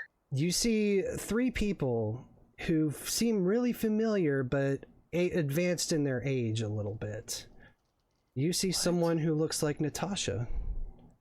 You see someone who looks like Eric. And you see someone who looks like Jamie. The fuck? And then also from them, you see a man in a red hoodie that looks like someone you just watched a YouTube video of. We got a kick streamer. You also see a younger woman in her 20s. She seems a little bit more fresh than the other ones. The other ones seem like her and Nathan, they seem a little bit more fresh than the other 3. The other 3 look like they're on the verge of death, essentially. but Nathan and this unnamed girl also come out, and they're kind of like walking kind of slow, zombie-like. Oh no. And then from behind you in the woods, you see, pardon me real quick, you see a somewhat stupefied Sheriff Stevens. What the hell? Great. And you see another stupefied figure, the librarian. Oh. It has a lot. It has the whole fucking town, doesn't it? It's working on it. Oh my god. I shine my flashlight at some of them and see what happens. It's time to play ball. Yeah, it is time to play ball. So there's not really an initiative for how combat works. So what we're going to do is we're just going to go left to right on the bottom of the screen, and we will figure out what happens from there. Oh, so, all right. Gertrude, what do you do? I love that the new one has to go first. What are my options? Well, right now you have the Hollow Loris in front of you. You have 5 thralls that are emerging from the shed, and you have 2 thralls that have come out of the woods behind you. Okay. I guess I have my hunting rifle. But we flash. Oh my god.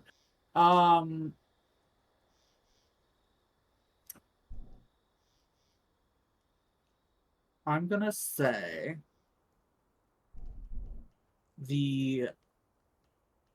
are any of them the thralls armed? The only one that's armed would be the sheriff, and he has his pistol holstered. Okay, thank you. I would say Gertrude does the hunting rifle on the sheriff. You're gonna shoot the sheriff, towards him and shoots, but not the deputy. Whack. There's wait, what deputy? it's a song reference. I'm sorry. Thank you. I shot the sheriff. But yeah, roll to kick some ass. I kicked some ass. Where is that again, real quick? It would be one of the it'd be at the top. It's one of the basic moves. Thank you. Mm-hmm. Okay, so let me find it again. Kick some ass. Oh, okay, I found it. Okay, and just roll it. Roll it. Okay. Okay. Okay. Mixed success. Okay. Can I use my luck here? If you'd like to. Yeah. I know it's a failure, right? It's a mixed success. Well, so you are going to hit it. But it's better than a failure. Yeah, a complete success will let you add a benefit to your attack. Okay. Wow. I'm gonna use the luck here and just make it, better than a failure. Okay, so you do get your shot off. How much does that do? 2 harm. 2 harm. It is also, it's 2 harm, and it's far and loud. Okay, so yeah, so the shot, the gun blast explodes. You do 2 harm to the sheriff. And he's too far away from you to make an attack. He's not thinking about using his gun. He has his knife drawn. But he's still a good distance away, so you're not going to get hit this time. So since you chose to completely succeed, did you mark experience, by the way?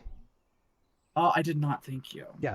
And let me know if anybody gets 5 experience boxes, because that's when you get an advancement, or not an advanced improvement, a regular improvement, sorry. Yes. So since you succeeded, you get to choose 1 extra effect from the list. Okay. Where's that list? If you can remind me? It's in your the hunter agenda that I gave everybody. Hunter agenda. Oh, is that in the document? Okay. Yes. Okay, cool. And it's what is it called again? If you can remind me. Kick some ass. Kick and some you're ass. Going to be looking at the list where it says on a 10+, choose 1 extra effect. Okay, awesome. Kick some ass on a 10+.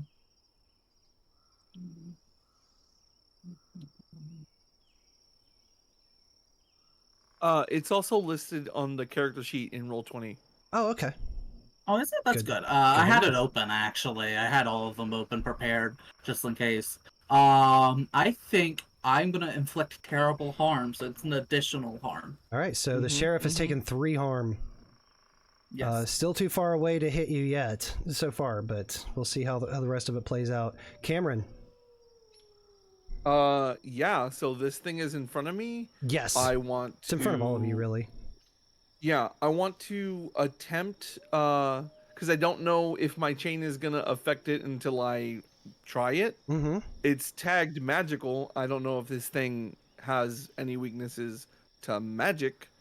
But I guess I'll try and entangle it, because the chain is also as restricting as a thing. So I figure I'm Correct. close enough. I can try and, kind of grapple it with the chain, keep it from moving around. Yeah, let's see what happens.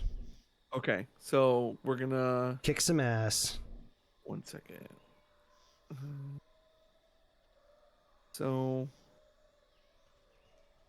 sorry, my bad. Sorry. You're totally fine. Some At the ass. top, I Okay, think? go. Yeah. Use that. Yes, and then tools matter. Get +1 to kick some ass. Okay. Oh, Hell yeah. Oh, there Well. you go. All right. Hell yeah. So you were going to do your chain damage to it. What is that? Normally it's 2, Okay. but if it's spirit, any kind of spirit, it should be a 5. But I'm guessing it's not. It is not. Okay. Okay. I'm gonna an extra effect. I'm gonna take less harm, because it's probably close enough to attack me back. It absolutely is. Mutual harm to each other. Yep, that's true. And it is going to, when you whack it with its chain, it is just going to instantly rush, and it is going to slash at you with its acidic touch. You're going to take 2 harm, ignore armor. Damn. Okay. Ooh. So I reduced that to 1. It ignores armor. No. But I said I did suffer less harm. Oh yeah, that's right. Yep. So you take 1. Yep. Correct. Thank you. Okay. Okay. I'll call that out to people. It's I'll say not immune to magic and has an acidic touch, but he says that in a much more strained voice as a guy who just got burned by fucking acid. Shilo, you're Yeah. up. Shilo is enraged at this point and transforms and launches at the beast. Takes a good old chomp out of him. All Or at right. least tries to. Kick some ass. Kicking some ass. Mixed success. Mixed success. So you're still going to get your attack. What are you attacking with? Because I know you have like a couple choices. Yeah, so I have 2 natural attacks. With the bite, I'm going to use teeth, and then my claws of the beast adds a +1 to natural attack, so it'd be a 4. Damn. Hell yeah. God. Hell yeah. Okay. Very good. All right. So it's going to take that damage, and it is going to swipe at you to get you off of it, and it is going to use its acidic touch on you as well. So you're going to take 2 harm, ignore armor. I don't think I have any armor anyways, so. Okay. All right, you I have said- reached 4 harm, so I actually have to click unstable now. Oh yeah. Oh shit, that makes you unstable. Mm-hmm. I'm going to say that this slashes you across the chest, and it leaves a really deep wound. And with the acid that is just starting to fester inside the wound, it actually takes you out of your werewolf state. Oh shit. Oh. Well, I'm still hanging on. Fucking hell. I'm gonna say if you do anything slide particularly strenuous for the rest of this fight, you are going to take additional harm. All right. Fuck. Oh. Ren, you're up. Okay. I'm gonna try to. I don't know if we've swung flashlights at this thing yet, but I'm gonna, get the brightest flashlight we have and, try to swing it directly at the ape creature thing. You gonna like shine it at its eyes or just beat him with it? Shine it at its eyes. Okay, you said swing it, and I'm like, what the fuck? Yeah, no. You know what? Act under pressure. All right. Good, because that's much better than my tough. Oof. Mark experience. You wanna use a luck on that? I do want to use a luck on that. All right. Then yeah, I'm gonna say that I'm gonna do a little rule bendy here. You flash the light in its eyes. You see it like cover up its eyes, and it screeches in pain. It doesn't do any damage, but I will allow you to pick an effect, except for cause extra harm. I'll let you pick one of the other effects. Yeah, no, I will do the gain advantage. So give +1 forward to someone else. What? It's Can you just- explain what the forward is really quickly? I have no idea what that is. But it's a bonus that will apply to the next roll you make. Thank you. Okay. Yeah, I'll give a +1 actually to Cameron. Okay. Cool. So Cameron, you have a +1 to the next roll you make. Nice. All right. So in its rage, it's blinded. It puts its hands up to his eyes, and it just kind of blindly lashes out at you. But it does connect. So you're going to take 2 points of damage. Ignore armor. Okay, and I'm gonna try to get out of its range. I don't know where is relatively safe away from things, or if you Yeah, I run wanna try to along the maneuver side of myself the away. house towards the front, that's probably the least dangerous spot. yeah. I mean, I want to still be able to point the light at it and everything, but Yeah. Okay, you're no longer in the sandwich between the thralls. Okay, cool. Paul. Okay, so Paul snapping out of it, seeing all this shit go down, and feeling partially responsible for it, is gonna go, shit, sorry, and is looking around, makes eye contact with the Appalachian nuke, and is going to, not sure how exactly it works. Mm-hmm. I'm going Select the flare specifically. I want to invoke my "Let's get out of here" Okay. ability. Let me send that in the chat. And I specifically want to target it at Shilo. Mm-hmm. And I want to tell Shilo to get the nuke and get ready to throw it, kind of pretty much get it right in front of where the sheriff is. Maybe. I mean, So it might if you be can too protect metagamey. someone by telling them what to do or by leading them out, roll plus So charm instead protect of someone tough. is a thing, right? Yes, protect Yes. someone. Yeah. But I When you guess prevent having harm throw to it's another just gonna hurt character. me again. Yeah. So Right. really, it'd be more that power would be more like you tell them the way to get out, and if they follow your directions, they get the benefit of the protect someone from harm. Yeah, and you only have to, and you roll charm instead of tough to do so. Okay, so you want to tell Shilo to basically get out of danger. Pretty much, yeah. Okay. And Shiloh's gonna basically, I think, at that point, look at Cameron like, "All right, I'm gonna throw this. You know what to do after that." I guess our player order is a little off, but Light the thing and leave is what the basically the instructions were. Yeah. Well, But there's yeah. a bunch of them, and they are they got acid touch that do this might be metagaming, but these are some beefy people, and we haven't done anything to reduce their numbers, and they're doing 2 harm per hit. So Well, I think isn't it only the creature though? The creature's the only thing that's acid? hit you so far. Yeah. Yeah, the creature's Because the only thing that we know that has acid. I'm thinking the Yeah. people are just people, and once we kill this thing, and they might just be fine. People again.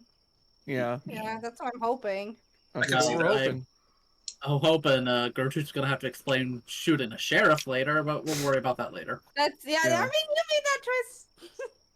Yeah, listen, I was invoked by, you know what, I can make an excuse for this. I thought he was going to attack with the gun just to be safe, because, you know, if anyone's harmed, I'm gonna shoot them first. But my bullshit excuse Stand is your my ground, dark side downside. One of them is I'm soulless. So, there's that. Yeah. That too. There's the reasoning. So Shilo, are you gonna Trying to blow up. light the fuse and dip? I was gonna try and toss it. Yeah. What are you Or- tossing it at? The Well, house or the at- shed? No, at The the thing. the creature. Yeah. Oh, the creature. Okay. And keep in mind, you guys Yeah, are all like most of you are still Hey. like right on it. I was gonna say, Right. are you trying to blow us all up? We're Well, trying to all get out of here. hold but on. We're trying to like blow it hold on up. now. I We thought. can say, I mean, like, Paul's got a is it like act and move on each turn, or is it act or move? It's both. You can. Okay. It's technically both. So Paul could get out of there. Shilo could get out of there. I can move on my turn. And I think Ren just said that they moved out of the way. do we have an understanding of what the fuse is? Like how long? It's a road flare. It just Yeah, No, I don't you know light if it, it's a I fuse. shoot it. I thought, yeah, that's why I said I look at Cameron of like, okay, is that I'm gonna throw yeah. I was saying, how's Gertrude gonna get out of this real quick? I don't know how close you are to it. Yeah, that's the only other thing. Gertrude, Like, Cameron, Shilo, and Paul are like within arm's reach of this thing at the moment. Yeah, I was about to say, so- that's why I was like, maybe let's not blow up our entire team. Right, no. We can do this though. It's just like I think Ren just said they got out of the way. Paul hasn't finished their turn yet, so they could get out of the way. Paul just told Shilo to get out of the way. I They're was gonna move. compelled. And all I have to do is wait till you get out of the way, so we can do. I can do the equivalent of holding my action. Does that Gosh, I've happen always in wanted this to say game? that. Like, You But can just decide to do your thing on your turn. I'm really There's not really a hold action thing. Also, thank you for the raid, Dawn. hey, Nice. Thank you so much for the raid. And if you're new here, I'm Gil Swamp Guy. I am the suburban dad swamp creature that runs tabletop games. Like tonight with Monster of the Week. You guys just got here during the big fight, so welcome. Perfect Stick around. timing. Perfect timing. Oh God. Well, hi Dusk. Welcome in. Let me give Dawn a quick shout out, and then The Oni themselves. the Oni themselves.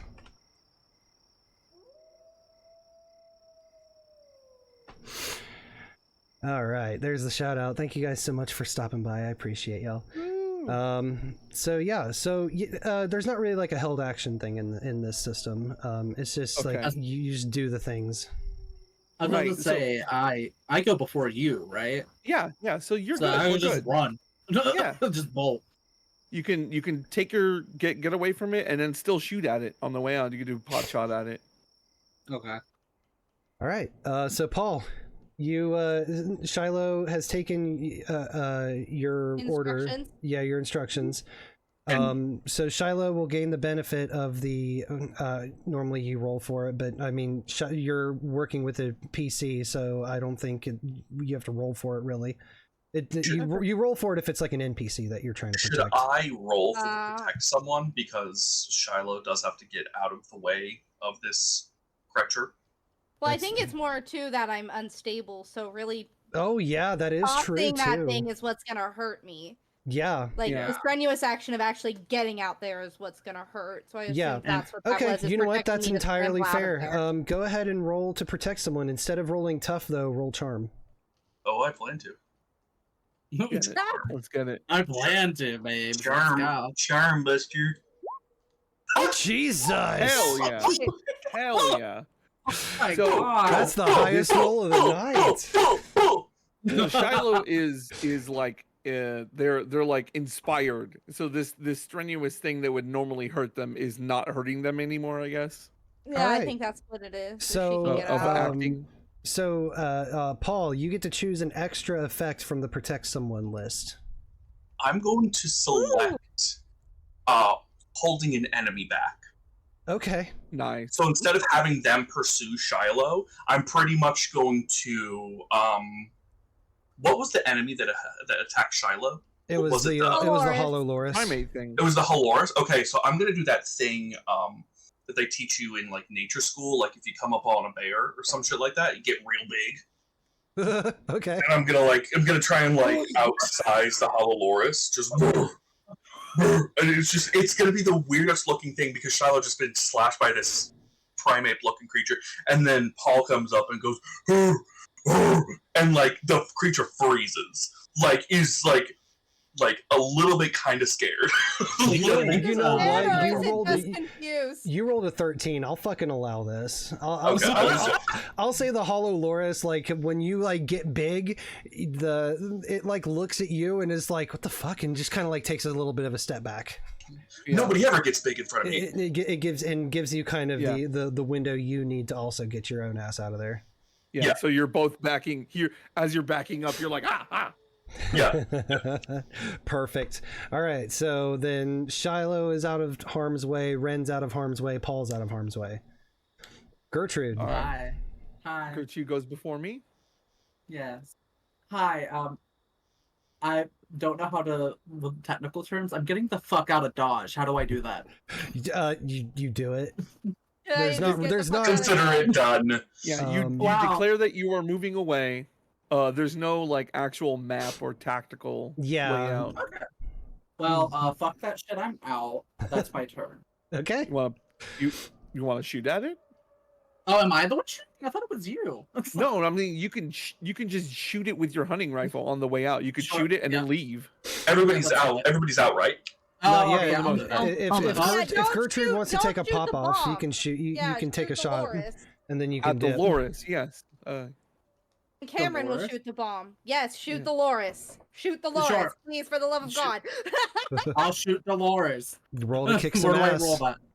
Kick some Is- ass. Fail. Submit. Go. Oof. Hey, I'm mark using that luck experience. Okay. How many luck Choose points do you Dolores. have left? You might want to reduce it because I have 5. Okay. Now 4. Okay. So All There you right. go. So then, Normally yeah, that would be like all you have for So- the campaign. yeah, for Yeah. like the entire campaign, but this is a one shot. I Who know, fucking that's- cares? No. I was like, this seems a little busted. At this Right, point. yeah. Normally you'd be like, oh man, I don't think I want to use luck because, like if you're the crooked, it's like, I'm going to get more heat on my ass or something. It's Yeah. a real Sophie's choice. Yep. So Well- yeah, so you go ahead and you inflict. How much is it for the hunting rifle again? 2 2 harm. Okay. is far and loud. And you Yes, the other also side. get the added bonus. Who's Dolores again? Actually, could you remind me? The Loris. It's the It's big, it's big the bad big creature. monkey. Okay. Monkey I just man. said, like Dolores, like the name, and I was like, "Who the fuck's Dolores?" That's valid. That's totally I valid. was like, "Where did I don't know? I guess I'm shooting some woman named Dolores." Okay. Monkey. Oh, that's the wrong one. Let me find it Because it is going to swing on you again. It's going to do damage to you before Oh, you no. leave. Wow.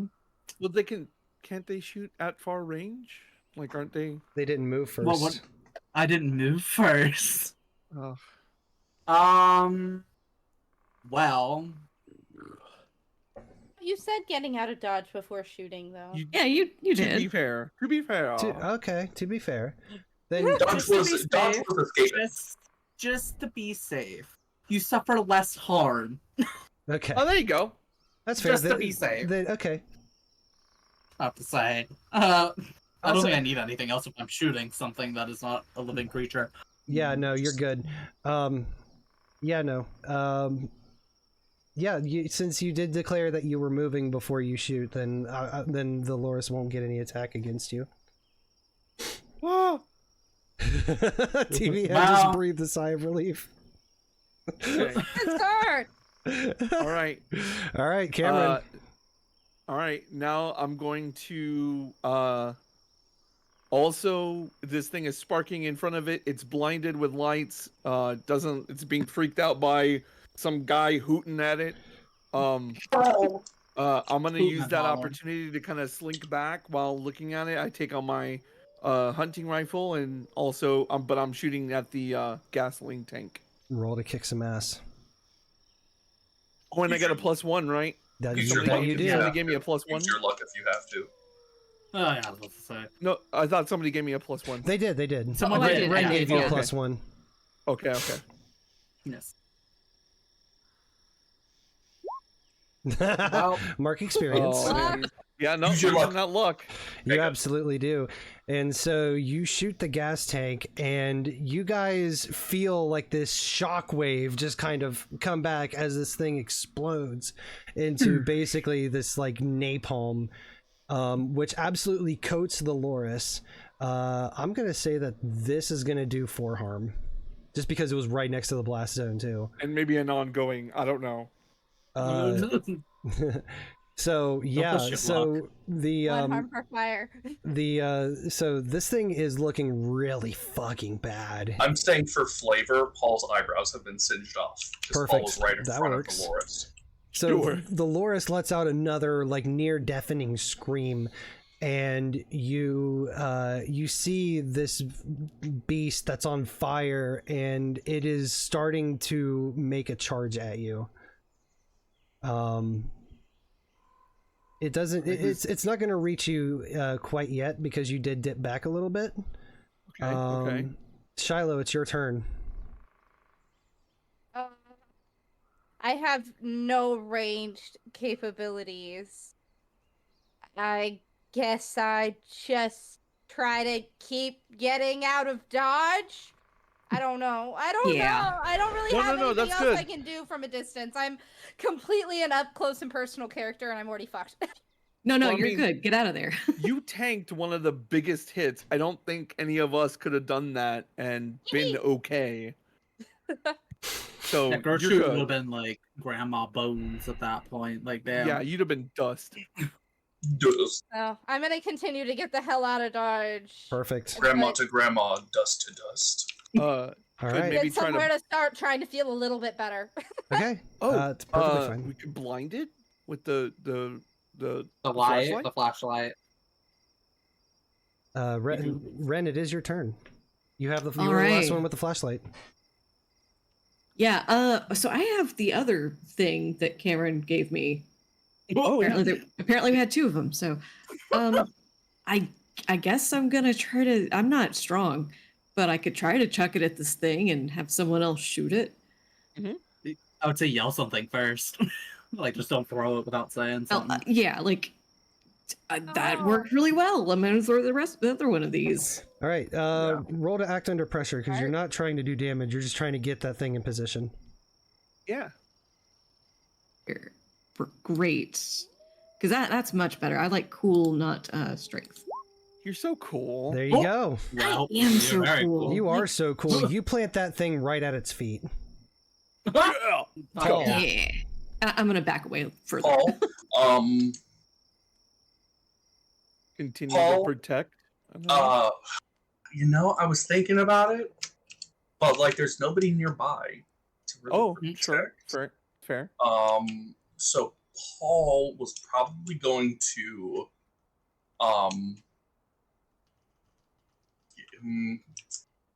smart or content. Paul's going to take a batter's stance and pull out a baseball bat Perfect. and aim for the head and just go for the crack. You're going for it? Going for it. All right. Let's see that roll. Kick some ass. I will say this is a one shot, so I would go for the fun. Yeah. So, Rolled in to kick some ass. Submit. You're pitching a He took a batter stance. He got the baseball bat out. I got a baseball bat. It's my second weapon. Oh. No. This is where we're all failing. You went from the highest roll to the lowest roll. Yeah. I'm not. And just for the hell of it, because I want to see what happens, I'm not going to. I'm not going to luck. I'm going to accept the consequences of my actions. Why? So you swing you swing at it and absolutely fucking biff it. You Okay, here's what happens. You swing and you actually hit the gas can, and you hit it in a way to where, like, the little top, you create enough pressure that the top kind of pops off a little bit, and now the gasoline's leaking out on the ground. Okay. Oh, fuck. Oh shit. And you are standing in it, and the Loris is on fire. Oh. So man. you are now going to be engulfed in flame. I'm going to need you for instantly just kind of just going up. I'm going to need you to take 3 harm. Okay. And then the Loris is going to get an attack on you. So how does Oh, it work? So how does it work when you reach 4 or more? Mark unstable. You are You mark it. unstable. It's like me. You're kind of fucked right now, and you need to try and live. So Okay, let's take the harm from the Loris first. It's going to do something a little different. It's going to bite you. Oh no. Um, Okay. Which is a little bit better than the acidic touch. It's 1 harm close. It does not ignore armor. Okay. I don't have armor. So you take a total of 4, and that pushes you into unstable territory. But I'm going to say that you're unstable because of the fire, and now your skin is just starting to get, like, really, like, burnt up pretty bad. Especially around your legs. I'm not going to stop, drop, and roll. There's gas down there. So Get away! I'm going to say that if you so much as start running, you're going to start taking more harm. I'm gagged. Damn. Well, rip in peace, I guess. That's Literally, I was like, That's what happens when you fail. Why did you run in? I didn't run in. I was right there. I was still there. Gertrude, I guess you're so. up. Oh, joy. And I'll say at this point, the thrall of the sheriff and the librarian are now, like, close to melee range with I'm gonna say with Paul and Ren. Can I say something? Can you? Well, I'm down for suggestions. I'm a little conflicted. in character, you're going to hear Paul through the screams of a gasoline fire, scream out, "Just finish the job!" I am absolutely going to take that, actually. Okay. I guess I'm shooting the can, aren't I? Are you shooting the can, or are you shooting the Loris? Well, what am I shooting? What, I don't know. Paul, who Well, because finished the the can's job. already on fire at this point, because all the gasoline leaked out. So it's Well, will it it's boom? not. Well, yeah, that's what to say. How leaked is it, our lovely Gil? A good bit of it leaked out. Like, if you shot the can, you're not going to cause an explosion. Okay, thank you. That's all. Because all the information pressure is I out need. of it at this point. Yeah. Makes sense. Does the librarian have a weapon? The librarian has a knife. Okay, thank you. I am going to shoot the sheriff again. You're going to shoot the sheriff again? Again, yeah. He looked at me funny. Roll Hey, it. Cab! Roll it. Kick. Because, they're going towards other people. I mean, I Roll to prefer kick you some guys ass. to not. Some ass, alright, babes. You're I not lost currently it in any again. melee danger, so... Yeah, that's why I'm like, I have a rifle. Like, might as well kick some ass. Submit. Mark experience. Thank you. Let me go to that real quick. I'm at 3 out of 5 experience Okay. for anyone who's interested. I feel like the luck is a little unfair.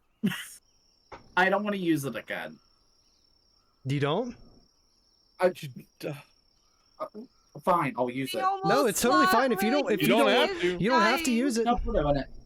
Listen, I'm using it. I already clicked it. Too late. Okay, Oh, that's no. good because then you would have shot Ren. Yeah, Shit. So Man. game The Benny Hill brutal. theme is playing throughout this entire thing. absolutely. Yeah, no. So okay, so you shoot the sheriff again. Sheriff's looking really fucking bad. Yeah, listen. I'd rather one of them die, and that's less to deal with. Rather than What two melee. extra benefit are you taking from the kick some ass table? Right, let me find that again really quickly. I have the thing really tiny. Maybe I should make this bigger. 1 second. That's gonna help so much. Okay, kick some ass. It's a additional thing. Well, yeah, okay, I found it. I am going to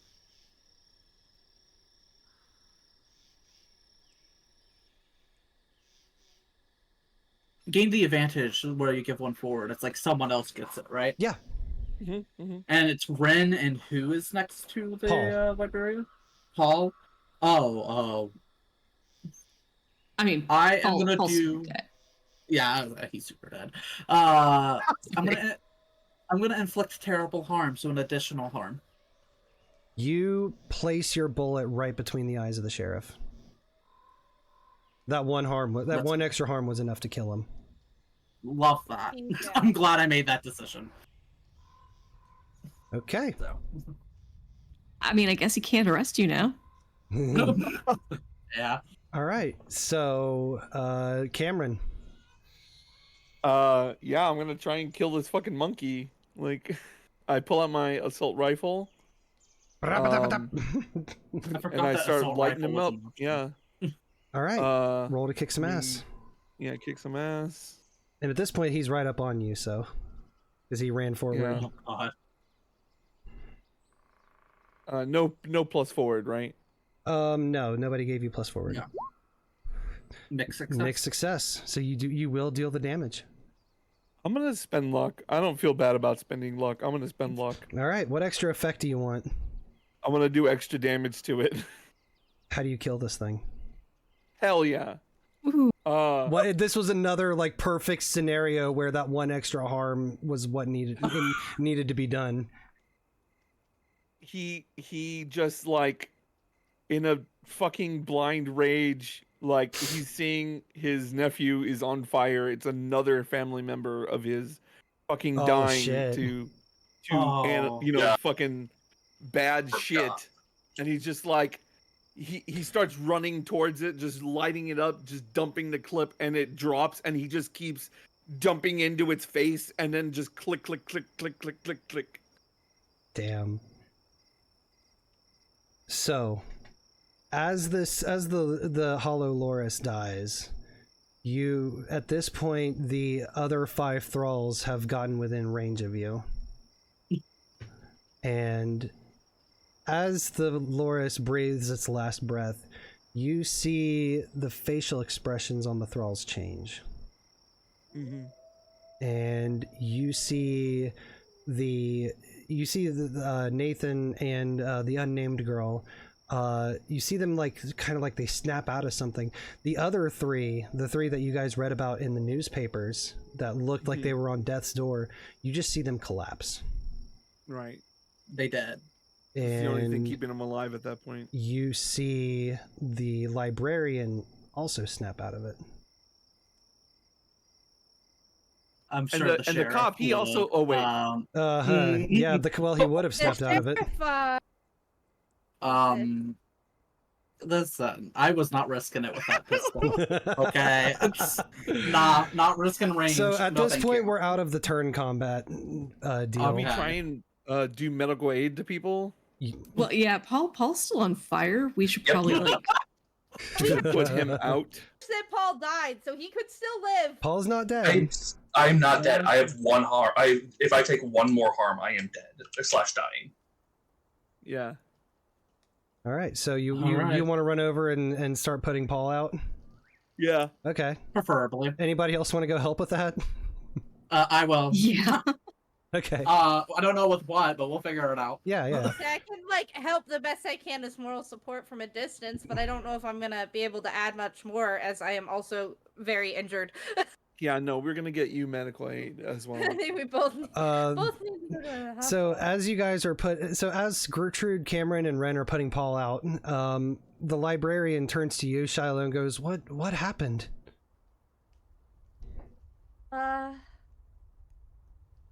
That folklore happened. It's a long story. But Yeah, My it wasn't nothing. And then It was something, and it had you too. she turns away from you and sees the bullet-ridden body of the sheriff. He tried to kill us. We tried to save you. She's like not probably feeling super hot because she's still Probably actively not. bleeding out right Yeah, now. she's still I coming feel out like of that it. might be like the gist of what she's able to kind of get out before she's like, I can't. No, ask somebody else who is not actively Yeah, dying. she's not fully mentally aware yet, and and neither are Nathan and the unnamed girl. I don't think anybody other than maybe Cameron, Ren, and Gertrude are in their right minds right now. out of curiosity, since we are done with the harm, how much harm has everyone taken? Just for One. funsies. 6. 4 out of 7, Two. yeah. 2. I have 7 out of 7. did not take a single harm that entire fight. Yeah, I just took the one. Yeah. All right. Uh, So, my God. so what do you guys do from here? What's the plan? I mean, we gotta get medical. A hospital. Yeah, hospital. Okay. So I guess smash cut to hospital. Smash I don't cut know. to or yeah, hospital. like Shilo looks at the librarian. I'm like, who do we What do you guys do else with the do we bodies? call in an emergency? You guys do anything with the bodies? Bury them? Like, Um, can we, like, bury them in salt? Like, can you do some fancy shit, Gertrude? Can we confirm that the monster is dead? I'm sure it is, but just to be safe. Yes, the monster is dead. Like- Okay, Feel let's say, awful like, when can it's someone, like, put a people spike like through that. its head just to be safe or something? Like, Yeah. whatever. Just wanted to And confirm lop that. its head Alright. off. Yeah. Yeah. Um, And, All right, so you guys I bury. mean, I don't know. Yeah, I guess we bury the body, but like I don't know. I don't care. I I'll do think, what you do. honestly, we leave it. We're done. We're just Yeah. gonna get everyone out because there's more pressing issues. Like, the person who was just on fire for like a couple Yeah, minutes. I'm gonna say like Something's like on the brink of death. I think we prioritize them. Okay. yeah. So you guys leave the bodies as they are. The bodies of the 3 people who went missing in the 80s and 90s. The body of the The bodies monster. are kind of the city's problem at this point. Well, yeah. Yeah. Well, the librarian can tell Yeah. Figure it out. people and be like, "Hey, case solved. They're dead." Mhm. Yep. So the God. 3 missing people, the monster, and the sheriff. Mhm. We might want to do something about the sheriff and the monster body later, not now. Medical Oh. first. Yeah, medical. I don't know. I mean, we could come back later. Or we could have. Well, I would say leave someone, but that's a horrible idea. We're out in the middle of the woods. Let's bounce. Let's go. Let's Yeah, take we're Paul. going. Let's We're out. get to safety. So you help everybody who is able to walk back to your van. You pile in, and we smash cut to the hospital. And I'm gonna say that this is a few days later. Paul, you are in a hospital bed, bandaged to fucked up. Mhm. I'm gonna say at this point, Shilo, you've received some medical care yourself, because you were unstable, but you weren't nearly in bad as condition as Paul was. Oh no, yeah. Also, I'm a werewolf, so I assume there might be like a healing. factor or Yeah, something like there. that. You know, like. So this is a few days later. What did you guys say to to Nathan and the unnamed girl and the librarian, or do you say anything? I say we give them to the proper authority. Maybe also at the hospital and go our separate ways for now. Maybe go back and later and Okay. clear things up. But for now, we let them get healed and make sure they're fine. But if it's a couple days later, we could also Yeah. we've talked to them. I'm open to Shilo either. calls her lawyer and starts paying bills and starts doing whatever she needs to do on the back end to cover this up. Okay. Very good. Calls not like her first lawyer, second lawyer, third lawyer, you know? Got it. I mean, Yeah, it's- she's legal stuff. Yeah. Yeah, when you really think about it, it's not too hard because it's like, what are people gonna believe? You know what I mean? Like, Yeah. Yeah. I mean, maybe they just all got lost in the forest and got dehydrated and just totally lost their minds. I don't Yeah. know. And shot a sheriff. And a We're big just making monkey. sure that Gertrude doesn't go to jail for murder. That's kind of the primary goal here. Okay. Yeah. Yeah. Again. Yeah, so so after a few days in the hospital, Paul, you're still bandaged up, but you do end up being well enough to leave. They just tell you to fucking take it easy.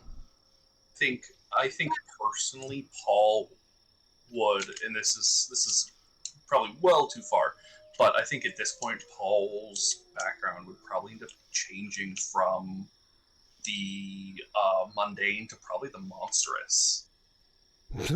monstrous. Yeah. It's more like what Shilo is. Shilo's like a part Mon- monster. But I was also bitten by the Ryloran and covered probably my entire body in burn scars. So it's like Oh. functionally a monstrous, but not really any kind of weird thing. Yeah. Potentially could be. We don't know yet. We don't know. Yeah. Just fun. Some flavor. Yeah, So- so I guess, like- I would say you definitely look monstrous, but I don't know if it'd be enough to change your playbook entirely. There's definitely some playbooks though that There's would, no hollow Loris lycanthropy going on. yeah. Yeah. But I would say there's definitely some like different playbooks you could go into that for like you could become a wronged as well. You could become, turns out you're the chosen one. Like Chosen One would be funny as fuck, I will say. I did that in Mundane, the another chosen one. campaign we had. Yeah, in another campaign I played the mundane and I turned out to be the chosen one. But yeah, so basically, they heal you enough to where you can be released. So So give that like a couple weeks, given how severe that was Yeah. from what you've described. Like, I feel like that's not something that would get resolved in like 5 That's days. fair. Yeah.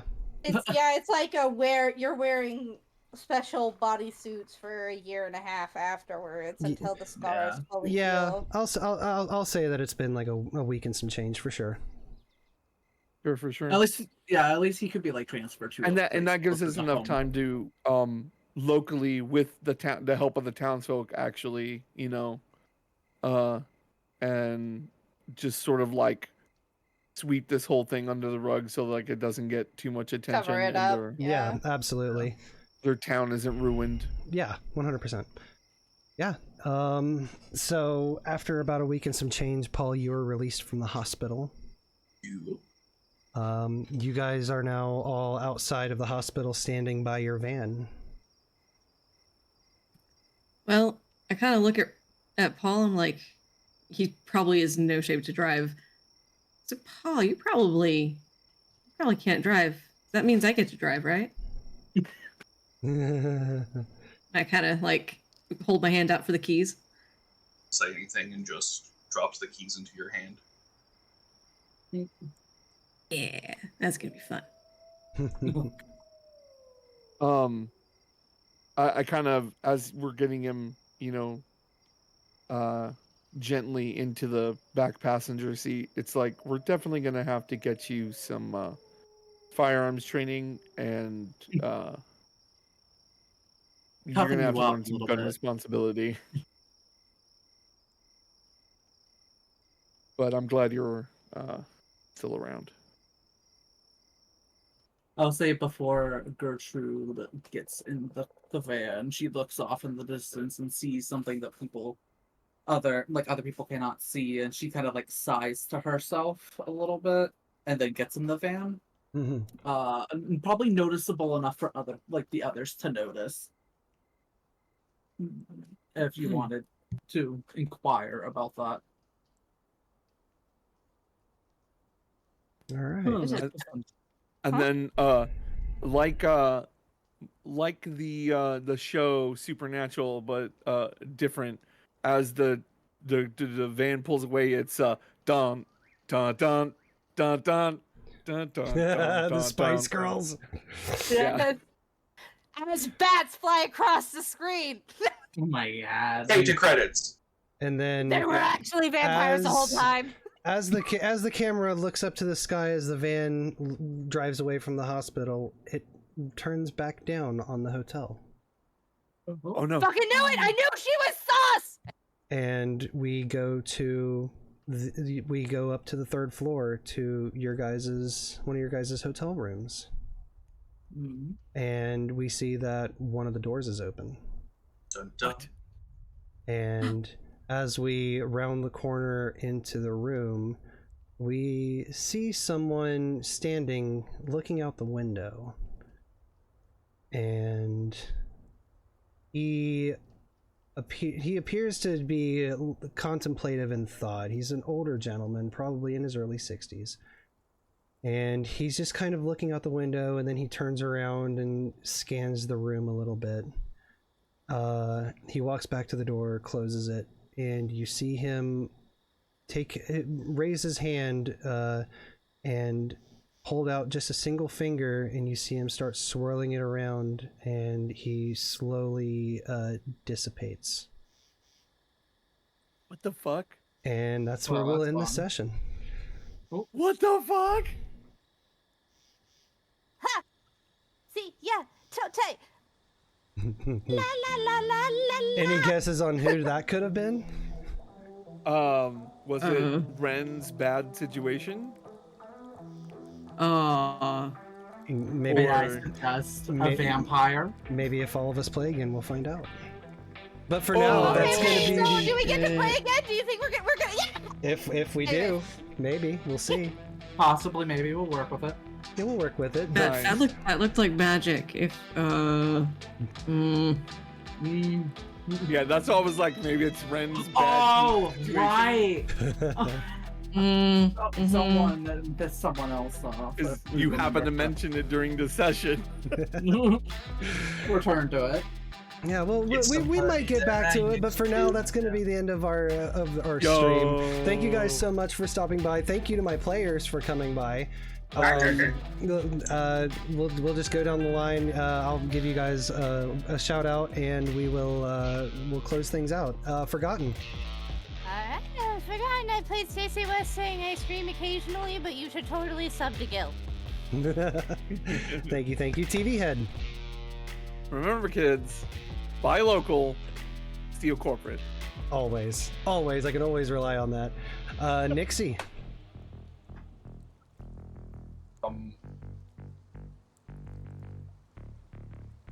Yeah. Hello? Yeah. Just a single bum. Yeah. Just pallid silence. Yeah. Perfect. Vash. I am not here. You don't see me. I don't stream. I occasionally appear on other people's streams. So Well, go subscribe to follow Gil. him anyway, if in the case that they do start streaming. And finally, Ace. You can find me like anywhere as StupidPunkThing. I do stream. We'll get back to it next year. And yeah, remember, subscribe to Gil or your toes. Thanks, Gil. And I have to ask before we close, this was Ace. This was your first tabletop experience ever. How did you find it? This is the most fun of something I've had in a long time, and I will be returning. You don't have an option, Gil. I will be showing up again. Sorry. No, Holy yes. shit, this was your campaign first- is gonna show up again. We got This another entire one, let's party will go. show up again. This was your Good, first come on. thing ever? Yeah, first Yeah, session ever. of any game ever. I have never done Dungeons and Dragons. I've never done any of them. This was my first ever. That's why I was asking so many questions. So I was so Holy Well- shit, goddamn. Well, you are a natural, so Absolutely, Yeah, I could not well. agree more. You done good. It's a natural consequence of being this You done young good. and hot. Anyways, Yes. But yeah, so no stream next Saturday because it is Christmas weekend and I will be traveling. I might do a stream somewhere next week if, God willing, nobody else in the house catches the vid. And then the 30th, the last stream of the year, is going to be another session of the Ring of Aurora in my original Pathfinder 2nd Edition campaign. So stop by for that. Yeah. Play the inventor in that. Yeah, absolutely. TVHEADD's the inventor. Also, if you're not a member of the Discord yet, why? Get in here. We have fun. Listen, if you're a member of the Discord, you find out first whenever I need players for games, for one-shots like this. Actually, that's the only way you find out. I don't post it on Twitter. So if you want to come into the table, come into the Discord. Simple as that. That being said, I also do have a Twitter, so go follow me over there, KillSwampGuy. I have a YouTube that I am uploading all of my tabletop sessions to, and maybe some funny clips whenever I have the time to do those. That's over at KillSwampGuy on YouTube as well. I have a TikTok that I've been fucking neglecting the shit out of. I'm hopefully going to fix that. I'm KillSwampGuy on that as well. And look forward to a pretty big announcement coming up soon. I don't know if it's going to be by the end of this month, but probably sometime in the beginning of January, I'm gonna drop something pretty fucking huge. Oh fuck! Oh shit! Yeah, it's a project that I have talked to some people about, that I've gotten some help with, and I'm really fucking excited for it. It's probably the single thing that I've put the most thought and effort and just genuinely wanting to get this motherfucker off the ground, and I'm really excited for it, and I hope you guys are too, but I guess you'll have to find out later about that. Spoiler alert, Gil is pregnant. Absolutely, yes, it's me. Not the missus, it's me. Yeah. Welcome to the world of impreg. Yes. Oh my god, whoa. Whoa, hold on, Whoa. wait, what? Nothing, don't. Who said that? I sure as shit didn't. Anyways. We're gonna kick the fun over. We're gonna kick it over to Cafe Clover, who's playing some Pokemon. Man. We're gonna go from fighting monsters to capturing them. Fighting and monsters. Fighting Being the monsters. Being the monster. Man, I really didn't think that one through, huh? So go drop Cafe Clover a follow. Thank you guys so much for stopping by. I always appreciate it. And I need to hold on before I fucking say the closing line. I need to click the start raid button because there's a countdown. Okay. I always forget that. I remembered this time. But yes, go give them some love, follow them. Thank you guys so much for stopping by. I genuinely appreciate it. Have a great night. Yeah, bye. Bye. Toodaloo. And we have rated, and we can